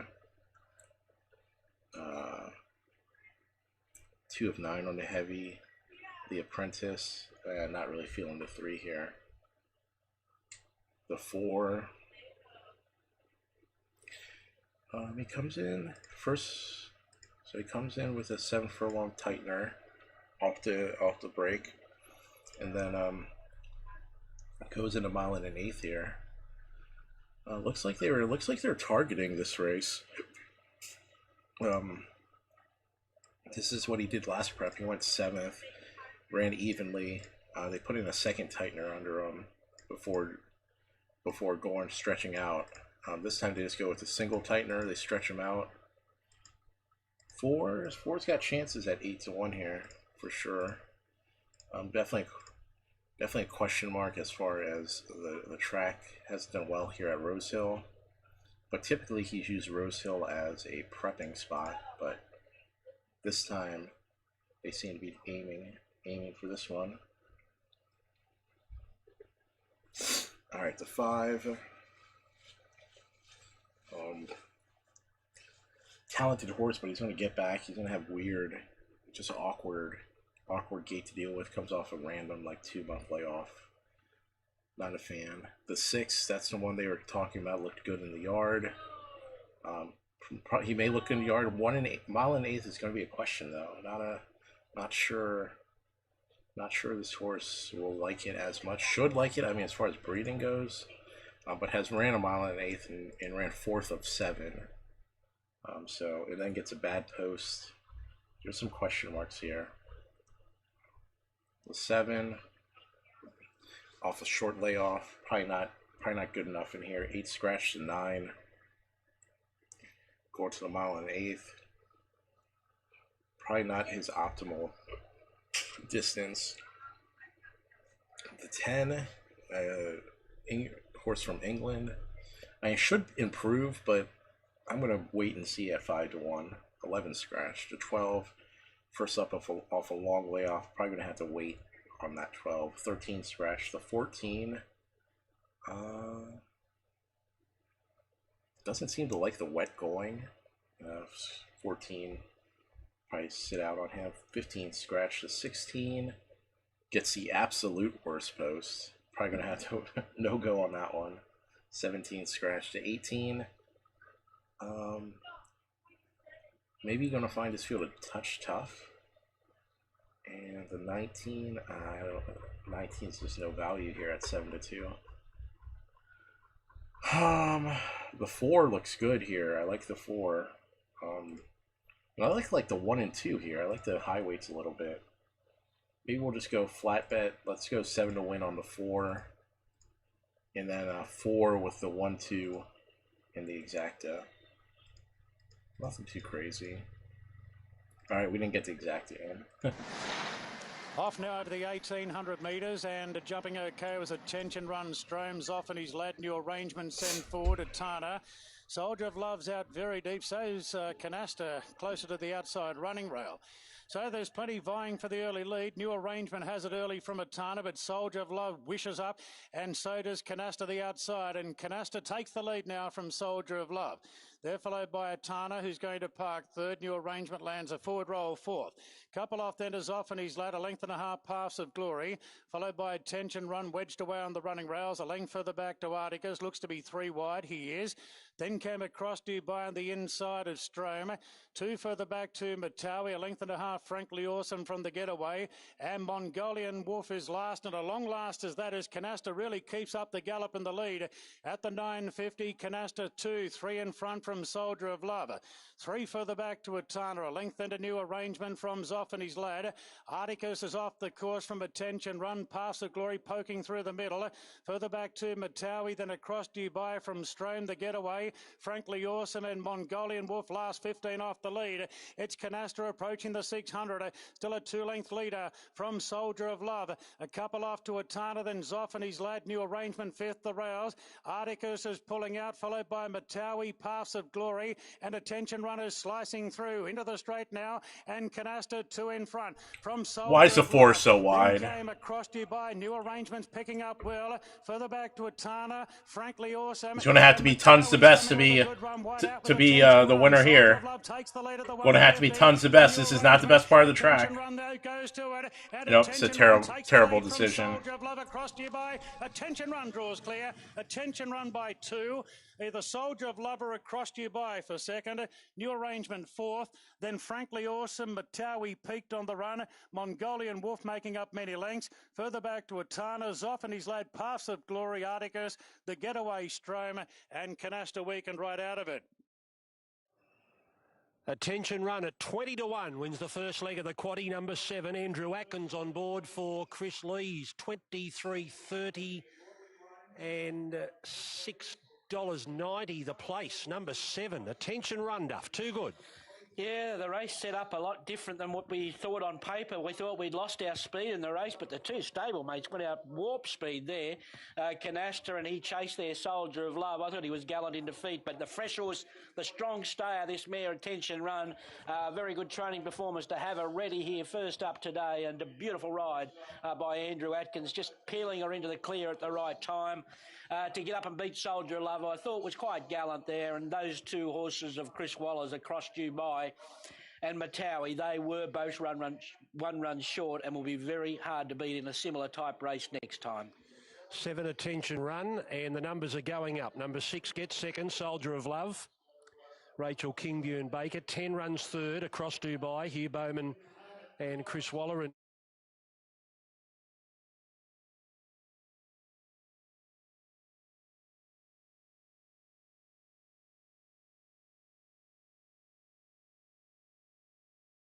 for the sprinters here in the Ascot Handicap. I want to stick with Grey Shadow, as I did tip her last start at Durban. She did.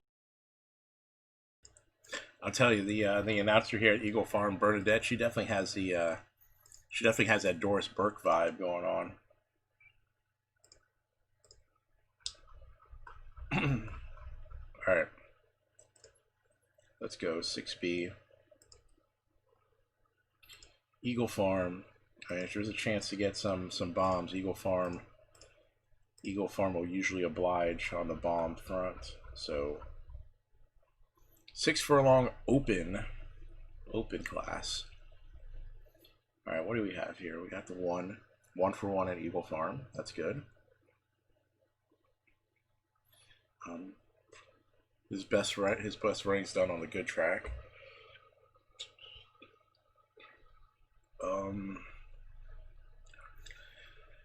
Seems to get a bit lost in the sauce when he's on the rail. He's faced some tough runners though, but even still, he should have been closing a little bit. When he gets outside and he gets a clear run, he looks much better than when he just kind of gets tied up on the rail. I think for that, I think I'm going to toss out the 1. He just doesn't like to be kind of bottled up inside. All right, the 2. 7 for 7 in the money at Eagle Farm, local trainer. 8 of 10 in the money at the distance. His last race at Eagle Farm was going into 6 furlongs, ran a 1:08 and 3, was just beaten by less than half a length. Same rider.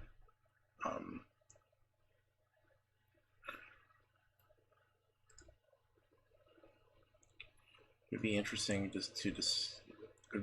see what he decides to do here. And he ran a beautiful race first up off the layoff last time out. And it should be a deserved favorite, should be a big threat. Of course, whenever you get that far behind, though, it's a big question mark. Traffic's always going to be an issue. All right, the 3. It's never been at Eagle Farm.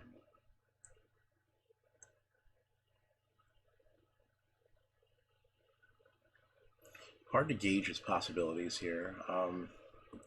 And he's been competitive going 6 furlongs. I mean, he has a good record on the good track.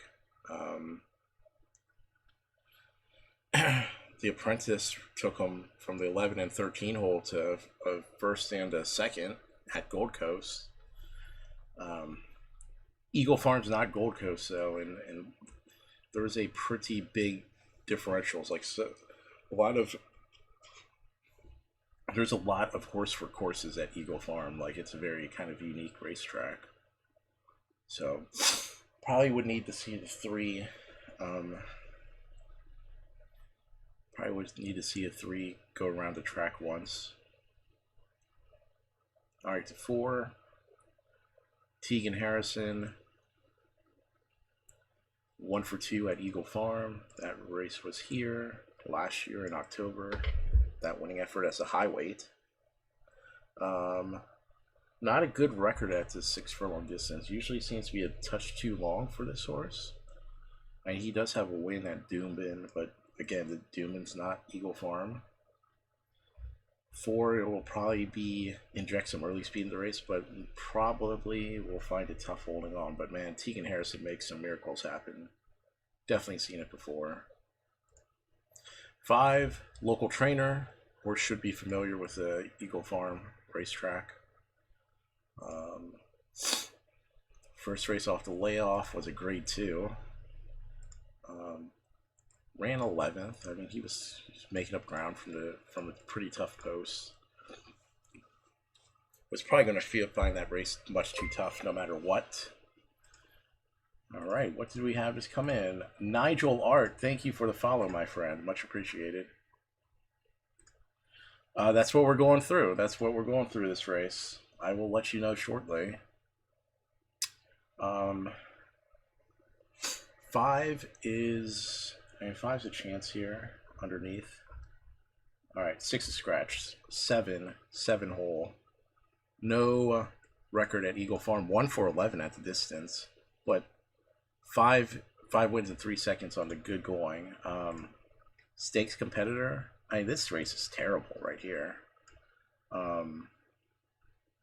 I don't know, too much recent form lacking for the 7 to like, so he's a toss here. The 8, all right, he gets a lot of weight off. Doesn't have nearly the stakes company of the rest of the field. Local Eagle Farm trainer, probably lacking in class to beat this bunch, but maybe hold on for 3rd or 2nd, maybe. The 9. Fucking 9's 3 for 3 at Eagle Farm. 4 wins in a 3rd and 6 starts going this distance. Gets the low weight to have. Oh, this horse is going to be gunning. I mean, these are some really good races at Eagle Farm. Won the Open at 7 furlongs. Just blew the doors off him with the low weight. 9's going to inject some pace in here. We'll see. We'll see what happens. Let's go through the rest of the field. The 10, pretty fugly record at Eagle Farm. We'll toss. And the 11 is too slow to compete with this bunch. So what do we like? The 9, 8's got an outside chance. 8, 9, 8, 9, 5, and the 2. 2, 5, 8, 9.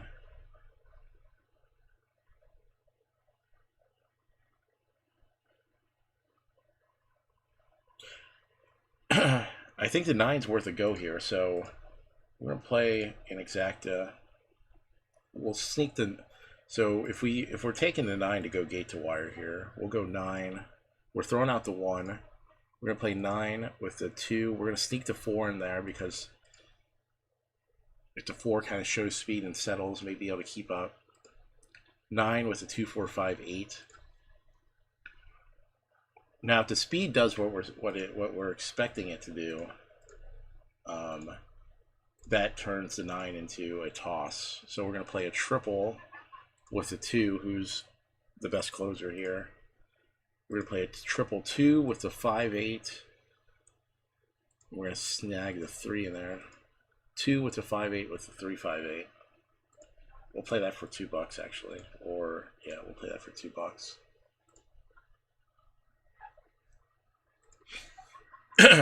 So that's what I'm coming up with here. You know what? I don't like Brave Song from the rail. He's going to have some problems.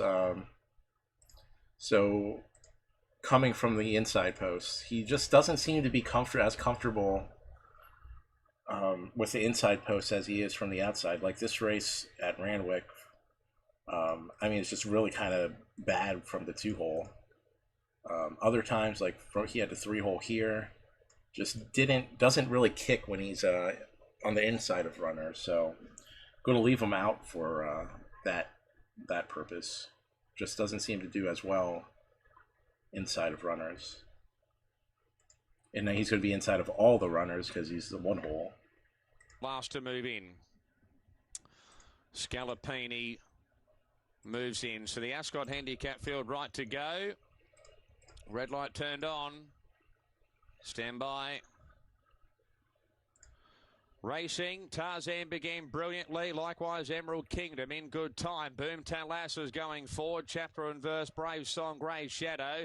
A length and a half to right or wrong, Bandipur and Scalapini's last of all. Very keen up front, Tarzan over on the inside. Look at this speed, look at this speed effort. 3 wide, Emerald Kingdom between them. Next over on the inside's in good time. Grey Shadow the outside. A length and a half to Brave Song, chapter and verse. Third last Bandipur. Second last is right or wrong and Scalapini. Scalapini's last of all. Spots the speed a good 7 to 8 lengths as Boomtown Lass the leader from Emerald Kingdom. Tarzan and also Grey Shadow, who's 4th and 3 wide. In good time between them. A length and a half to Chapter and Verse. Band of Purr. Scalapini coming right towards the outside. Brave Song and Right or Wrong. Boomtown Lass still the leader. Second is Emerald Kingdom. In good time, Grey Shadow. Chapter and Verse. Band of Purr. Scalapini's right down the outside, but still 3 lengths off. Fucking 11's going to be good here? Come on. In good time, the leader. Scalapini down the outside. Bandipur comes with Scalapini, but in good times in front near the line. And in good time, Jesus Christmas, man. Bandipur and photos. 11-3. They just ran the 2 longest shots on the board. Emerald Kingdom, Right or Wrong, Grey Shadow, Brave Song, and Tarzan has dropped out to finish up the tail. Good. Jesus. Good googly moogly. Huh. The 11. A full-blown boil over, man. A full-blown boil over. 11-3.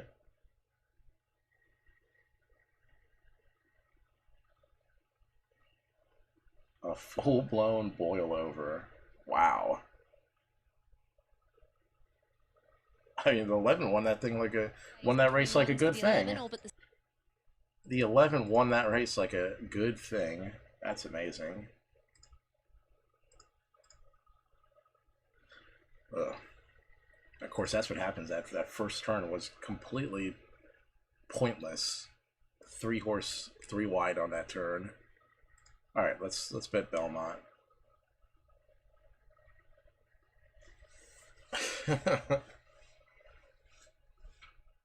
That was crazy. Okay.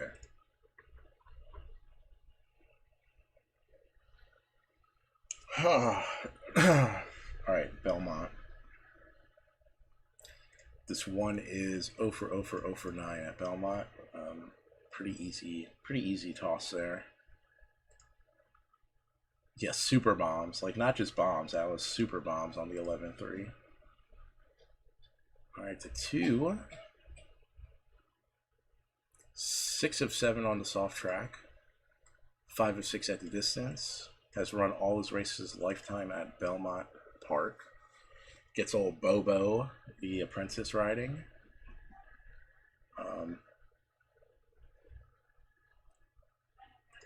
Lined him up and went right on by him in that last race. Gets the outside post again. It shouldn't be a problem because that's how this horse likes to run. He likes to just loop around everything. So usually 12 hole may be like a problem, but it looks like it's right up this damn horse's alley. Alright, to 3. I mean, 3's not getting much respect, but he probably should. I mean, he's racing in opens at Ascot. You know, throughout that race, it was a, you know, first race off the layoff, first race up, so I definitely with a chance there on the 3. The 4, not going to pass, not good at the track, not good on the soft going. The 5, your 3 to 5 favorite. Standard William Pike overbetting obviously has a chance, but I got beat against not so good last race, and then goes with 127 weight. See what else we can do here. The 6, kind of a mediocre 3rd place finish at Belmont last time. Not really great at the track in general. Probably a pass. The 7, soft track. 2nd race up off the layoff. 7 deserves a lot of consideration at this price. 8's a toss. 9's a toss too. 10. Keep on tossing, baby. The 11's really a toss. And the 12. Oh man. 1 hole has promise. Has the lightweight. Have to include 7, so 7, 12, 5, 7, 12, 2, 3, 5, 7, 12. I think we take old Bobo on the 2. And we let the 2 come rip-roaring off the pace to win it. I'm going to play a triple key 2 with the 3, 5, 7, 12 underneath. And then I'm going to play a backup exacta. 3, 7 with the 2, 3, 5, 7, 12. We're in here. And off. Light turned off. McNaught is in there just patting the neck of She's Enchanted. They're backing one out. It might be downforce.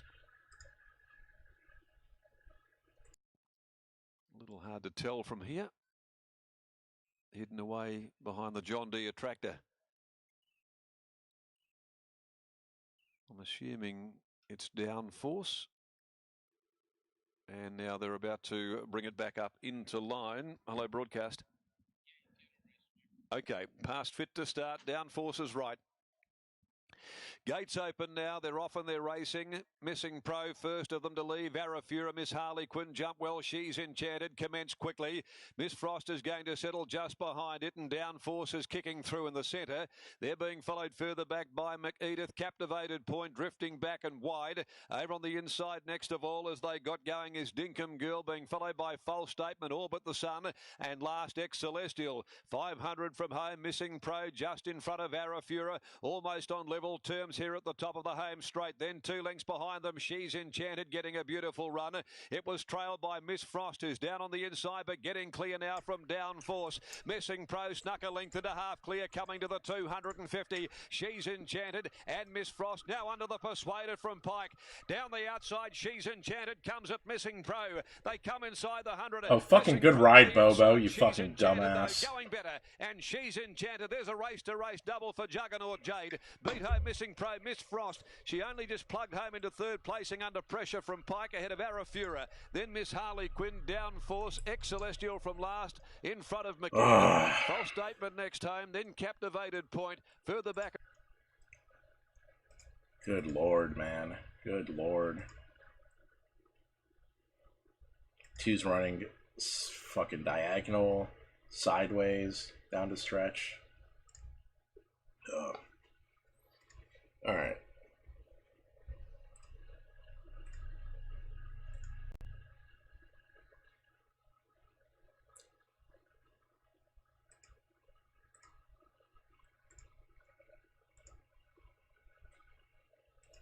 All right, time to handicap Mooney Valley. What do we have here? I don't know. The handicapping has not been spot on tonight, but just need one. That is all. Just need one to flip the script here. What the hell happened the last race at Mooney Valley?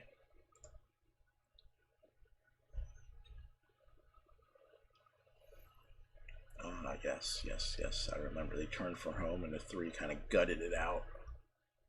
Put away the favorite and gutted it out.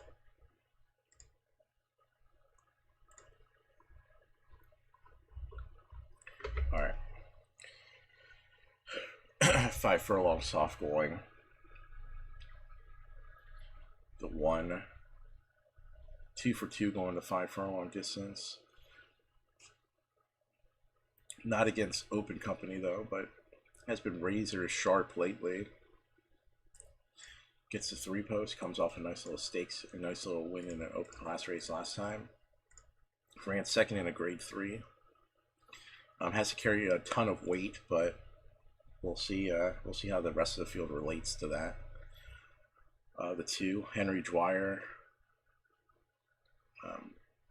Georgina Cartwright. They've gone 3 for 3 with this horse. 2 include 2 of the wins at Mooney Valley. Soft track shouldn't be much of a problem. I mean, 2 starts back, the horse resumed in that off the layoff with a 4-length win. So the layoff shouldn't be a problem. The question is the horse fast enough? I mean, the horse is definitely touted as good enough, talented enough. All right, the 3, here's some speed here. The 3 for 5 on the short distance here gets Damian Oliver. 2 for 3 on the soft going. Outside post is going to be a bit awkward here. Doesn't have a race under the belt at Mooney Valley. Question marks. All right, the 4. Danny O'Brien has been has been red hot in the last 2 days. This horse is 2 for 2 on soft.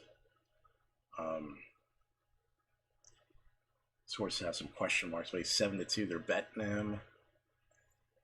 I just can't do it. There's too many better horses in this race than the 4. All right, 5 and 6 are scratched. The 7 coming off the synthetic. I'm not a fan.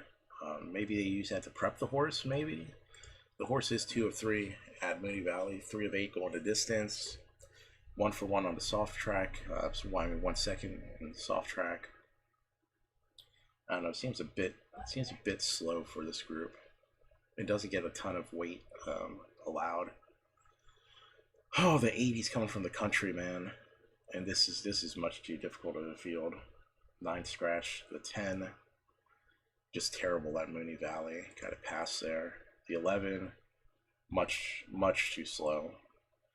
12 is going to need to just show up amazingly to be good here.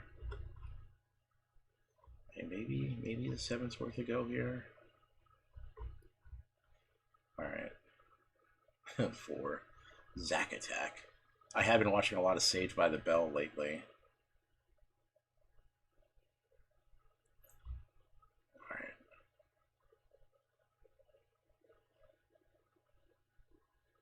And the real question is, how good can the 1 be with all that weight and off the layoff?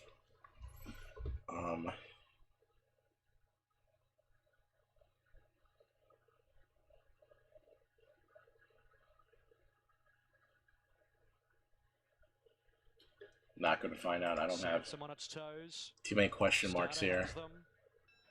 Good evening, Poe. Good evening, my friend. From barrier 1, one of the better ones away with Miss Catherine. Iconic Star, Zack Attack just behind them. Young Liam is also mustering through. Saxum got to 4th. Zack Attack back to 5th from South Street Boss. Lucifer's Reward. 2 lengths, AV8 Kamano last. Miss Catherine with great natural speed is going to lead comfortably by a length and a quarter. Iconic Star through the gap at the 600. They were followed by Young Liam. Sansom 4th, 1 off, a length and a half. South Street Boss. Then came Zack Attack, 2 lengths, Lucifer's Reward, Kamano and AV8 last. Miss Catherine under her own steam just in front of Iconic Star coming up towards the turn. Then Sansom, who hooks out 3 deep, stoked up from Young Liam, and back behind those horses Zack Attack and South Street Boss. Miss Catherine with Iconic Star, who didn't handle the corner that well. Then Sansom, Young Liam, Miss Catherine 100 to go, but Iconic Star just about has her, and Sansom runs on. Iconic Star, Ollie is roaring at his charge, 3/4 in front, and Iconic Star beats Sansom, Miss Catherine. Young Liam 4, then South Street Boss. Next Zack Attack, and behind those horses Lucifer's Reward, AV8 Kamano last. Iconic Star for Chris Lees, Damien Oliver aboard. Well, I could hear I'm on top of the grandstand, but Damien Oliver was really roaring at his filly here, Iconic Star, and she sat outside Miss Catherine. She's been able to run by us, similar to the previous race where Ashlaw was able just to grind down Tavasan. Well, Iconic Star's done that to Miss Catherine, and Sansom's been the late closer on the outside. 3 beats 1, 3 beats 1 and 2 to the running of race number 5 today. Iconic Star was a bit soft in the betting at 850 with bookies, 870 and 210 on the tote. Has defeated Sansom. Thomas Stockdale for Philip Stokes will only improve off that run. Miss Catherine, Georgina Cartwright for Henry Dwyer. Did work a bit to get to the front, but that's her natural running style, but she'll derive plenty of benefit from that as well. And Young Liam, who settled behind the speed, couldn't quite pick up in the straight, finished 4th. 5th, number 10, South Street Boss, 3/4 both ways, 1:17 time. 1:17. There you go. You tell me you like the 348 and then you hit the 312 triple, you son of a bitch. But around the turn, Iconic Star, Ollie, I'm not sure if it was by design or if the horse just naturally crept about 3 horses off the fence around the final turn, but straightened up and was able to... Hey, Nigel, just a heads up. Like, Australia's the only thing that's running right now, so I'll be going through the races as soon as the previous race is over. And then we can get down to business. Guys, I need the I need y'all to spam the chat with the old business emote ASAP, because we ain't been down to business enough so far tonight.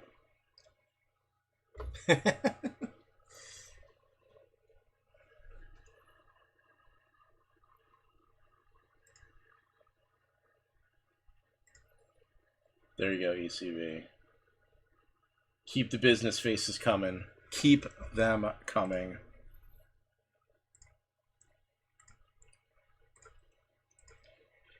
I would if I was up at like 9 a.m. US time to handicap them. But yeah, I would. I mean, I would if I was. We watch everything here, so if I was handicapping in the morning, which I don't. We would play Wolverhampton, we'd play Ayr, we'd play all the bullshit UK tracks too. We would play everything. We don't discriminate when it comes to gambling on whatever horse racing is available for us. Like if we had Japan and Hong Kong, we'd be handicapping that as well tonight.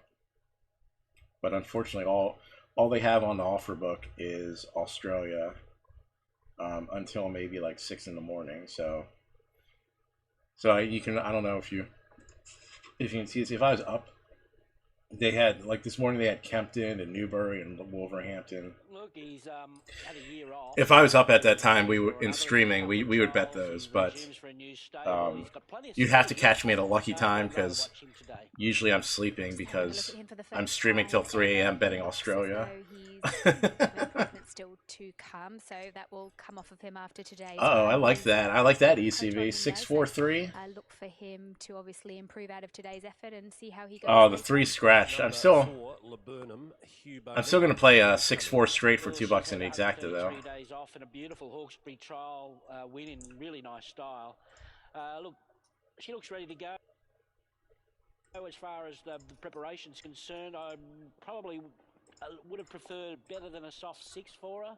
So just that heavy track's a little concern for me. I feel that there's still more improvement to come from her. She's a really big, strong mare, and she does carry that weight naturally through her midsection. So she's a horse that I could see running very well today, but she will definitely improve. Blazing Miss going for 3 on the trot. Number 5, Robbie Dolan up for Mark Newnham. Yeah, she seems to be thriving through a prep and appears a much stronger filly this preparation, to putting 2 strong wins together. Genuine, handles all types of conditions and has a go. So I figure, I mean, it figures. So that last race at Eagle Farm, before the race, I'm like, oh, if there's gonna be a price, they'll bring it here at Eagle Farm, and then they run literally the 2 longer shots on the board, and then I'm like, oh, where's the long shot? What am I doing? I know, I already got the 6-4 bet in here.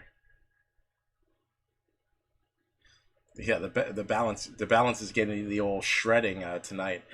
Was it also last week on? Yeah, you know what? Fridays are not my night. Maybe I just need to take Fridays off because last Friday was negative 496. These Fridays suck. Okay. All right, let's handicap. Let's bet Rose Hill here.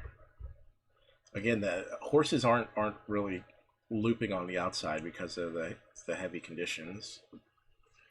All right, 1 scratch. What are we? 5.5, benchmark 88. Okay. All right, the 2 is an 8-year-old, has never run on the heavy. It's coming off a year layoff. Didn't look particularly good last time. First race off the prep. Toss. 3 scratch. The 4, Huey Bowman.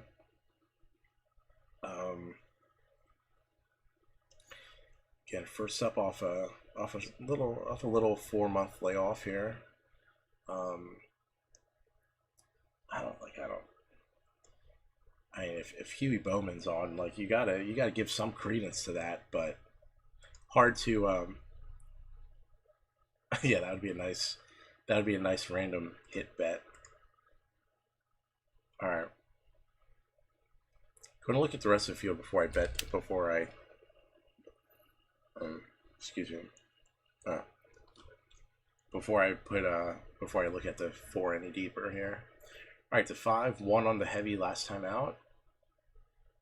Pretty good at this distance. Let's see, he was had some issues at the start and won anyway with Robbie Dolan. Comes back, actually sheds, gets 6 pounds off from that race from last time out. I mean, hard to dispute the kind of form that the 5 is in right now. We'll come back to him. The 6, last time he was first up off the prep, he ran 4th, which probably not his best ever. The horse does like the heavy going though. Post 13 is going to be very iffy. I think we'll probably have to toss him here. The 7, heavy favorite, James McDonald. 5 posts. I mean, he has every reason in the world to be touted like this. Interesting. Hugh Bowman rode him last race, and he doesn't ride him this race. I mean,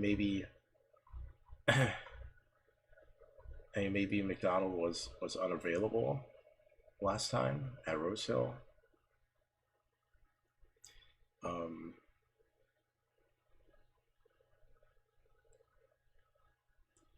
We'll come back to him. We'll come back to him as well.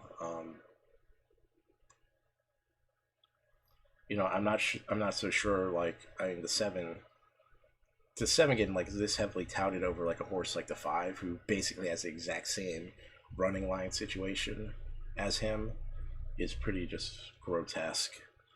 8 and 9 are scratched. The 10, Karen McAvoy.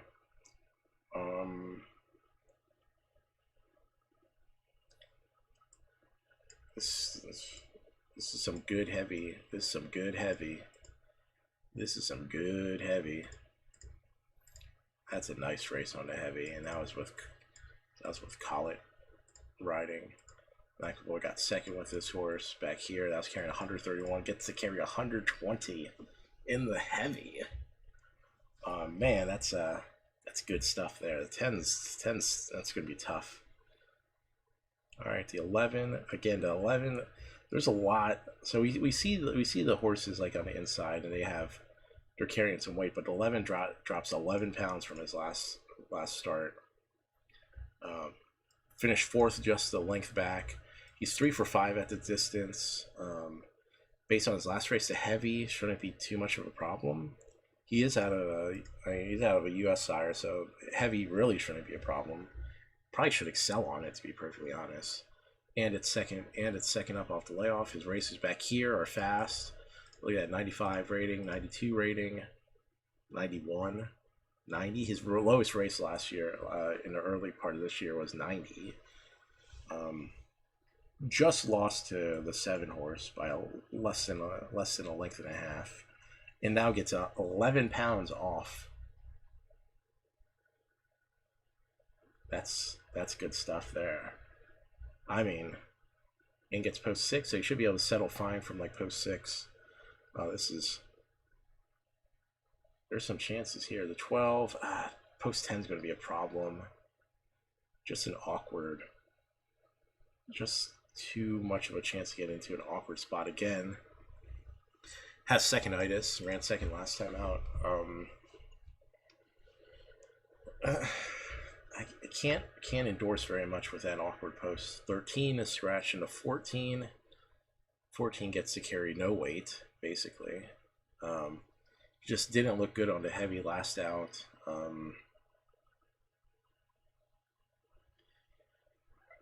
Maybe the 14's only chance would be to just blast on the lead, and try to just take it down that way.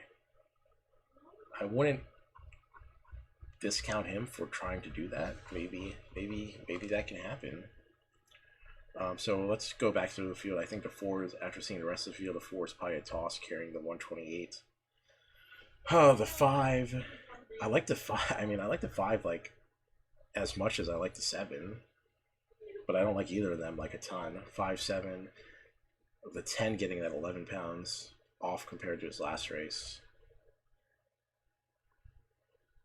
This 11, man. All right. So Rose Hill. We'll take an absolute flyer. We're gonna take a flyer exacta with the 14. 14 with the 5, 10, 11, 12. Only because the 12 likes to get second a whole lot. Now we're gonna play an exacta with the 11. 11 with the 5, 7, 10, 12. An extra exacta 11 with the 5, 7. $2 exacta 11 with the 5, 7. 11 with the 5, 7. Oh man, what are we doing with the 11? I think we're putting a 10 piece right on the 11's nose to win. Let me bet some 20-cent triple chicanery here, because with the 7 just completely out of it. Let's play 11, 14 with the 5, 10, 11, 12, 14 with the 4, 5, 10, 11, 12, 14. Okay. We got some wacky bets in here. Not to forget our crazy 6-4 bet that we had earlier.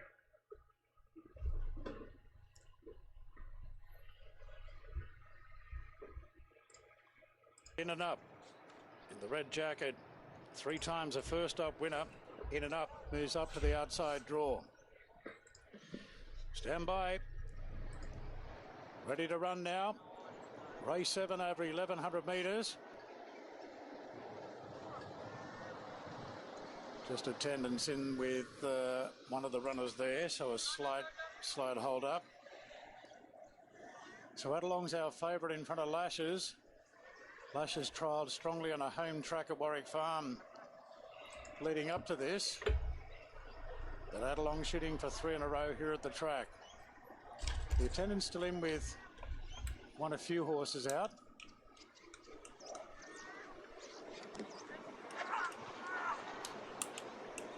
So a slight hold up here.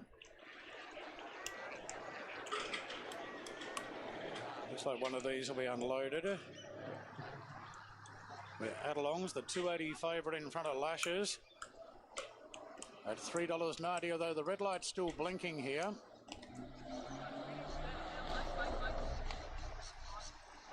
Right, here we go. Gates are back now, and we're off and racing. And Pinch River left well together with the favourite Adelong, and Lashes moves up to third.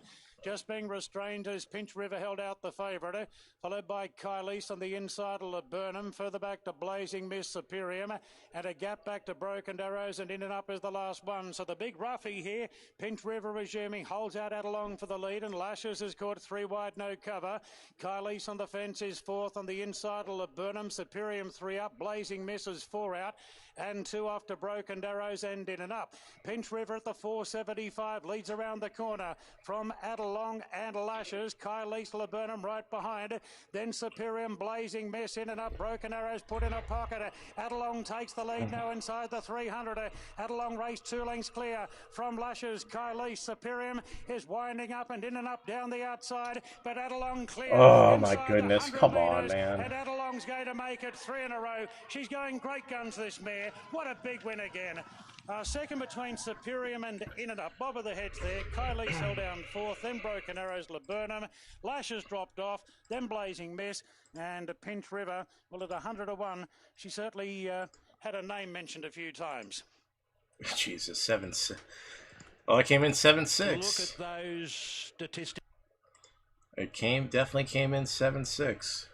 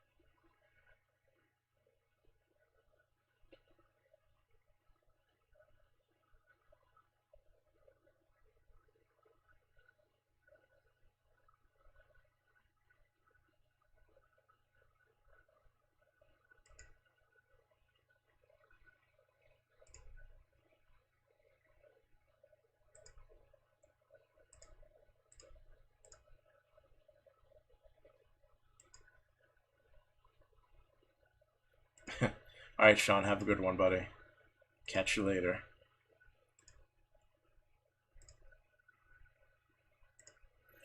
All right, Eagle form. Come on, man. Come on. Come on.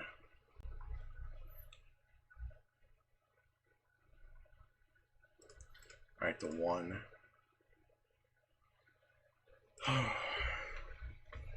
Going mile and an eighth. This is a grade 2. All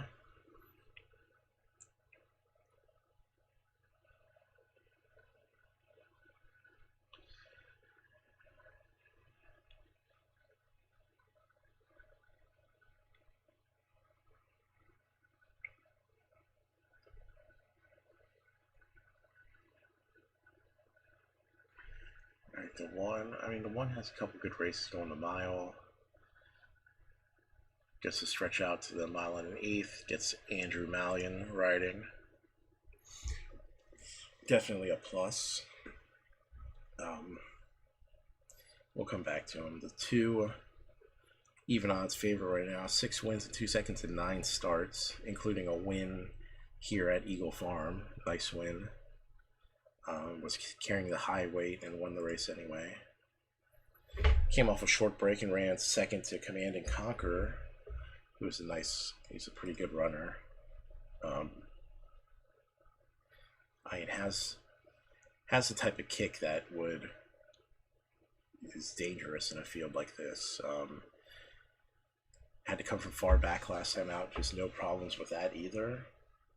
I mean, and there's no weather problem, so the 2, 2 is going to be the one with the target on its back. The 3, not so good on the previous races going this distance. Probably going to have to, tossing the 3. The 4, he's gone, actually, the horse has gone 1.25 miles. It looks pretty good in that one. 1 going this 1.5 mile and an eighth distance. Puts in 2 solid tighteners, running second in both. 4 is probably the key. 4 will probably be the key threat here against the 2. And a 4 is definitely going to be able to maneuver in a much better early position than the 2, that's for sure. The 3. 3 for 3 in the money at Eagle Farm, local trainer. Ran second going the 1.1 miles, coming from far back, and now is in the heavy going. That was at Gold Coast. Ran third out of 6 runners going the mile at Eagle Farm.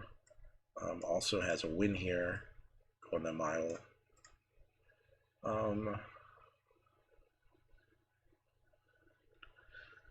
Post is a problem though. This horse really has problems with bad posts. Post 11. Last time the horse was on post 12. Rally to get home for second, but that was on the heavy. The race before that had the 10 posts. Didn't look good. Back here, also had the 10 posts in a maiden race way back when. Just couldn't seem to get over on the group. Maybe an issue. Ooh, the 6.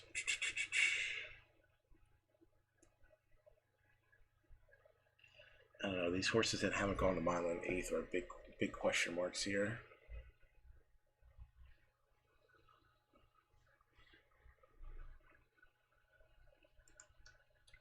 7's a really interesting one. Ran a nice race at Randwick last out. Controlled the pace, ended up second. That was on the soft going.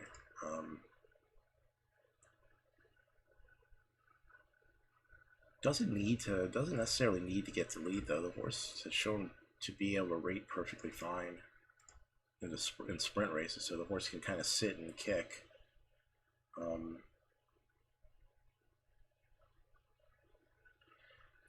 I mean, that kind of versatility will be really helpful in a race like this. Really helpful. Lots of one-dimensional types.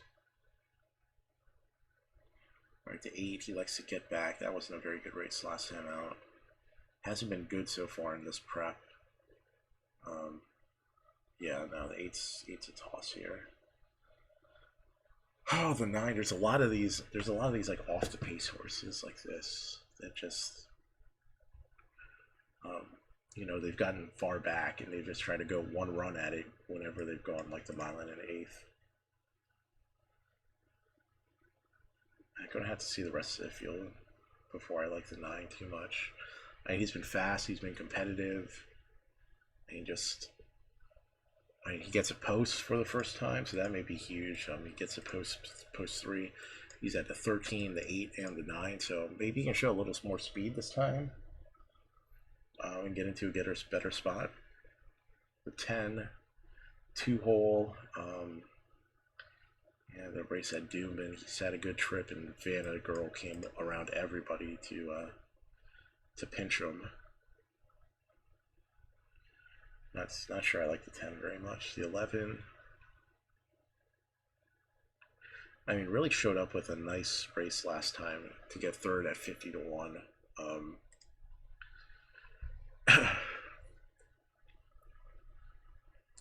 That was with the old crafty Larry Cassidy riding, though. It goes to Stephanie Thornton. I don't think Stephanie Thornton's going to have as better luck as Larry Cassidy did. The 12, the post is really bad, and the horse, he ran second in a 5-horse field last out. Probably not one of the better runners in this race. 13 just broke his maiden, not going to be able to improve enough. The 14 gets too far back and it's just not good enough in a field like this. So who do we like? We like the 9, like the 7.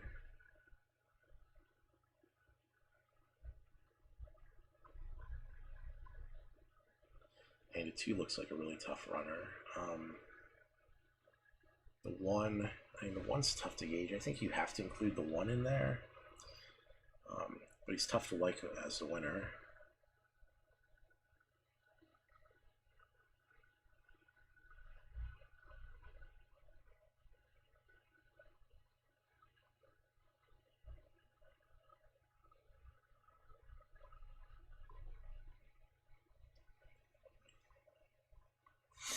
Oh, man.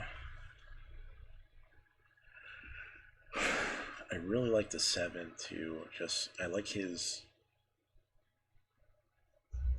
versatility here.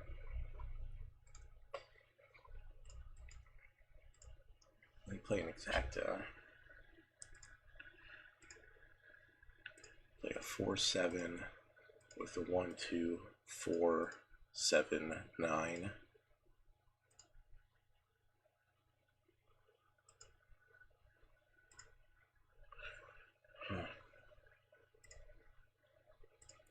Definitely ripe for some sort of triple bet. Alright, so what do we do into triple?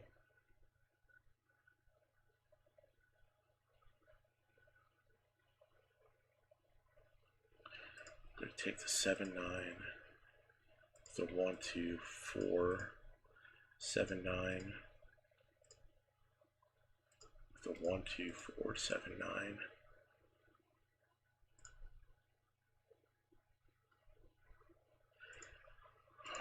Let me play another exacta 7-9 with the 2-7-9.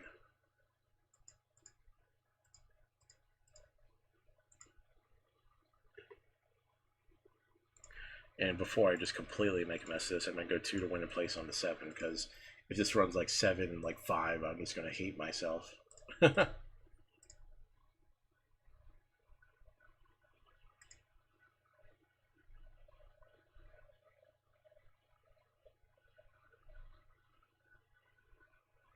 Vanna Girl. So we'll watch Brad Stewart on this favourite in the early part. That's crucial to her chances. Here's Josh. Let's look for Vanna Girl early. Red lights on. Just waiting for Money Magic, giving Ryan Wiggins a bit of a hard time in the gates. They stand better now. They're racing. And Vanna Girl has come out third or fourth last. Brad Stewart is going over towards the inside. I think he's one off already. On Vanna Girl, he is. He's one off the fence already. Gee. So Celestial Falls, and also going forward is El Jude, and right up there as well as Adelaide and Florence. So Adelaide's led El Jude, Florence, and 4 Celestial Falls. A length and a half to Sky Horse, and Shahud's over on the inside. Money Magic 3 wide down the back, and then we've got California the Salto. D-Day Diva over on the inside. There is Miss Penfold. Vanna Girl is fourth last, and third last is Salamade over on the inside of Miss Cavallo, and last of all is Sole Purpose. So Adelaide has got the lead from El Jude, third Florent, and fourth over on the inside Celestial Falls. At stablemate Money Magic is doing it tough. Next one there is Sky Horse, and as Shahud's over on the inside. D-Day Diva's out 3 wide around California Salto. A length and a half to Vanna Girl over on the outside of Miss Penfold, Miss Cavallo. Second last Salamade, and last of all, as they swing down the side of Sole Purpose, Adelaide and El Jude, the first couple. Third Florin. Money Magic has been very wide. It works up 4 wide now. Celestial Falls over on the inside. Sky Horse is creeping into it, and Vanna Girl, she'll be the widest on the point of the home turn, but only probably 3 to 4 lengths off the leader. El Jude has now got the lead. Florent tries down the outside. Money Magic has been wide. Further out to Vanna Girl, Celestial Falls, and Salome. But here's Vanna Girl down the outside. She's ranged up. Celestial Falls tries to go with her. Salome is late down the outside from Florent, but Vanna Girl's a length and a half clear. She's done it again, and Brad Stewart's done it again. Brilliant. Vanna Girl defeats Salome and Celestial Falls. Not sure fourth, Florent or Miss Penfold, followed by Miss Cavallo, Sole Purpose, Sky Horse, and El Jude. Further back, Jesus, man. Money Magic, Shahud, California Salto, D-Day Diva, and Adelaide at the back of the field. What a brilliant filly she is, and Brad Stewart, you are a star.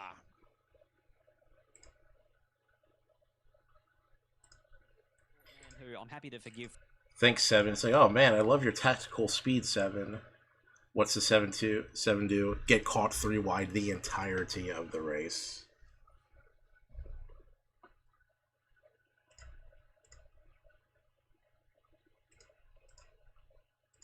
Alright. What are we going to do at Belmont Park here?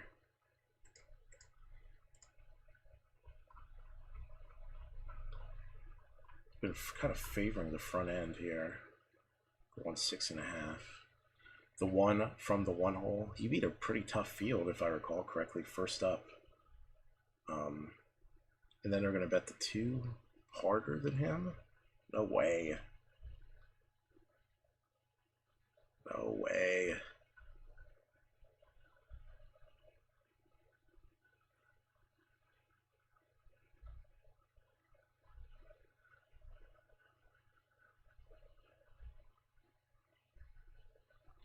And this looks like a 1-3 here.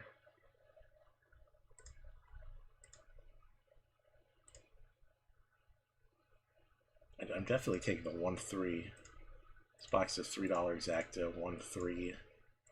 Definitely take the 1-3 instead of the 2 here. Let's play triple also. Triple, 1-3, the 1-3 with the 5.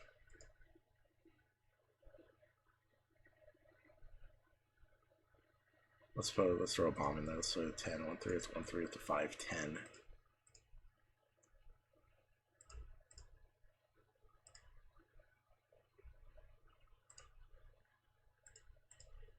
Aberdeen Queen goes up, heads into line, and the signal is now there.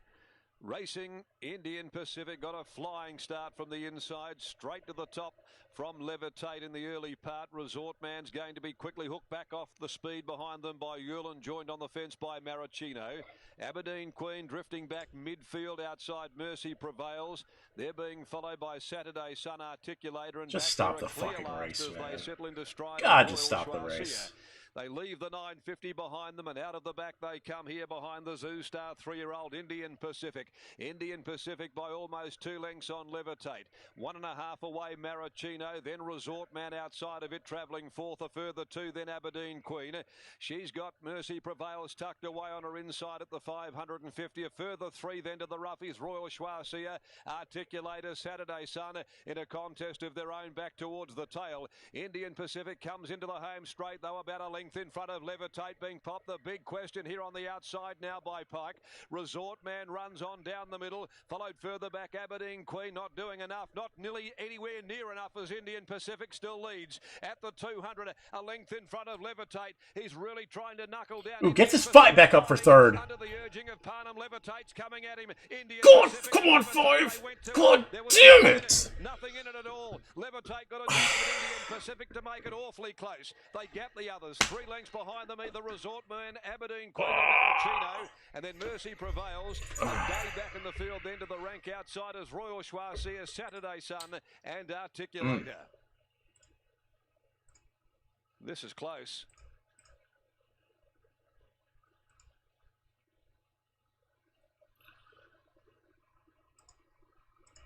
God damn that piggy. That piggy, too, holding on for third.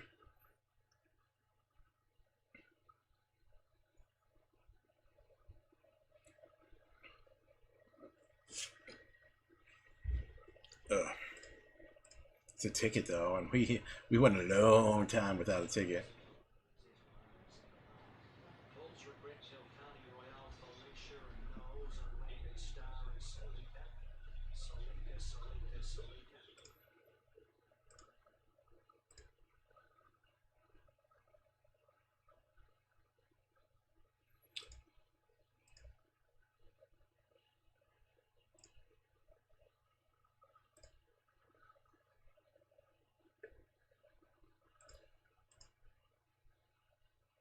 Oh yeah, the try, especially with the 5 and third. 5 would have been excellent. And he was re-rallying on the 2. The 2 got all kinds of goofy in late stretch. By the way, good to see you. Good to see you online, Kevin. All right, Mooney Valley. Let's get in here. The last 2 races, it's been kind of front end dominated, and the leader's basically just been worn down and nailed in the lane. So let's see what we got here.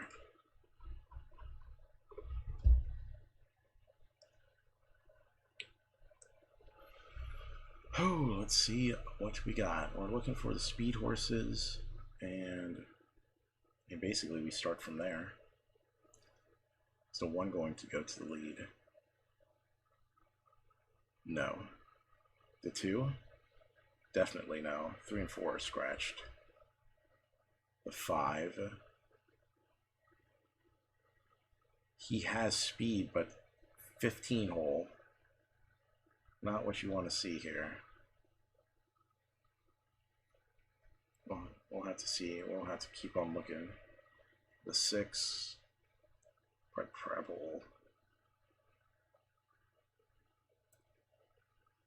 Has speed. Has the 4 post. Looked pretty bad in the heavy going last time out. We'll have to keep on looking through. That race last out was really bad. It's gonna have to. What's 3-1? Yeah. Interesting. Okay, the 7. Difficult post. Not enough speed. Craig Williams couldn't win with this horse or get horse in the money. Good luck, Ben Thompson. The 8. Not enough speed to get involved in here. Just gets too far back. The 9. 1 hole. Has some speed. Questions about just class, really. You know, I'm not too big on 7% trainers, you know, coming up to Mooney Valley and trying to show their stuff. I mean, the horse has all of 2 in the monies, you know, in Sydney, so question marks for sure. Maybe he's the one who just gets nailed in the lane. 10, some speed for sure. I don't know, a lot of question marks on the 10. Didn't look very good in the latest run, facing a tough field. The 11, Craigie Williams, pretty mediocre race last out, and coming out of the same race as the 10. It has speed for sure. Does he go for the attack here? Does he go for the attack on the going to 6 furlong distance? The 12. Dwyer and Cartwright just teamed up on that 2 who ran second last race. This horse probably is going to find the lead nearly as easily. 13 scratch. The 14. 2 post. Looks good on the synthetic, but doesn't look good on the regular turf. 15. Interesting, coming up from the, I guess this is Southern Australia. I'm going to need to see a run first before I can endorse him. And the 16 is just going to get too far back. Okay.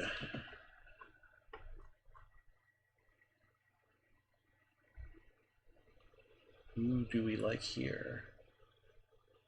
And who's going to take that corner? I mean, the 6 has a win here at Mooney Valley. I mean, can we just discard that terrible race on the heavy last out? The 9, the 9's just so. I'm just not a fan. I'm just not a fan of this 9.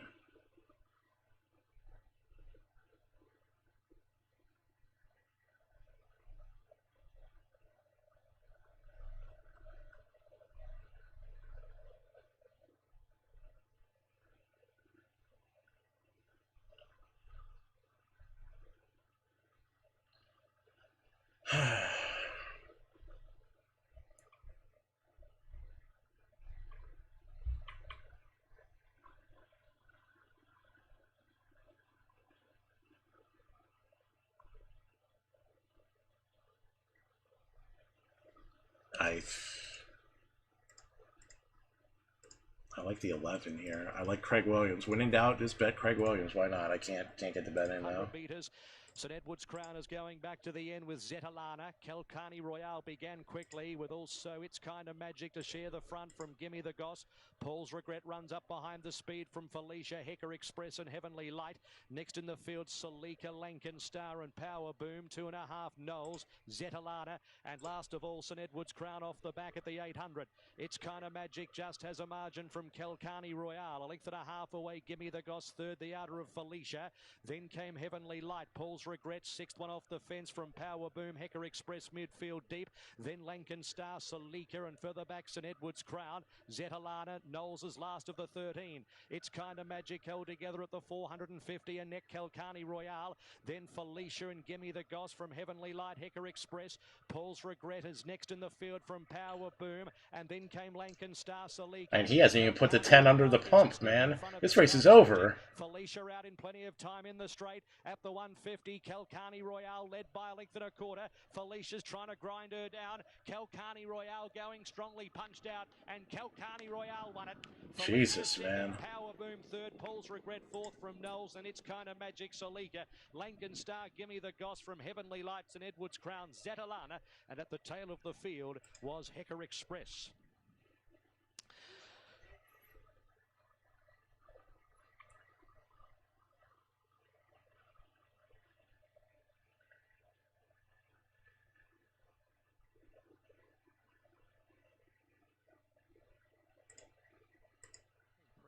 led by the Widdop family, but nonetheless, it was great to hear applause back on a racetrack. We've got 2 to go. Race 8 here, coming up in 12 minutes, 1300. Iron Jack Handicap, mounting out, brought to you by Harvey Norman.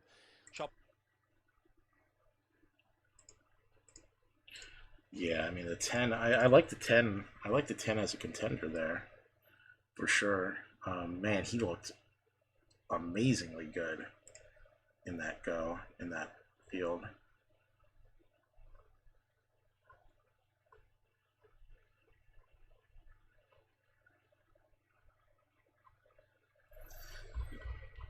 Looked amazingly good in that bunch.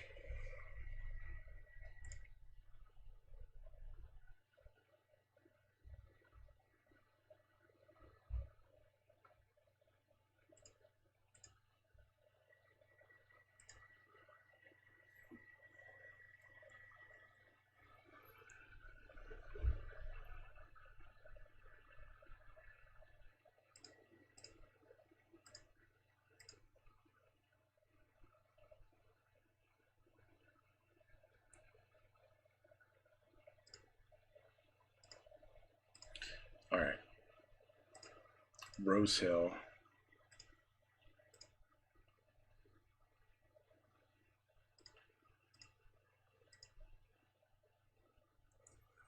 Track is still super heavy out there.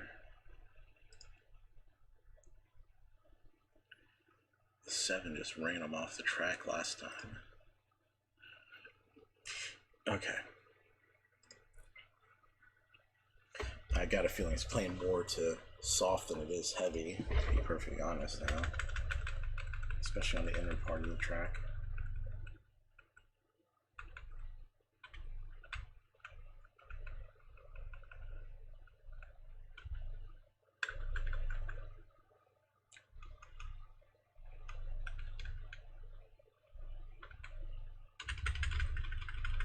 Maybe not. We'll see.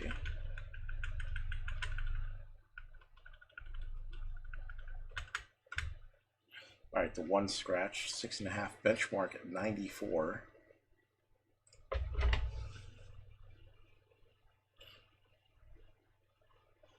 All right, the 2.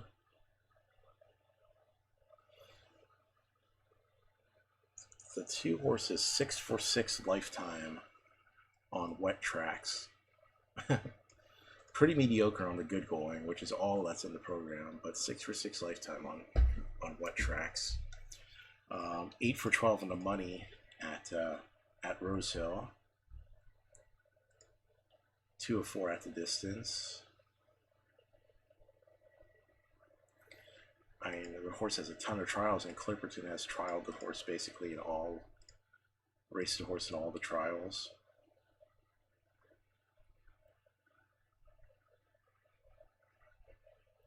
Gets to 3 posts. I mean, should be able to settle early.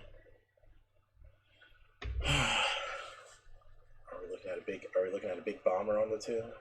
We're looking at a big old bomber price.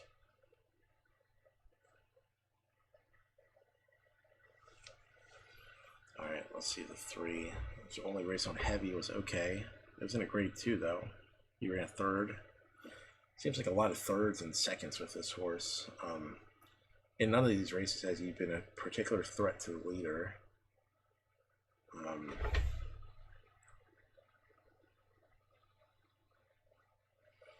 Not out of it though, for sure. Not out of it. The 4. Alright, gets a tough post. Okay at this distance.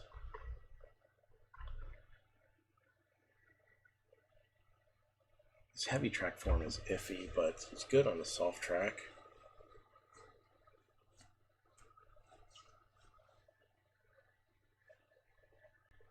We'll come back to him also. The 5, and this race is just full of like wet track specialists.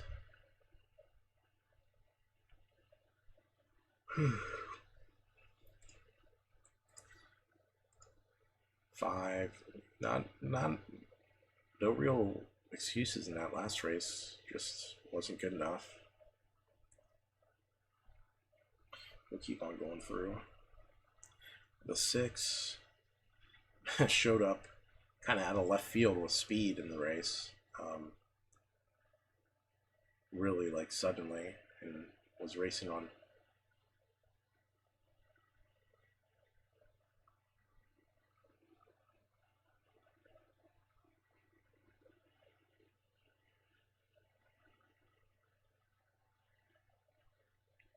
very interesting. So last race he over raced, and James McDonald just said like, yeah, just let him go, and the horse damn near pinched him off anyway. Had a big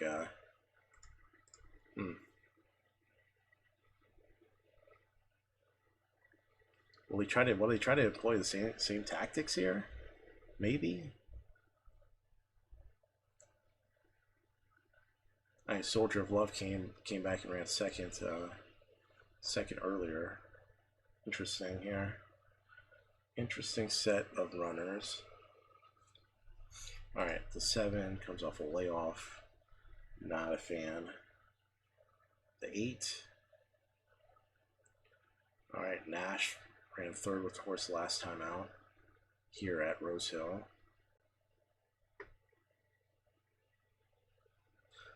A lot of in the money runs, but not. He has five wins.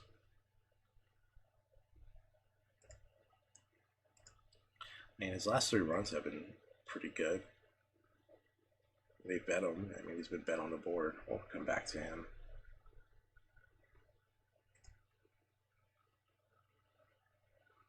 All right, Nicky B says he loves the 9 at Rose Hill this race.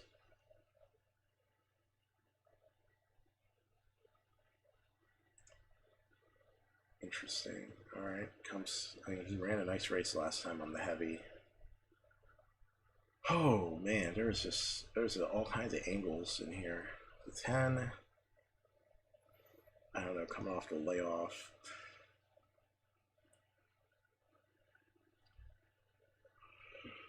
I'm gonna scan the race first. Let's just scan the race here. 13, 14.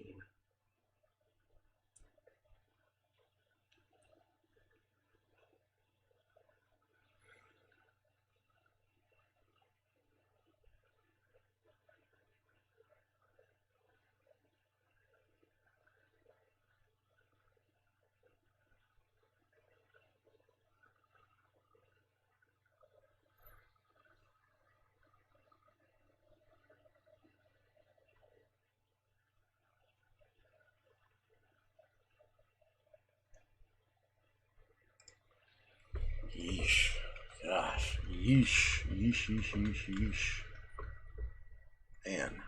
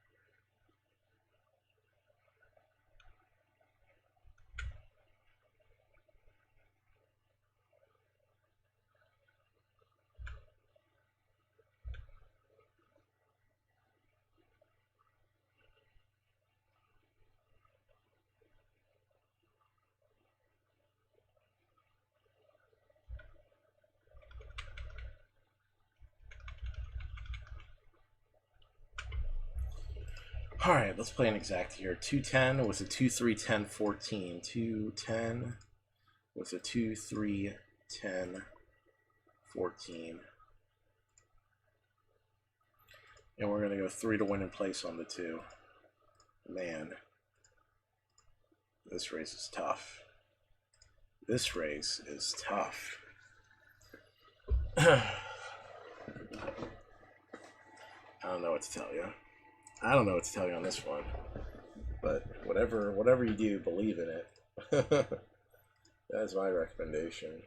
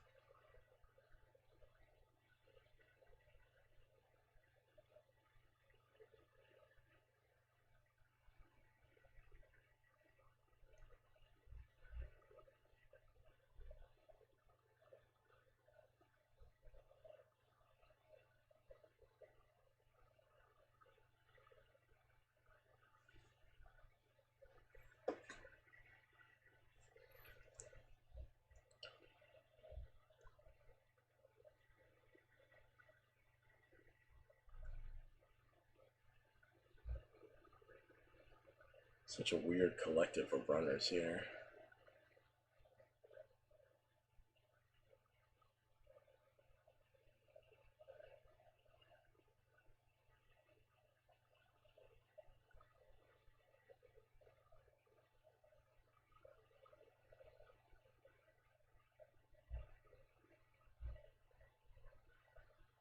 Yeah, I mean, you can go with like anything in this race, basically. This is a wide open race. There's any number of ways you could go here, and be interesting to see if he can pace himself, Murillo, because there is confidence about him. It's like a target race, the 1300 fourth up, because he's a big stallion, and whether Tory Joy wants to be aggressive at this distance, I don't know. Outrageous just plonked himself there, and Special Missile could be part of that on-speed battle as well, although he's more so when he gets to the 1500 metre mark. So, interesting little race about to unfold here. Well, let's get up to Darren Flindell for race 8, the Iron Jack Handicap. Short delay coming up. Have a delay. Short delay. Losing a shoe there behind the starting gates. Good night, sweetheart. So, well, as you cross, Marto, we've just been told there will be a short delay here. Trumbull lost a shoe there behind the gates, so Trumbull will be reshot here. This very troublesome horse out of the gates, very talented, but he making a real habit this preparation of missing the starts. And now he'll be subject of some replating here behind the gates for what's a very open betting race. Fucking move, again here at Rosehill Gardens. And thank you, Darren. Let's look at the market here as we await the farrier to put the new shoe on Trumbull. Hope it's got a spring on it, if you're on it, to get him out of the barriers, Trumbull. But $5.50 the field here.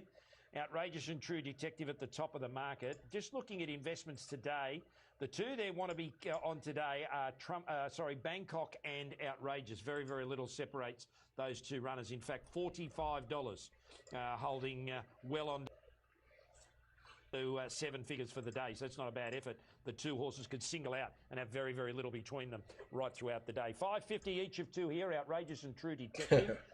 Favourites over Trumbull's at $6.50, Bangkok at $7.50, Shawnee at $9. Tory Joy's the other runner in single figures at $9.50. Noble Boy gets back out to $11. That's his peak of the day. Remember, he's the pick of the yard from Lizzie. Then we go to Murillo, who got into as short as 11 from 16, back to 13, then back into 12. Got unders at 31, he got to 34. Special Missile 34, that's his peak. Top Striker 34, his peak's been 41. And Smart Edge and Tester Shadow.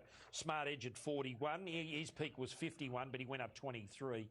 And Tester Shadow was 51, got to as much as 81.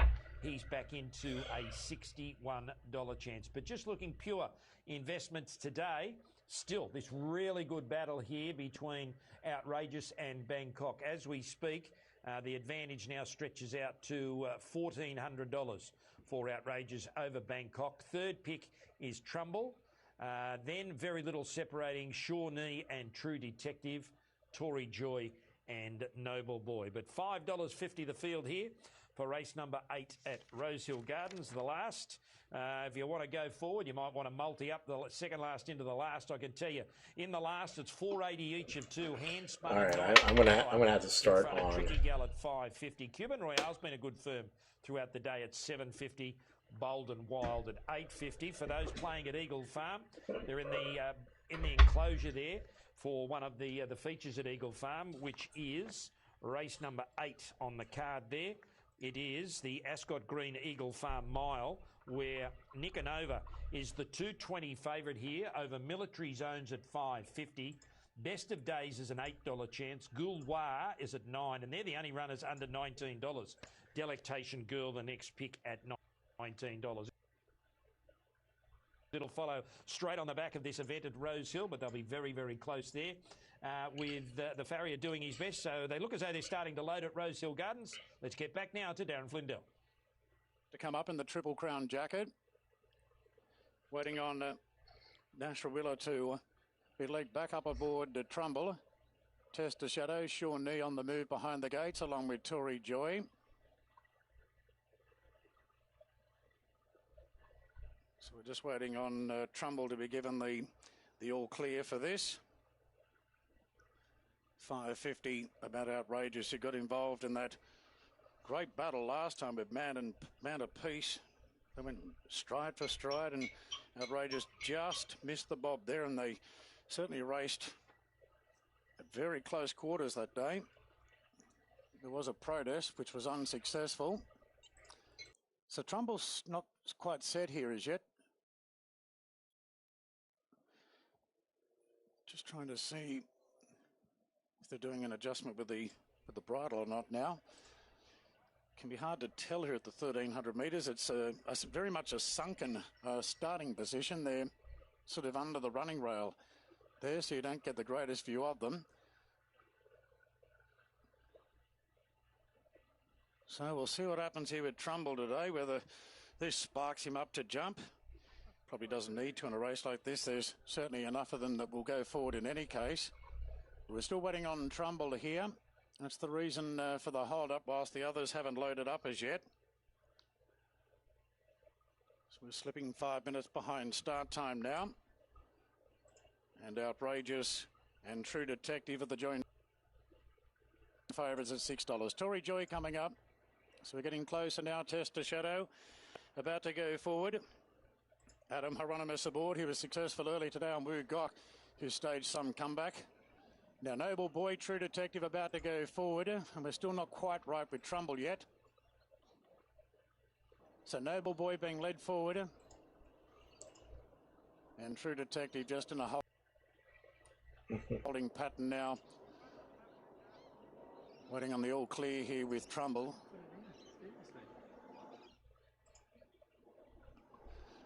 He's rearing up in the air as well.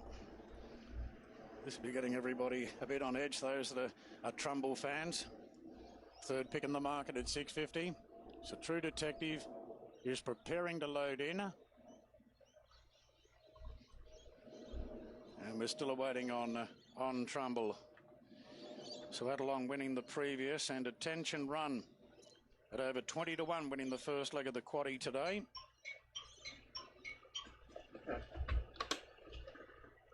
Now Trumbull's still not. Looks like they're trying to do some work here with the bridle.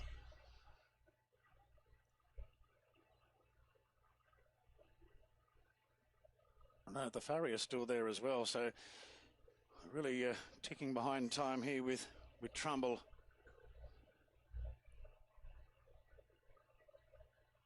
So he's still not right. All the others are in the gates. And the majority of them have been in there for quite some time now.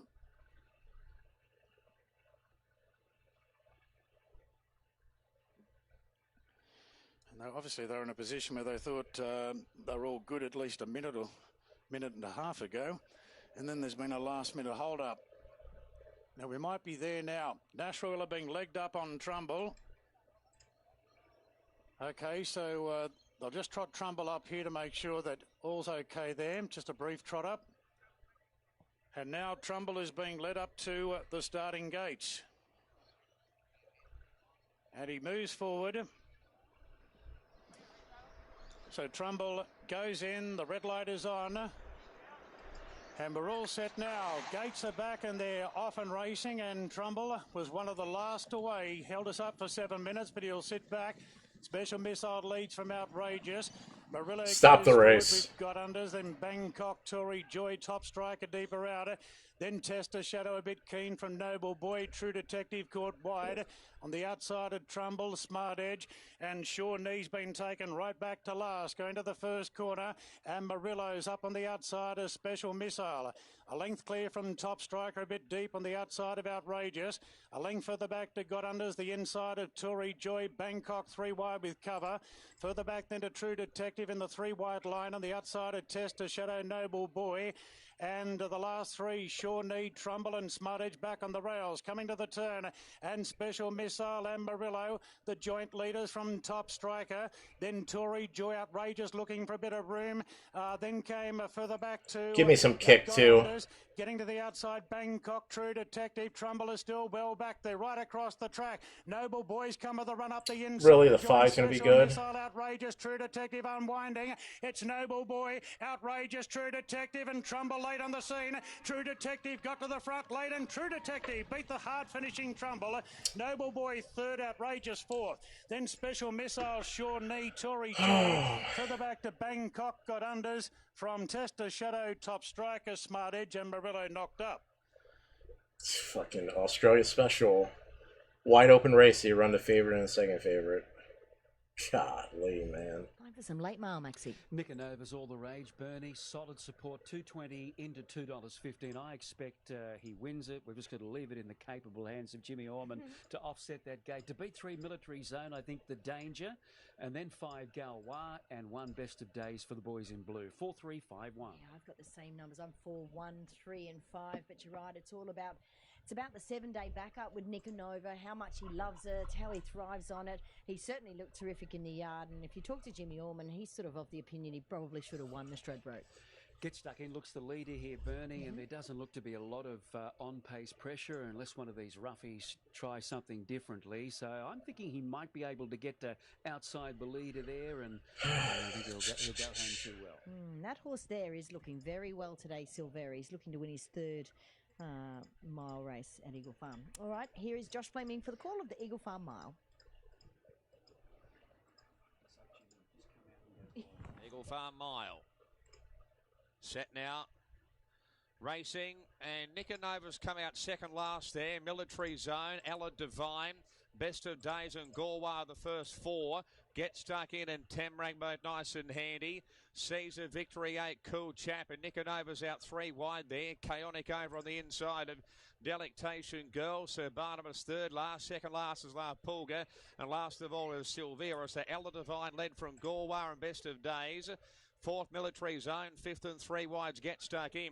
Temrak's over on the inside. Niconova 3 wide going forward. I reckon he's got some cover though. Victory 8's over on the inside. Next over on the outside, Cool Chap, and just in behind those Caesar, Delectation Girl. A length and a half to Sir Barnabas, and Chaotic with Silvera second last, and La Pulgra's now last of all. So Galway's got the lead and kicked away 2.5 lengths ahead of Ella Divine. Third is Get Stuck in, 4th is Best of Days. Military Zone 5th over on the outside of Tamarack. Niconova's next the outside. He's 7 to 8 lengths off the leader. Come on, man. Victory 8 and Cool Chap, Sir Barnabas and Delectation Girl, and Caesar's over on the inside. Heads are turned for home. Galway by 3 lengths from Ella Divine. Over on the inside there is Best of Days. Military Zone down the outside. Get Stuck in the next one. Niconova's still got 6 lengths to make up. Galway about 3 lengths in front from Military Zone. Making ground, Best of Days over on the inside. Niconova down the outside. Galway, Best of Days the inside. Lifting late, Military Zone and Niconova. Galway's in front. Niconova flashing. I think it just missed, but it's a photo. Galway, Niconova, Best of Days, Military Zone. Photos all round. Silvera's out wider. La Pulga, Chaotic, followed by Tamarack, and then we have Get Stuck in, Delectation Girl, further back on the field.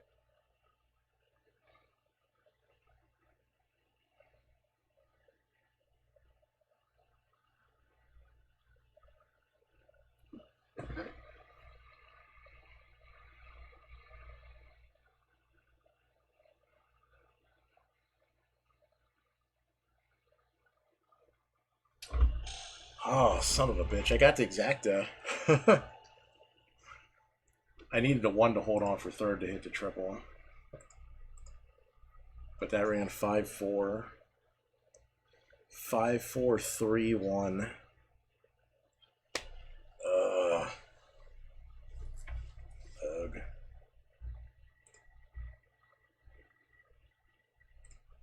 No, I think this 3 snuck into third there. 3 was like mishmash between everyone. 5-4-1 would have been nice. But I think the 5 snuck in and got me. Yeah.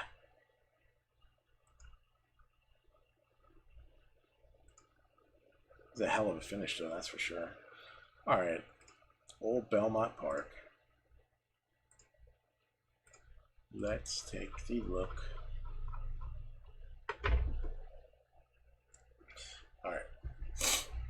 Soft. He ran like the front runners. The front end's been pretty good. Let's see who's got the speed here. Keep it simple, not the 1. 2's got a little. 2's got a little bit of speed, but not sure he has enough speed. Okay, here's the speed of the race. Still 3. God, 11 hole's gonna be tough though. 11 hole will be tough. 4's got some speed. 4's also 5 for 7 on the soft track, so throw out this single bad off-track race, and the 4 is like just a soft-track miracle worker. 5 scratch. The 6 has got speed, but that was at distances, not going to be nearly as good in the sprint. The 7, he's got speed too. A lot of these jokers have speed. Quite a bit of these jokers have speed here.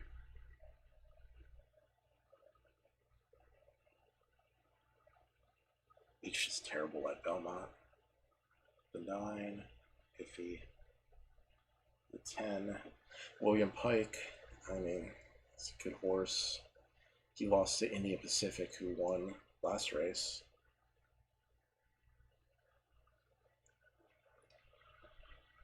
No. 12, no. 13, very much no. Alright, to 10.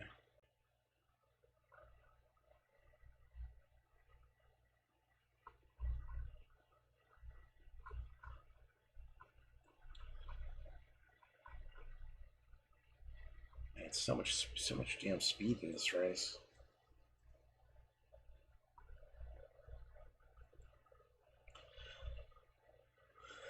I mean, do they become sitting ducks and then the 10 nails them?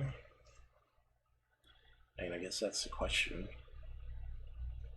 Can the 10 nail them if they're just sitting ducks out there?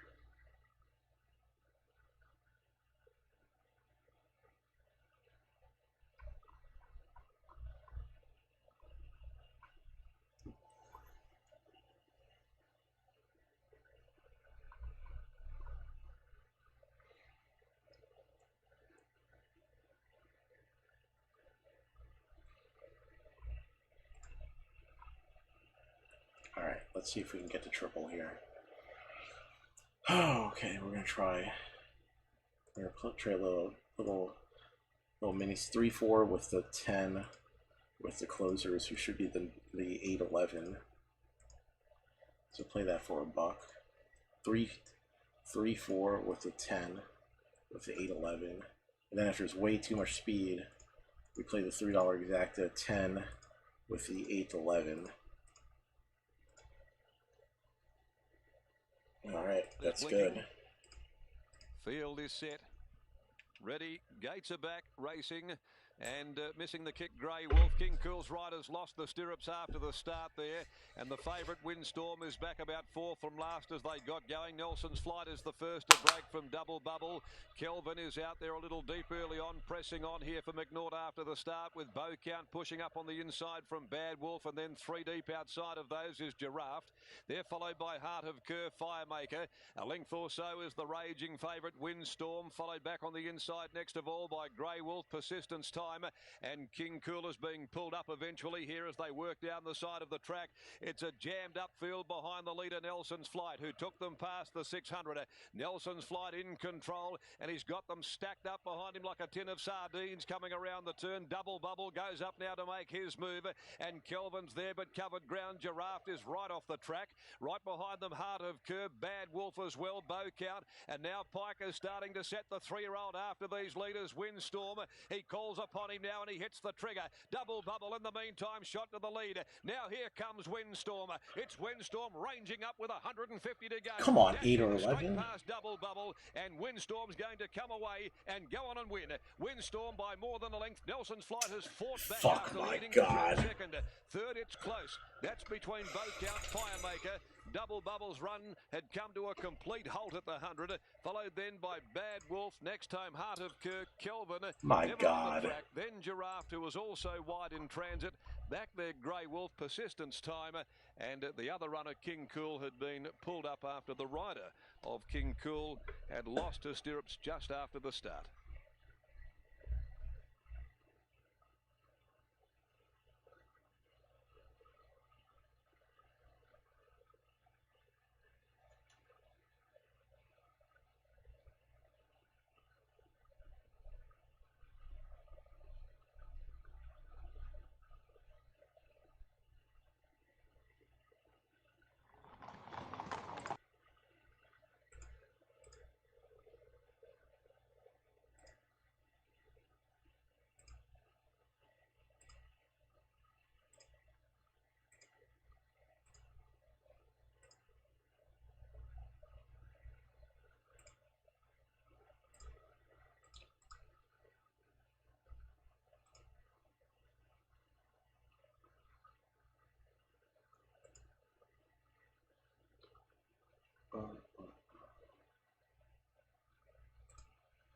Okay.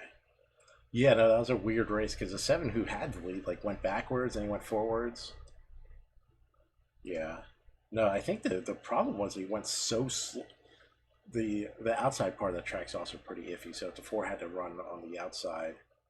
But yeah, the rest of the field was really weird.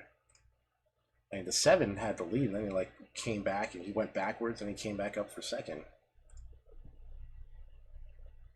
Really kind of an awkward finish underneath behind this 10.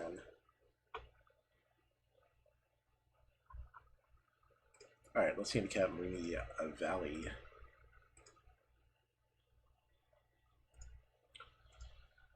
Okay, here we go.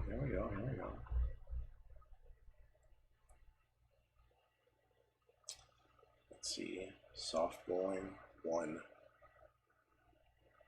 Running this mile. Gonna be trying to overcome an awkward draw. This is a good horse. He has to carry a ton of weight though, and overcome this awkward draw in the awkward draw in this field. The race has been mainly up front so far tonight at Mooney Valley. So let's see if we can figure out who the pace controllers are going to be.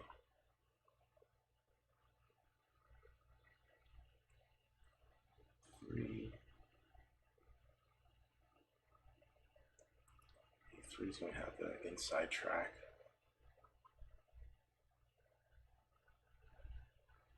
4, yeah, the 4's got the speed. 4's got the speed to compete with this field. That's the second place finish here at Mooney Valley back here.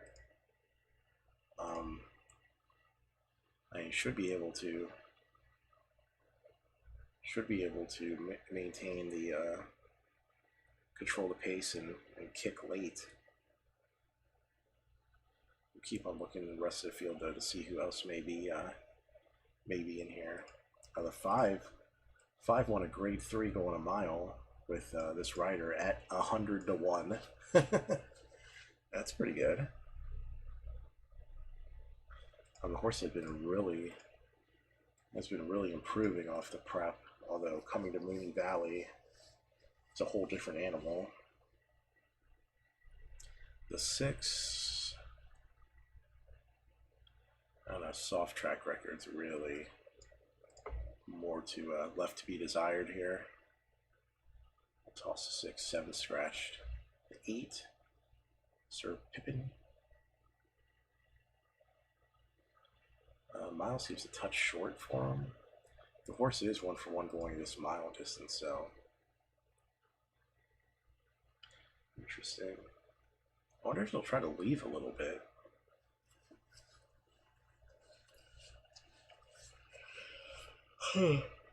It's hard to really back the 9 here. Didn't show any speed last start. Has never really shown any speed.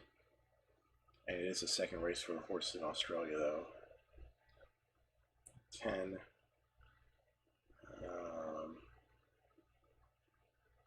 Kind of an awkward post. Can't really come over on the field either. 11. No, not the 11.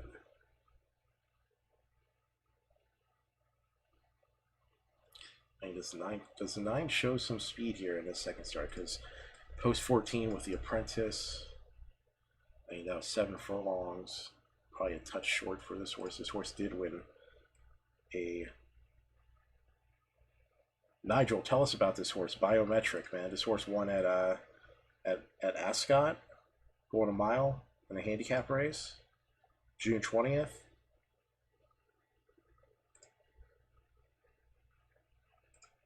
I think you know what? I'm taking Craigie Williams.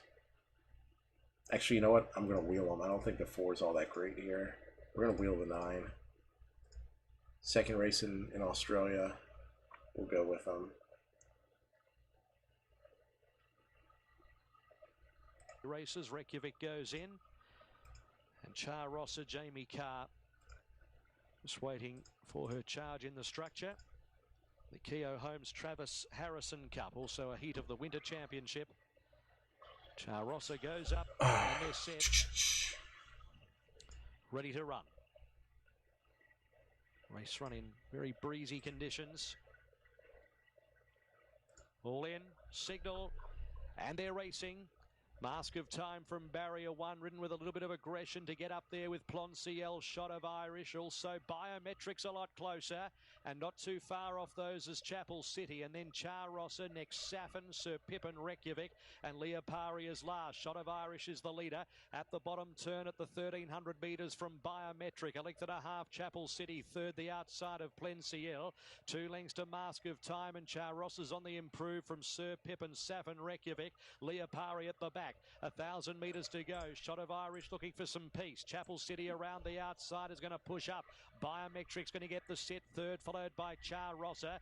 Then Plonciel, Mask of Time, Reykjavik is deep. And then Sir Pippin, Safin, Leopari at the back of the field. To the run off the back section. 800 to go. Come on, Craigie Williams. Let's get the 9 going. We got the gun run here. Char Rosser, a length Plonciel, Mask of Time from Reykjavik. Sir Pippin, Safin second last. Leopari is last of all. 600 metres to go. Shot of Irish led by a half length. Chapel City, a length and a quarter. Biometric just niggled at now as the leader tried to quicken away from them. Plonciel the inside from Char Rosser. Leopari from the back tries to run on. Then Mask of Time, Reykjavik, Sir Pippin and Safin. Shot of Irish up towards the fucking corner. 9's garbage. 250 4's ton of bricks here. Plonciel, Chapel City. They were followed by Reykjavik looking to run on, but Shot of Irish in front. 100 to go. Plonciel a very good second. Up horses trying to pick it up. It's on the inside. Shot of Irish. Plonciel slowly but surely they hit it. Close. Shot of Irish or Plonciel very close. A gap. Mask of Time for third with Sir Pippin, Reykjavik. Then came Chapel City, Char Rosser, Leopari, Biometric and Safin. Photo. This is desperately close. Desperately close. Shot of Irish and Plonciel This is very, very close. 1:39.04 the race time. Plenciel, who's won 3 from 6, second up, has driven at Shot of Irish. Gee, this is close. It's between Plenciel, Billy Egan, who's just riding so many winners at the moment, or Shot of Irish, Michael Walker. If there is a margin, if there's going to be a margin, it's going to be so slender. We stand by. 1:39.04 the time. Well, Shot of Irish just softened up a little by Cherry City, who made that mid-race move. Has given Plenciel plenty of time in the straight to wear down Shot of Irish, and it's turned out to be a terrific finish to the Keogh Holmes Travis Harrison Cup at 1,600 metres. Shot of Irish at $2.70 on the tote. Plenciel at $7.80, and we still don't have a number. Mask of Time is in a photo for third with also Sir Pippin and Reykjavik, but the judge is too busy sorting out first and second at the moment. Judge Paul Egan is the best in the business. He usually whips up the numbers, and he is having a really good look at this one between Shot of Irish and Plenciel in our feature race today. Shot of Irish leading them up. Plenciel had the set perch right behind Shot of Irish, and still no number. Oh, So my this goodness. is very, very close indeed. It's a dead heat. It is a dead heat. It's a dead heat. A dead heat to the Travis Harrison Cup between Plenciel and Shot of Irish. Judge Paul Egan has posted a dead heat between Plenciel and Shot of Irish. It is a dead heat to our feature race today. 1:39.04 the time. What a terrific finish to the race. And Mask of Time prominent for third, but it is a dead heat. Mask of Time will get the third. True sweet, better than taking a loss on it for sure. Terrific race here. Better than Shot that. of Irish with 50 metres to go. Still would have had 3/4 up on Plenciel, who's really lifted late and made it a cracking finale. So a dead heat here to the feature race here. Johnny Henry, 2 and 4 dead heating, and it was Mask of Time third, number 3.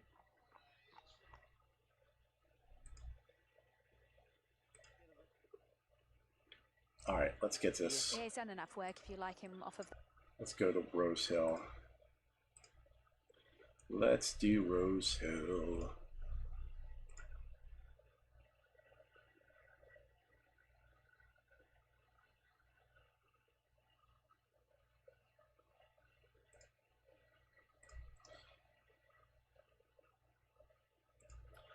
Oh my goodness, he ran at 14 in that last race. Ugh.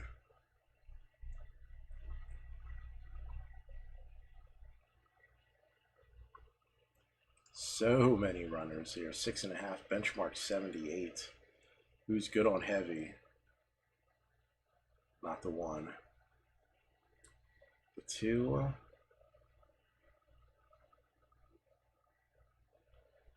No, last time he was first up, he ran terrible. So the 2, we can toss him. The 3 is a scratch. The 4, 2 for 2 on the heavy, including resuming here with the win. Other time he resumed, also he ran second. Gets old Glenn Boss, horses 5 wins in 9 starts. The only problem is he's 0 for at Rose Hill because of this race. A race where he lost to the 1. He was 1 for 1 at Rose Hill. But the 1 doesn't look particularly good on heavy, so interesting. The 5 looks like he's probably using this for a prep to go a distance. Probably a little too short for the 5. The 6, I mean, had a good heavy track record, and then that last race just looked terrible.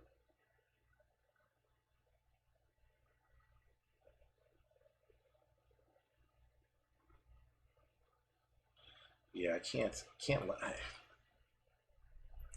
I mean, if the 6 could run back to his form back here, but it doesn't make much sense because they go blinkers first time in this race here on May 16th. You know, the horse was doing fine before, like, you know, there must be some kind of issue with him. and then they come back in that race last time on a track condition the horse liked on the heavy, and he did nothing. So it's hard to like the 6. I mean, they just don't seem to know what the issue is.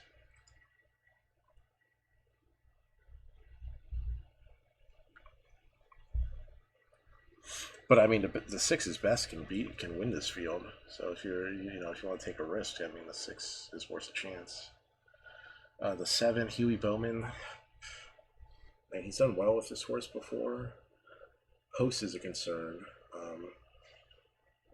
When Huey Bowman had a bad post with his horse 9th in the 9-horse field, he only ran 5th, so he got too far back.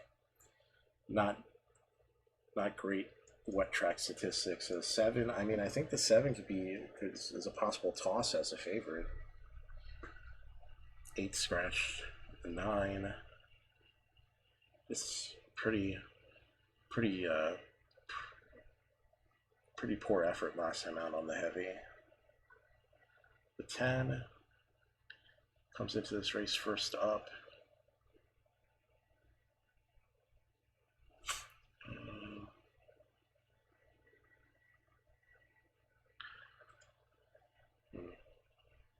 Ten's an outside chance here. 10 is an outside chance.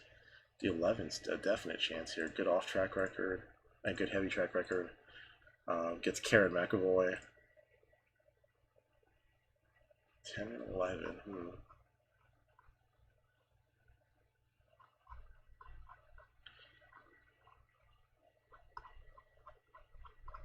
What's the 12 look like here? Poor race on the heavy last time. A couple starts before that looked okay in the heavy, but interesting. 13 scratched to 14.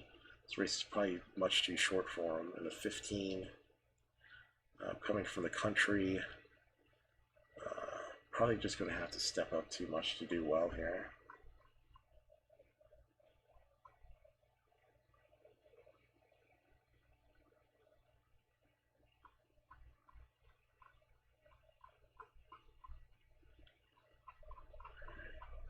Going to play an exacta here.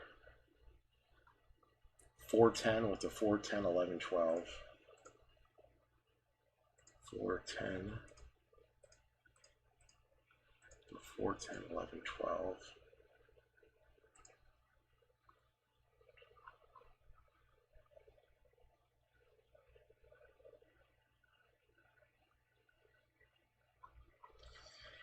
The 10 may be able to spring one on this field.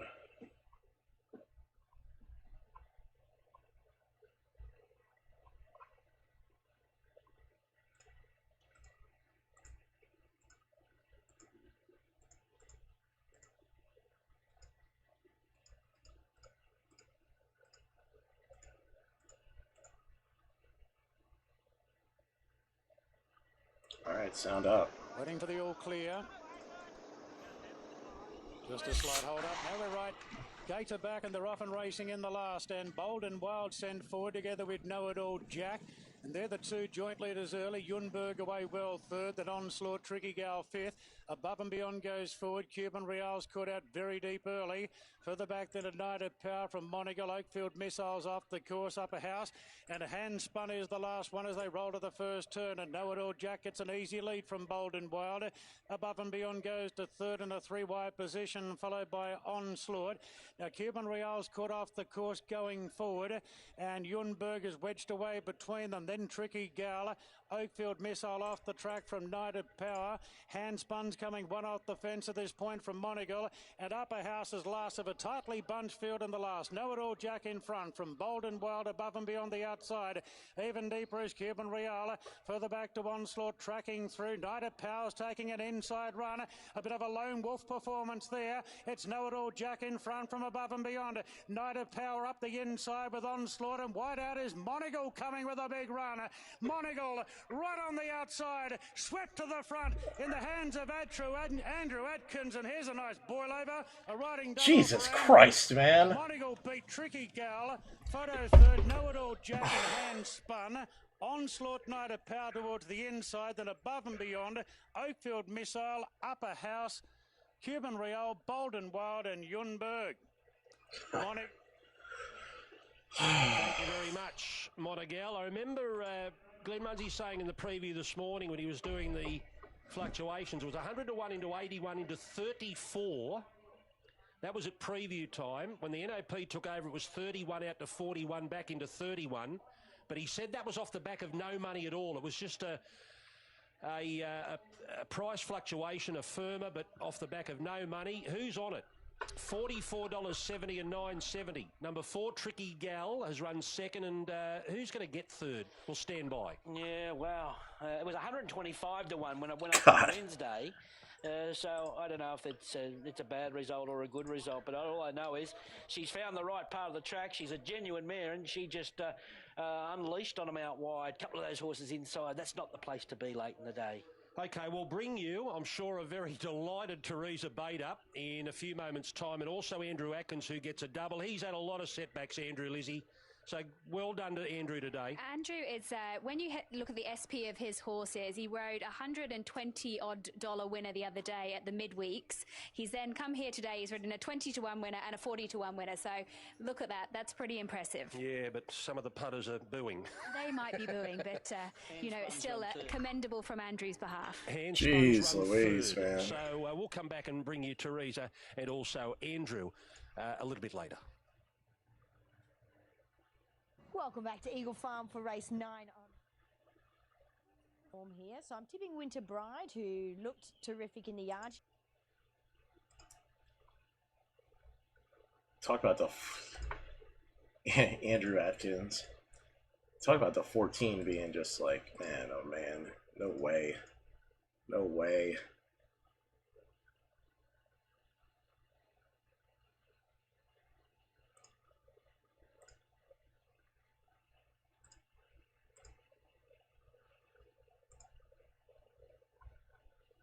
All right, let's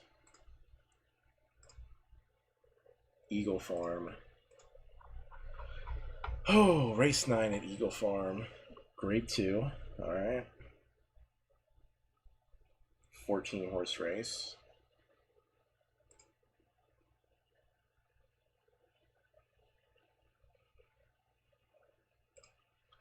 All right, 7 furlongs. Eagle Farm. Let's go to the 1.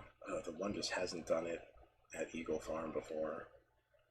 It's racing in heady company. Tried to go to the lead, just faded. Tried to go from the back, just faded.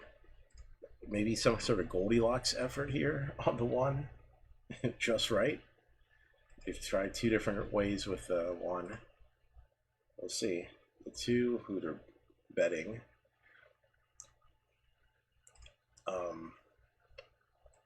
This is a pretty bad record at the track.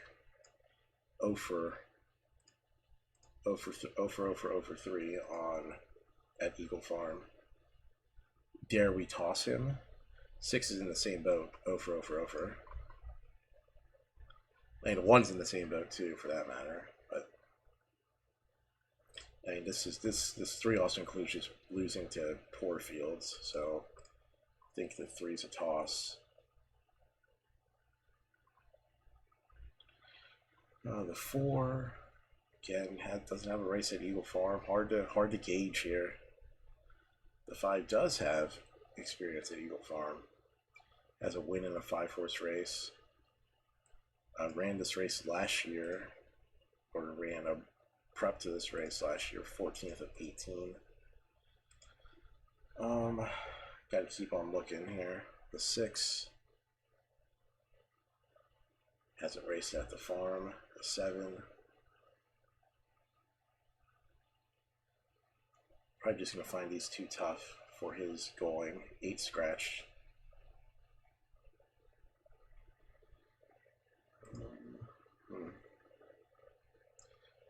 Definitely going to be trying to conduct the race for sure.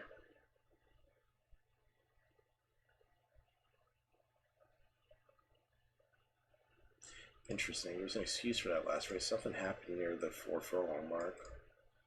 So if you throw that out, the horse ran 3rd, just beaten the length at 60 to 1 by the 2. He was by the 2 horse in this race. So 9, 23 to 1. 10, local trainer. Of course, has a good record here at Eagle Farm, but has never been successful against a group like this before. Probably a toss. 11. No, he's going to find these two difficult too. The 12. Probably not. The 13 scratch the 14. The 14's taking some betting. I'm not sure why, but he's taking some betting. The 15. Probably the best chance from the Golden Barn. I think the 15 may be an underneath chance. And the 16, no. So 15. 9.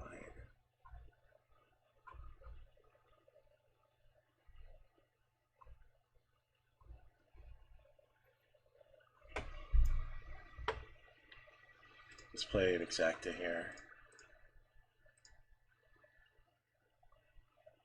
We're play exacta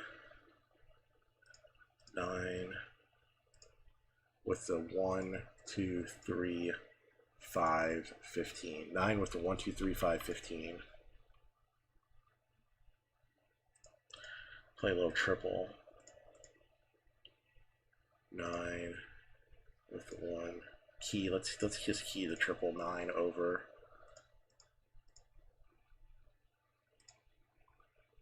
Make that 40 cents.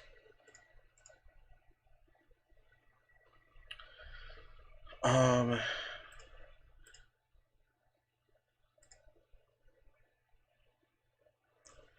right, guys, I'm taking the 9 here as a super big flyer here. Ryan Wiggins last race going 6 in the at Doomben in the Open, had the lead. Something happened at the 4 furlong pole and faded back. Only lost by 4 lengths, so it wasn't a bad fade. The race before that at Rosehill going 7 furlongs took the lead in a field of 16 from the 11 hole and ran a bang up third. I mean, the goal is for the 9 to get the lead and run off with it, and just maintain and run off with it. That's our hope here. Here we go.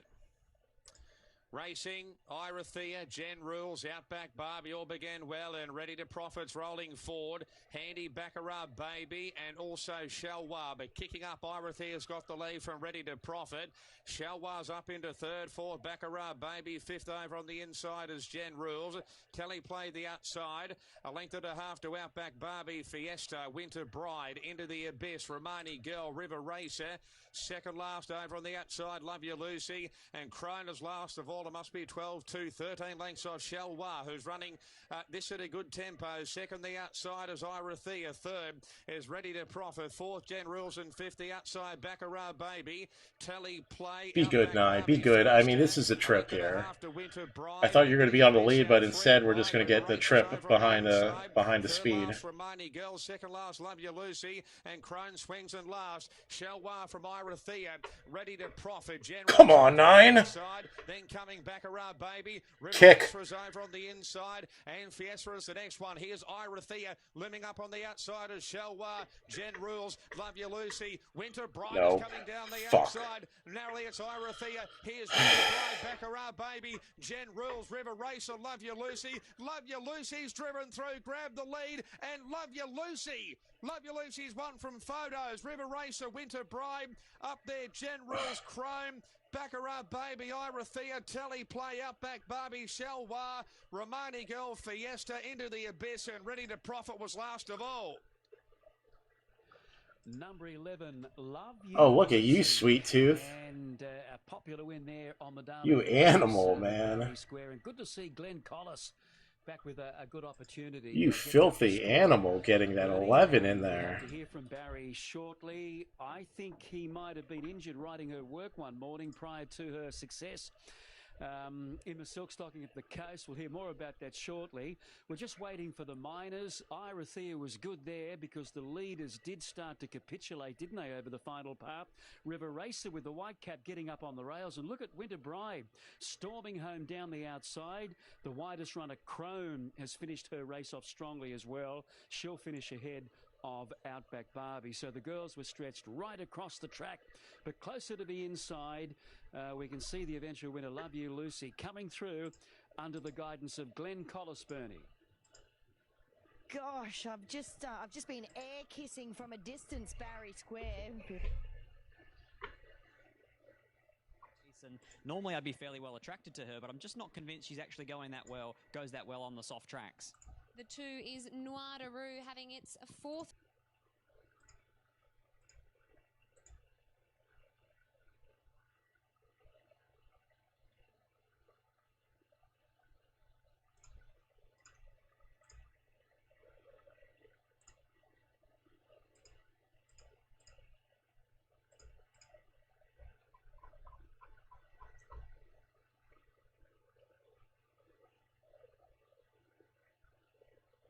Alright, let's go. Let's do this at Belmont here. Let's do this at Belmont. Mile and quarter. Benchmark 71. Alright.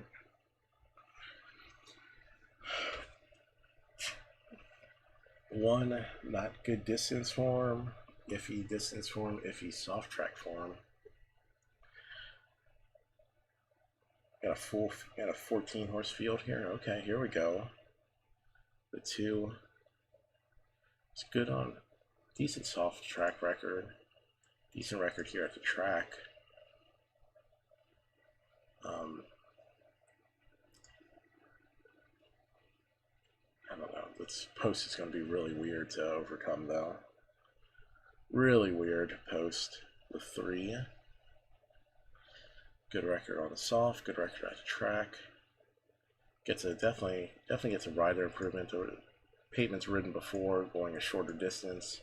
Horse seems to have been excelling going as the races have gotten farther. And I mean, a big key here is like this horse has run second, third, and second in a 14, 16, and 16 horse field. So huge fields haven't been an issue with the 3. 4, similar boat with the 4. I mean, they've basically the 3 and 4 are coming out of the same collection of races. Maybe we'll come back to both of them. The ones who are the favorites right now. The 5 looked pretty poor on the soft going. Looked pretty poor previous race on the soft going.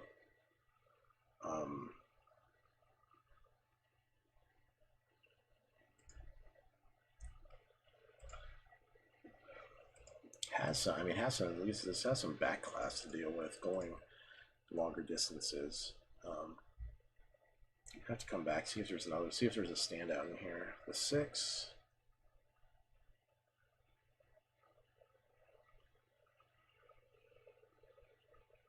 Has a really good record on soft. Has a win at this distance. Okay. I mean, I don't know.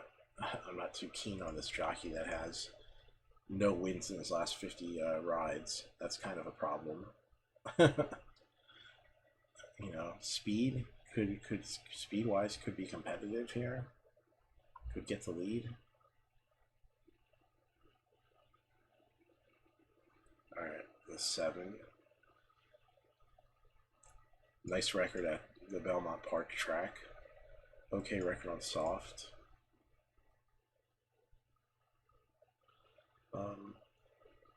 Hasn't gone this distance in a while, but there's no reason to believe the horse can't go this distance or shouldn't be good on it. I mean, way back in 2017, the horse won 1 mile and 3/8 with a winning effort. Was less than a length behind last race. I mean,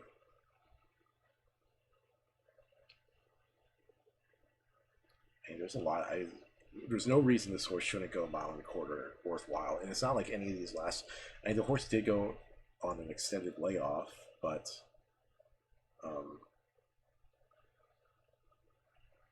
it could be worth a go here. I mean, certainly not a toss. The 8.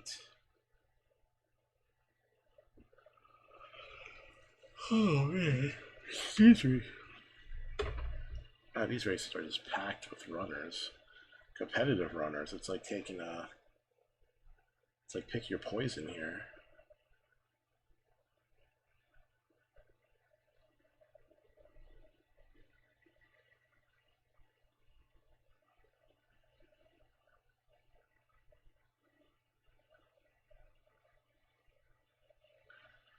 I mean, the 12 gets to carry no weight. He's been carrying 131 so many times. Now he gets to go with 121. I mean, it has to be a thought in here. Plus, has a good record on soft. I mean, there's all kinds of there's chances galore, is what they say. Chances galore.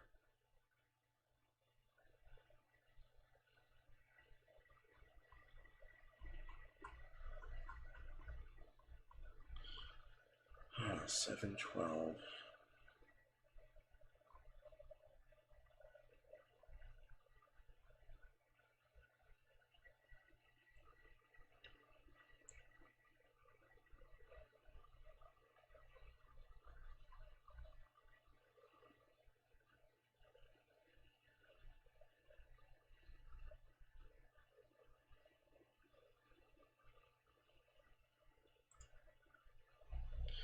All right, going to play an exacta. Going to take some straight flyers here that seem to have a chance. 7-12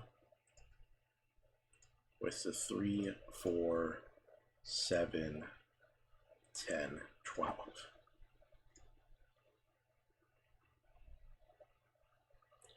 The 7 has the least amount of money in the place pool on them.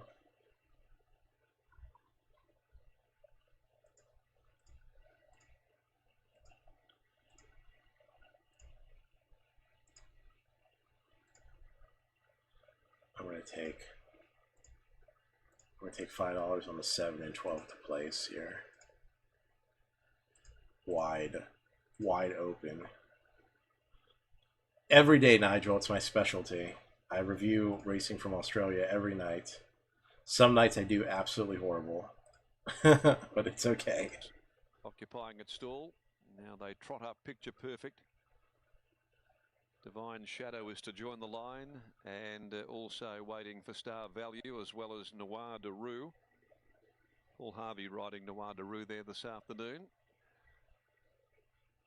Dan Huddy with us as well. Thanks, Dan, as the remaining 2 or 3 runners prepare to link in. Mike Vickers checks his watch, climbs to the top level of the starter's ladder.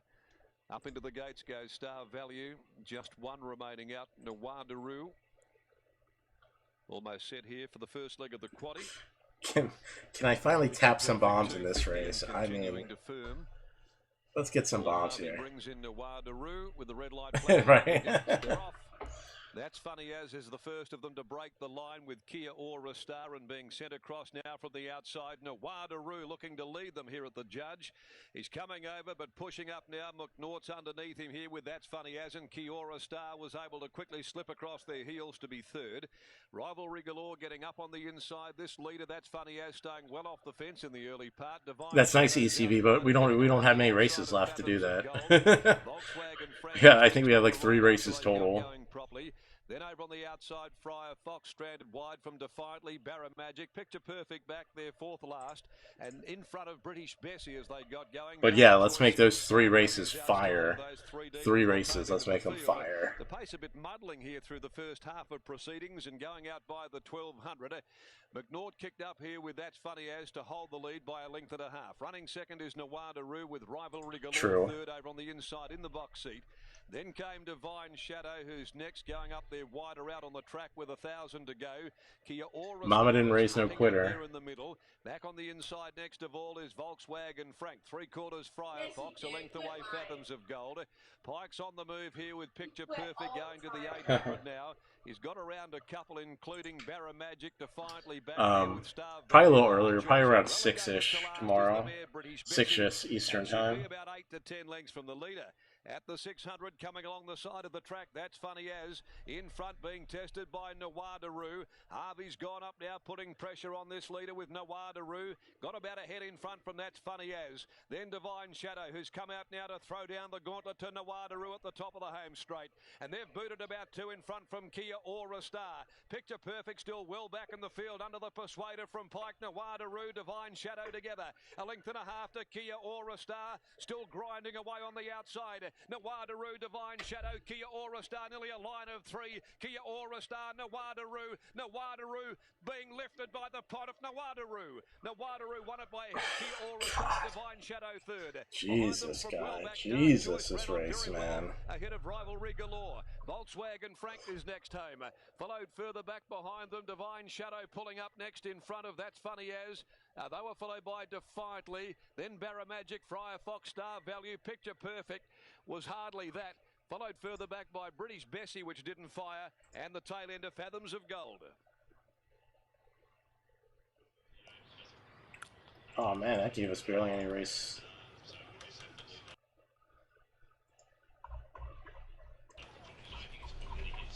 Tarquin. Okay.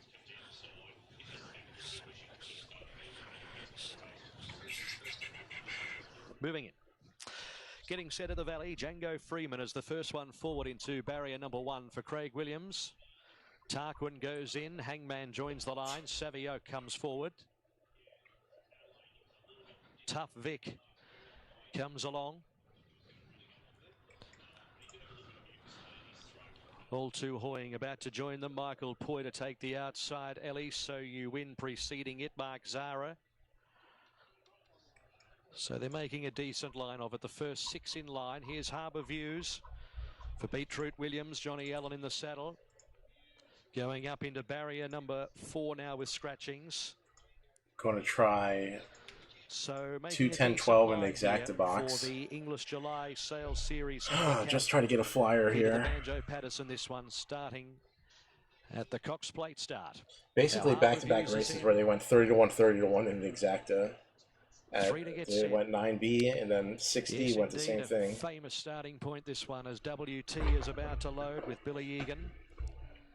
2 to get set.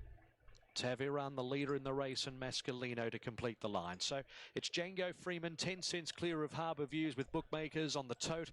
Django Freeman, $3.40. Harbour Views, $3.80. Last one coming up, Mascalino.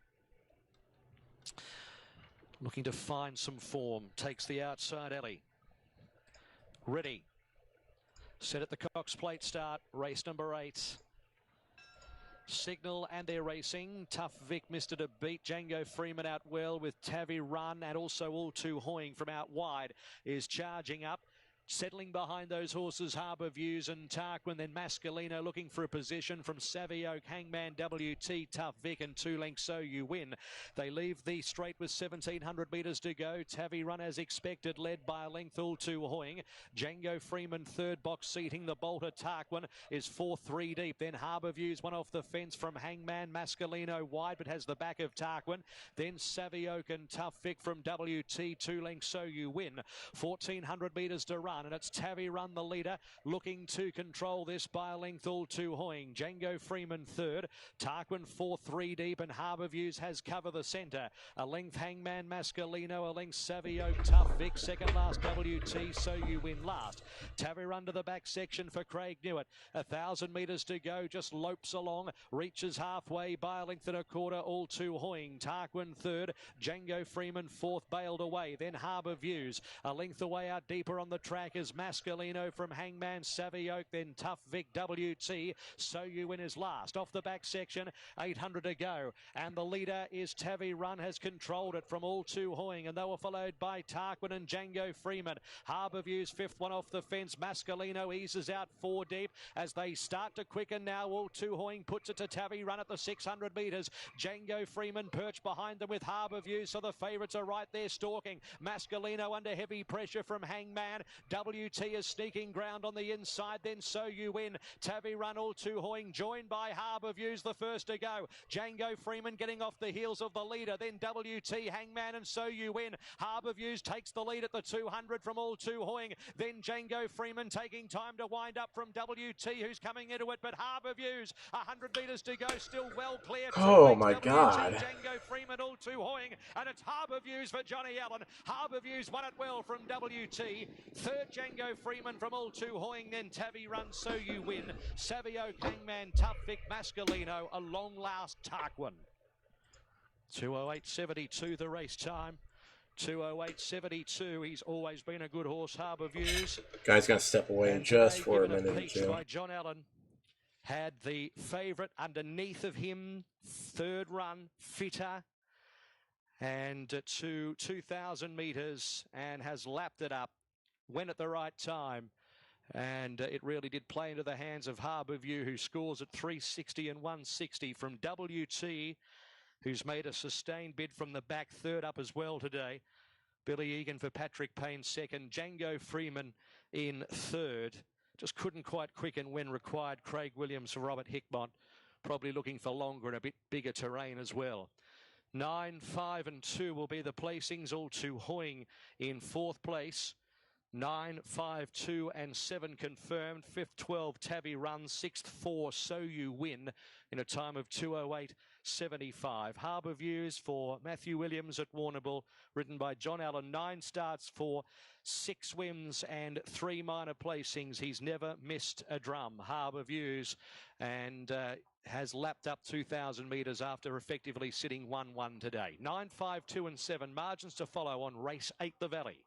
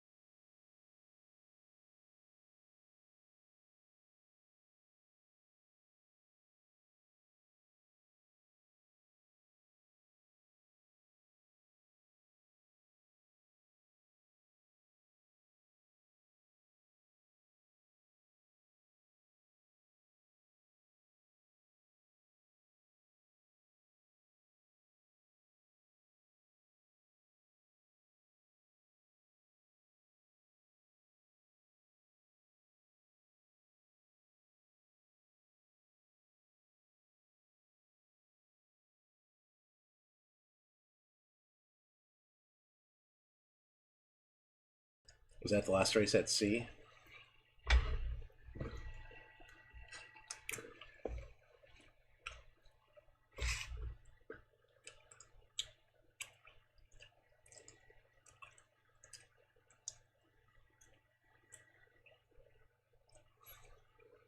Nikki B, nice hit, man. Should be a nice little exacta there. 9-5, that 5 sneaking in there. Billy Egan's been on a tear, man. And yeah, I got a little ice cream bar.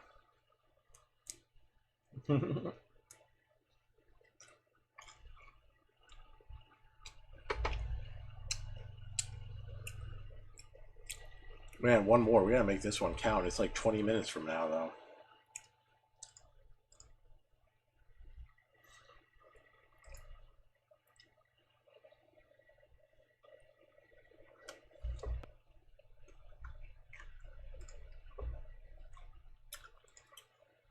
There's actually three more. There's actually 3 more races at Australia D. But all the races are going to be like 30 minutes one after the other.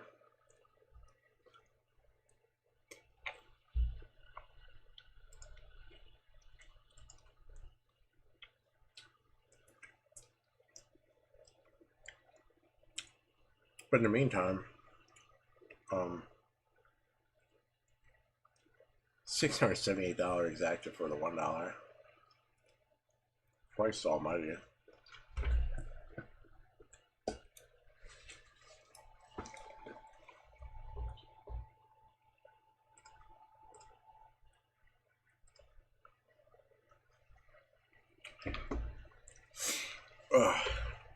Alright. So, let's see what's actually racing, like what they have racing tomorrow.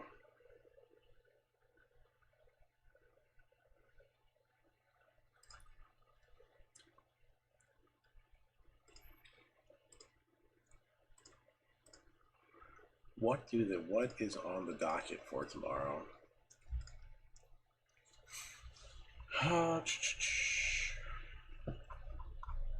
That was today.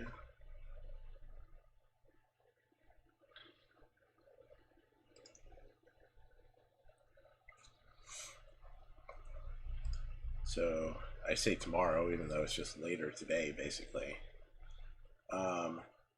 South Africa runs at 5:05.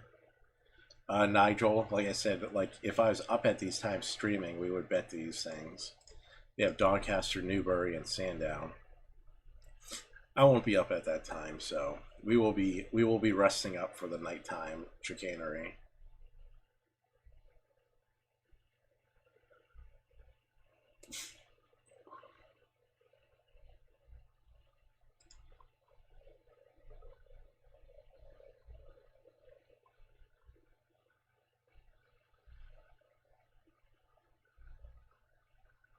I'm trying to figure out what these red, like, highlighted stuff means. Oh, tomorrow night we have Hong Kong. Tomorrow night we have 2 Australia harnesses. We have the usual, probably 3 or 4 harness. Usual 3 or 4 thoroughbred Australia tracks. We have Meadowlands. Oh, I guess the red just means it's canceled at the moment.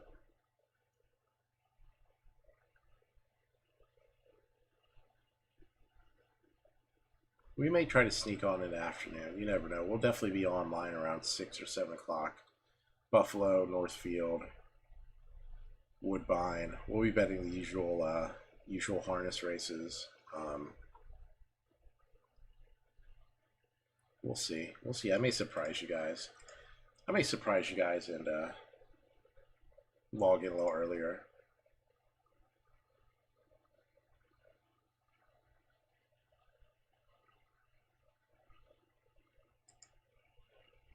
Let me go to that link. So if you go to, let's see, what is it, punter? Yeah, if you go to this link, this harness.org.au, they have some pretty good stuff there. the graphics are great. Like the graphics are really good. I like the little graphical thing. So I don't know what harness they have running for tomorrow, which will be Sunday. I assume it would be these 2 tracks. So Dubbo doesn't have much in the way of the analysis, but this form analysis is usually pretty good. Maybe the selection sheet has a little. Oh no, it doesn't. But sometimes if you get lucky, they have the little like I-form and stuff, and it shows the little speed, like the speed maps. Those are really good. A little. Just kind of tells you the speed. The speed. The I form really is helpful because it tells you where they're likely to be on the lead, and then it shows you a little picture in case like you can't read and stuff. I just like looking at the little picture. So a lot of the tracks don't have that, but some of the tracks have the speed maps.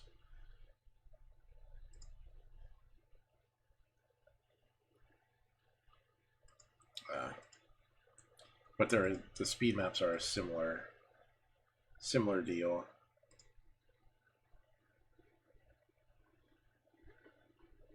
Got the little picture that tells you. Maybe you can like bookmark that. It's useful.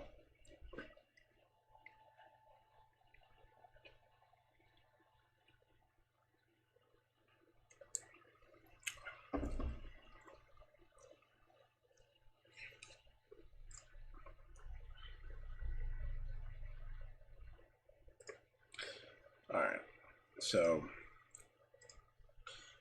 that's kind of the rundown of what we got. We got definitely we'll be on around 6 or 6:30. Do some Buffalo, Northfield, some Evangeline, maybe some remnants, maybe some Santa Anita that's left over. But we'll be good. We'll be good to go. All right, Mooney Valley. Was there any early selections here?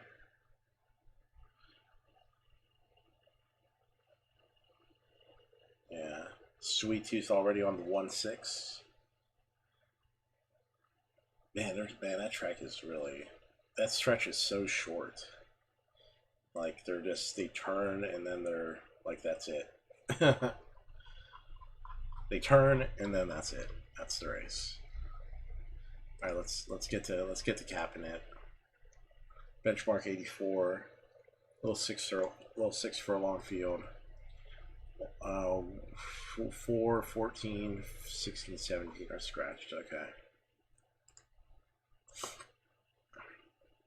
The 1, 0 for 13 on the soft track, although yes, a good effort last time. These South Australia tracks, it's hard to carry over to go into like Sydney and Mooney Valley and show up and just beat up on a field. The 2 tends to get really far back. That's definitely not what is needed today, the way the track is going. Probably will be too far back. The 3.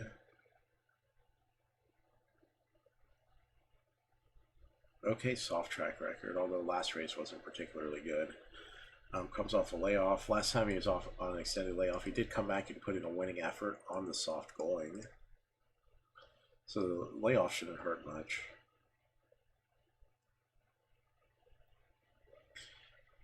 We'll have to take a look at the rest of the group to see. 4 scratched. 5. Unknown on soft going.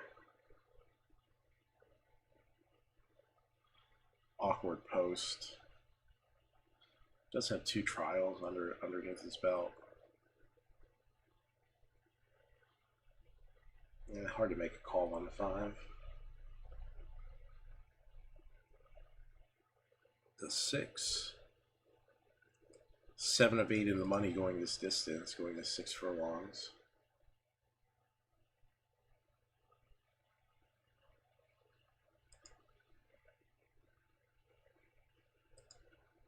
I mean, this is a huge step up in huge step up in competition, but the 6 has been ready for it every time. I mean, this horse went from a benchmark 58 off the layoff, benchmark 70 win, benchmark 70 win, benchmark 84 win, benchmark 90 second. I mean, this post is going to be really awkward though, but the horse has done this at all kinds of different tracks. I mean, hard to just kind of shun a horse that's been that solidly competitive.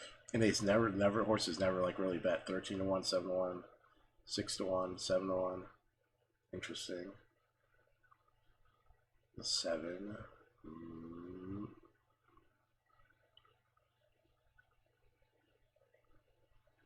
And it just hasn't gotten over the hump in any of these races.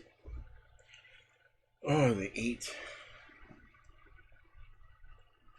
1 for 1 at the track, which was a good race last year with Ben Mellum riding. So the horse came from 8th on the turn, swooped in.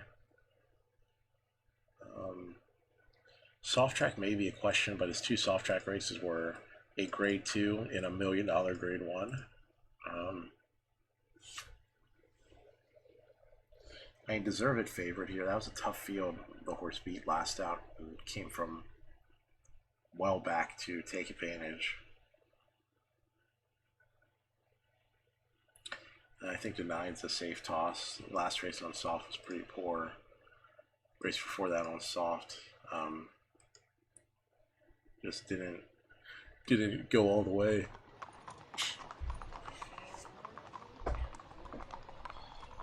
Alright, to 10. Another one coming from South Australia. Has 2 races at Moonee Valley, neither of which were very good. That's a toss. Alright, the 11.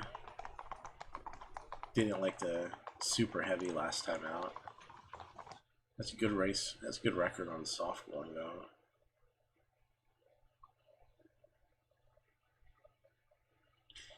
Not sure what to think of him against this particular field. You can throw out those heavy track races, and if you throw out those heavy races, this horse has basically been in the money every race except one on the in his career.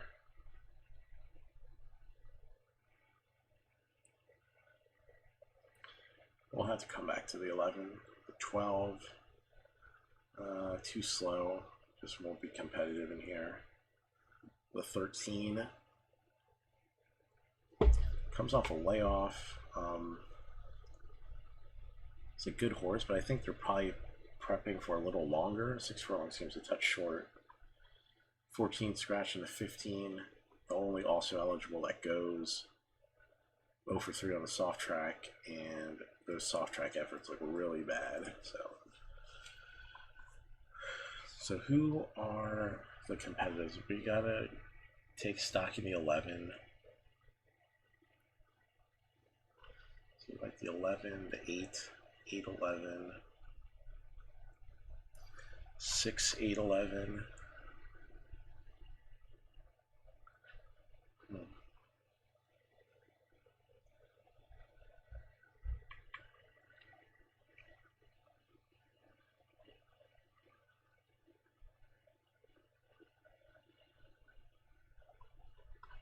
Maybe that's just the race. Maybe it's just play the 6, 8, 11 in some combination. You know? Get too fancy trying to look for things here. You know, I looked at the 3. Last race was not too good. Comes off a 3-month break. And he was okay before coming off the 3-month break, but this is definitely a tougher assignment. And 1 and 2 just have to carry too much weight, really.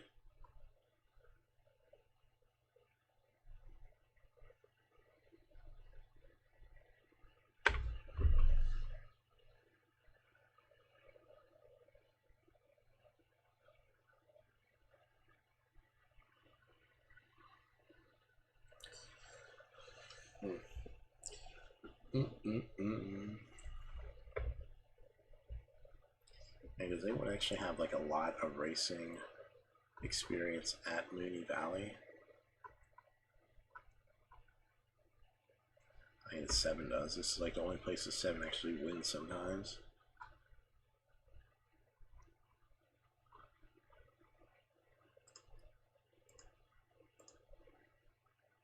Triple, $1 triple box. 6, 8, 11.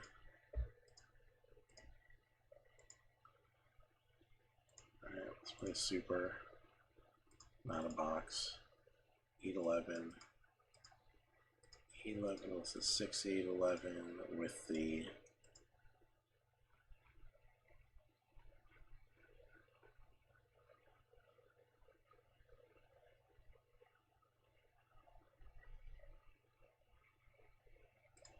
so the 6, 7, 8, 9. I accidentally pressed the 10 instead of the 11. Okay. 6, 11. 8, 11 with the 6, 8, 11 with the 6, 7, 8, 9, 11 with the 6, 7, 8, 9, 11. Alright, we're in on that 20-cent super. And then let's play an exacta. 8, 11 with a 6, 8, 11. Then play an extra exacta 11 with a 6, 8. Go with that 11 horse. Go on with the 8 and the 11.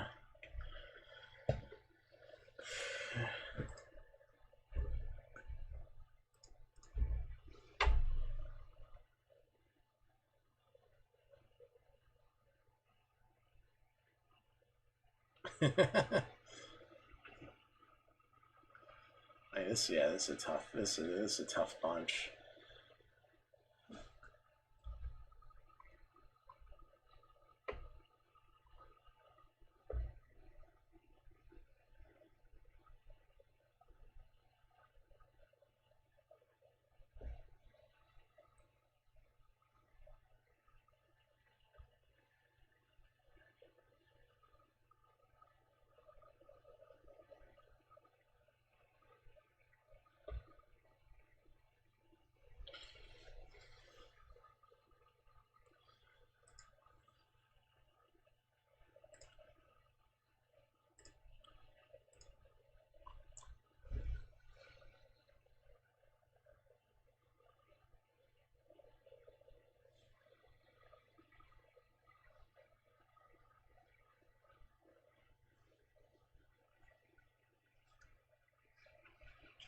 Yeah, I mean it's a crazy field. I mean, who will be this? Who is the speed? That's the question.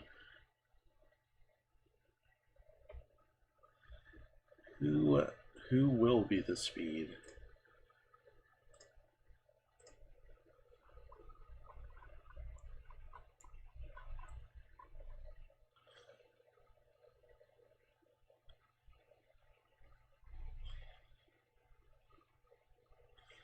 The 5 maybe Zara from the 13 post. Is he going to gun? I mean, Waterhouse and Bot. If there's ever a question like, hey, is there speed and there's not speed, Waterhouse and Bot are probably going to bring the speed.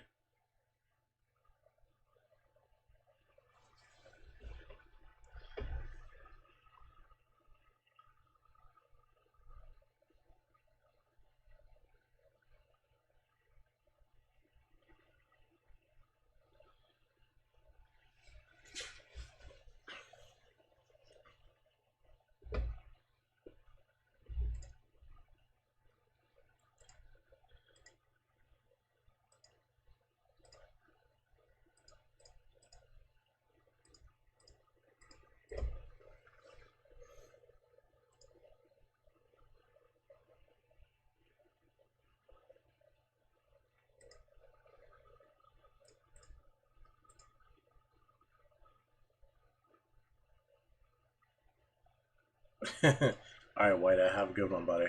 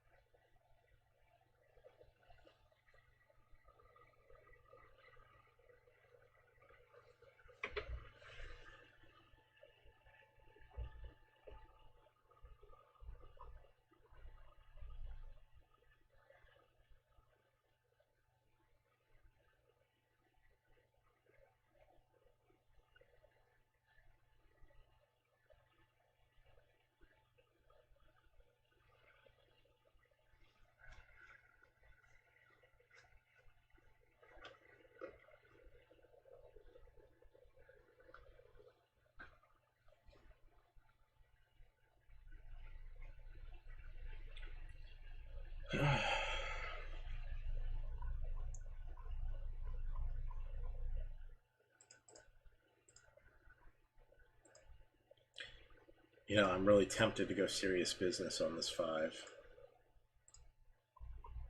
Like 25 on his nose type of business. Very tempted. Probably a terrible idea. Correction, definitely a terrible idea, but very interesting for sure.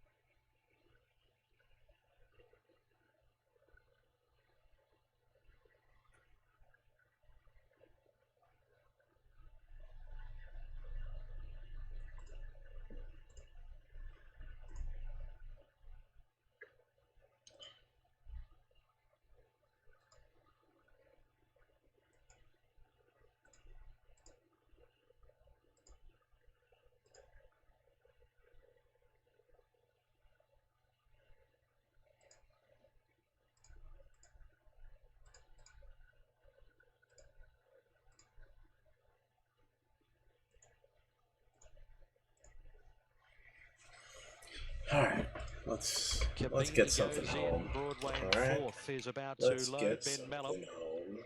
Also, Be My Star coming along. Jamie Carr getting set for the final race on the program. The running of the Ladbroke Switch Handicap over the 1200 metres.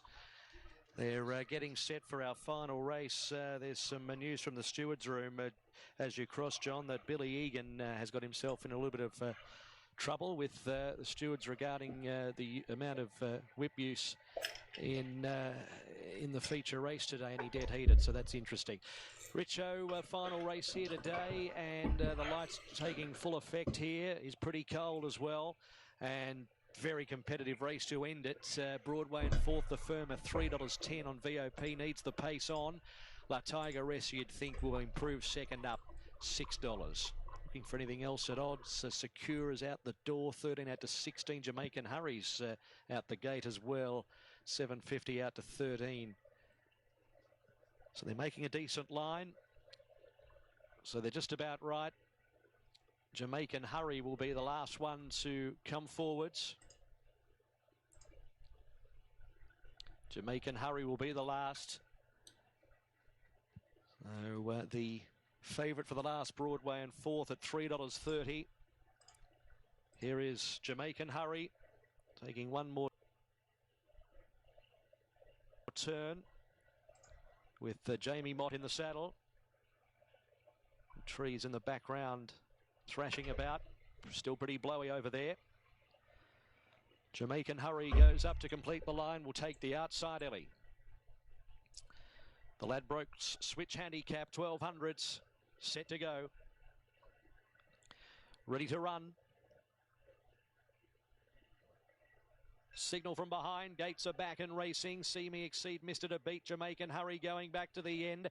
Showing speed. Call Me Royal. She's a Thief and River Jewel charge forward as well from our long Sally behind those Persuader.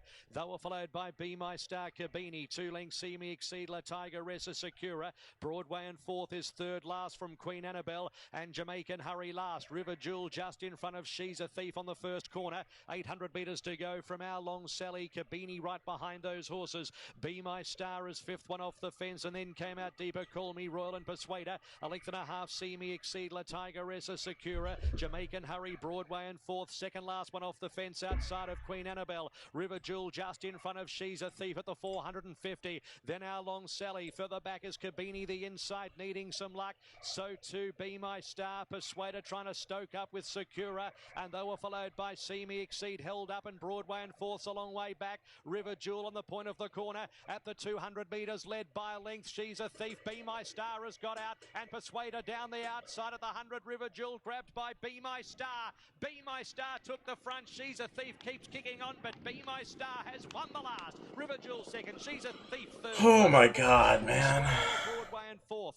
They were followed by See Me Exceed, Kabini, La Tiger, Reza Sakura, Our Long Sally, Queen Annabelle. Well back was Call Me Royal, and Jamaican Hurry never came on today. Be My Star, number 10, Jamie Carr for Will Clarkin. Jamie Carr has notched up a double, scoring earlier on, of course.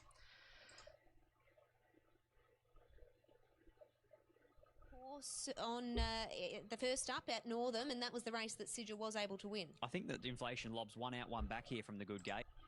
Oh, you crushed that race. I mean, you had that dead to nuts. What? Okay, well, you're up anyway.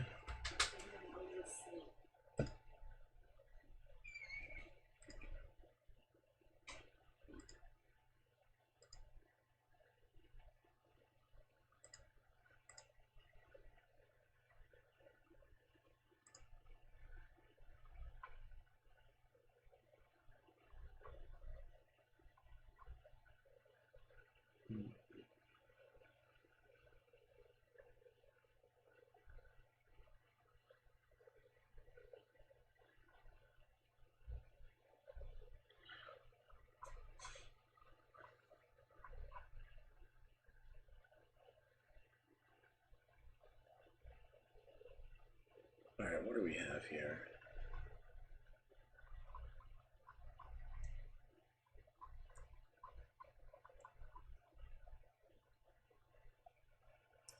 And a 5 should be speed from the rail. The speed's been pretty good at Belmont so far today. At least, you know, like the rail, the 1 to 5 went off the pace, but that was basically it. I'm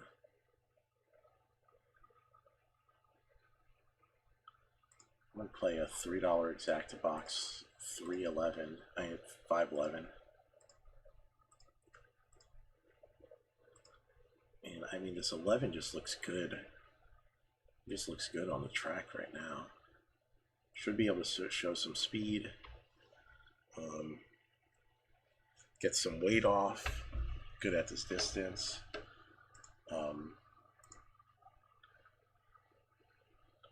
Yeah, I mean, let's go. I'm putting 15 to win in place on this 11. Let's go. Let's go. Drought last start at Northam. Around the 1200 day mark. In a wacky old year, 2020, anything's possible. Could he possibly go back to back? The mind boggles. Now here comes Plead the Fifth and the Escort. They're almost set here for the running of race 7. Light mist drifting across Belmont Park. Preceding race 7 here this afternoon, the Glenroy Chaff Handicap. We're just waiting for the Escort to move in. The starters across now. Serenity Bay 225, just pushing out late in the market. As the light appears, in goes the Escort. They're set. They're racing. Next stop, the Moon, one of the first of them to leave with Recharger and Kiko. And right behind them, Serenity Bay also jumped nice and prominent ahead of Eurasia, with Inflation beaten for speed back on the inside next of all as they settle down in front of Pro Consent. Then Denga further back. They're going along at a strong pace here at the head of proceedings. Sublime Image is back there in the second half. Then Drift Star, Costa del Santo, the Escort and Sigil are well back with Plead the Fifth, and the tail ender is Arnie's Boy. Gee, look at the territory that they're covering here. From first to last, the best part of 15, 16 lengths as they go past the 700. Next stop, the Moon, who'd been freewheeling, leads the way. Kiko up there sitting at its quarters, running second, and Recharge a third. And they're just trying to back off the pace a little here, coming to the corner. Over on the outside, then getting a lovely run behind them, the favourite, Serenity Bay. It was trailed in turn then by Eurasia with Inflation next. Pro Consent behind those, and then Sublime Image. Followed further God back. damn it, 11. Come on. Into the straight, though, they balanced up. 350 to go, and next stop the Moon led clearly. 2 in front. Here comes Serenity Bay, though, starting to gobble it up very quickly. And as they come to the 175, Serenity Bay reaches the lead. Costa del Santos finishing full of running down the outside. Serenity Bay, though, kicks away. Costa del Santo on the outside runs to second from next stop the Moon, but it's a great first up win. Serenity Bay. Oh my goodness. Fucking horrible. Absolutely fucking horrible. They were followed wider out on the track then by Pro Consent, Sublime Image, Inflation, then Sigil, a gap in the field of Kiko Plead the fifth, the Escort, Driftstar Arnie's Boy, and Denga last in. Serenity Bay with the run of the race. All right, guys, that's enough for me tonight. You all have a good one. I will be back at it later today. I will see you in approximately 16 hours.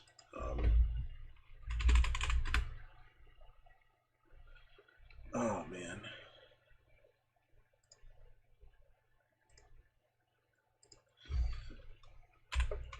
If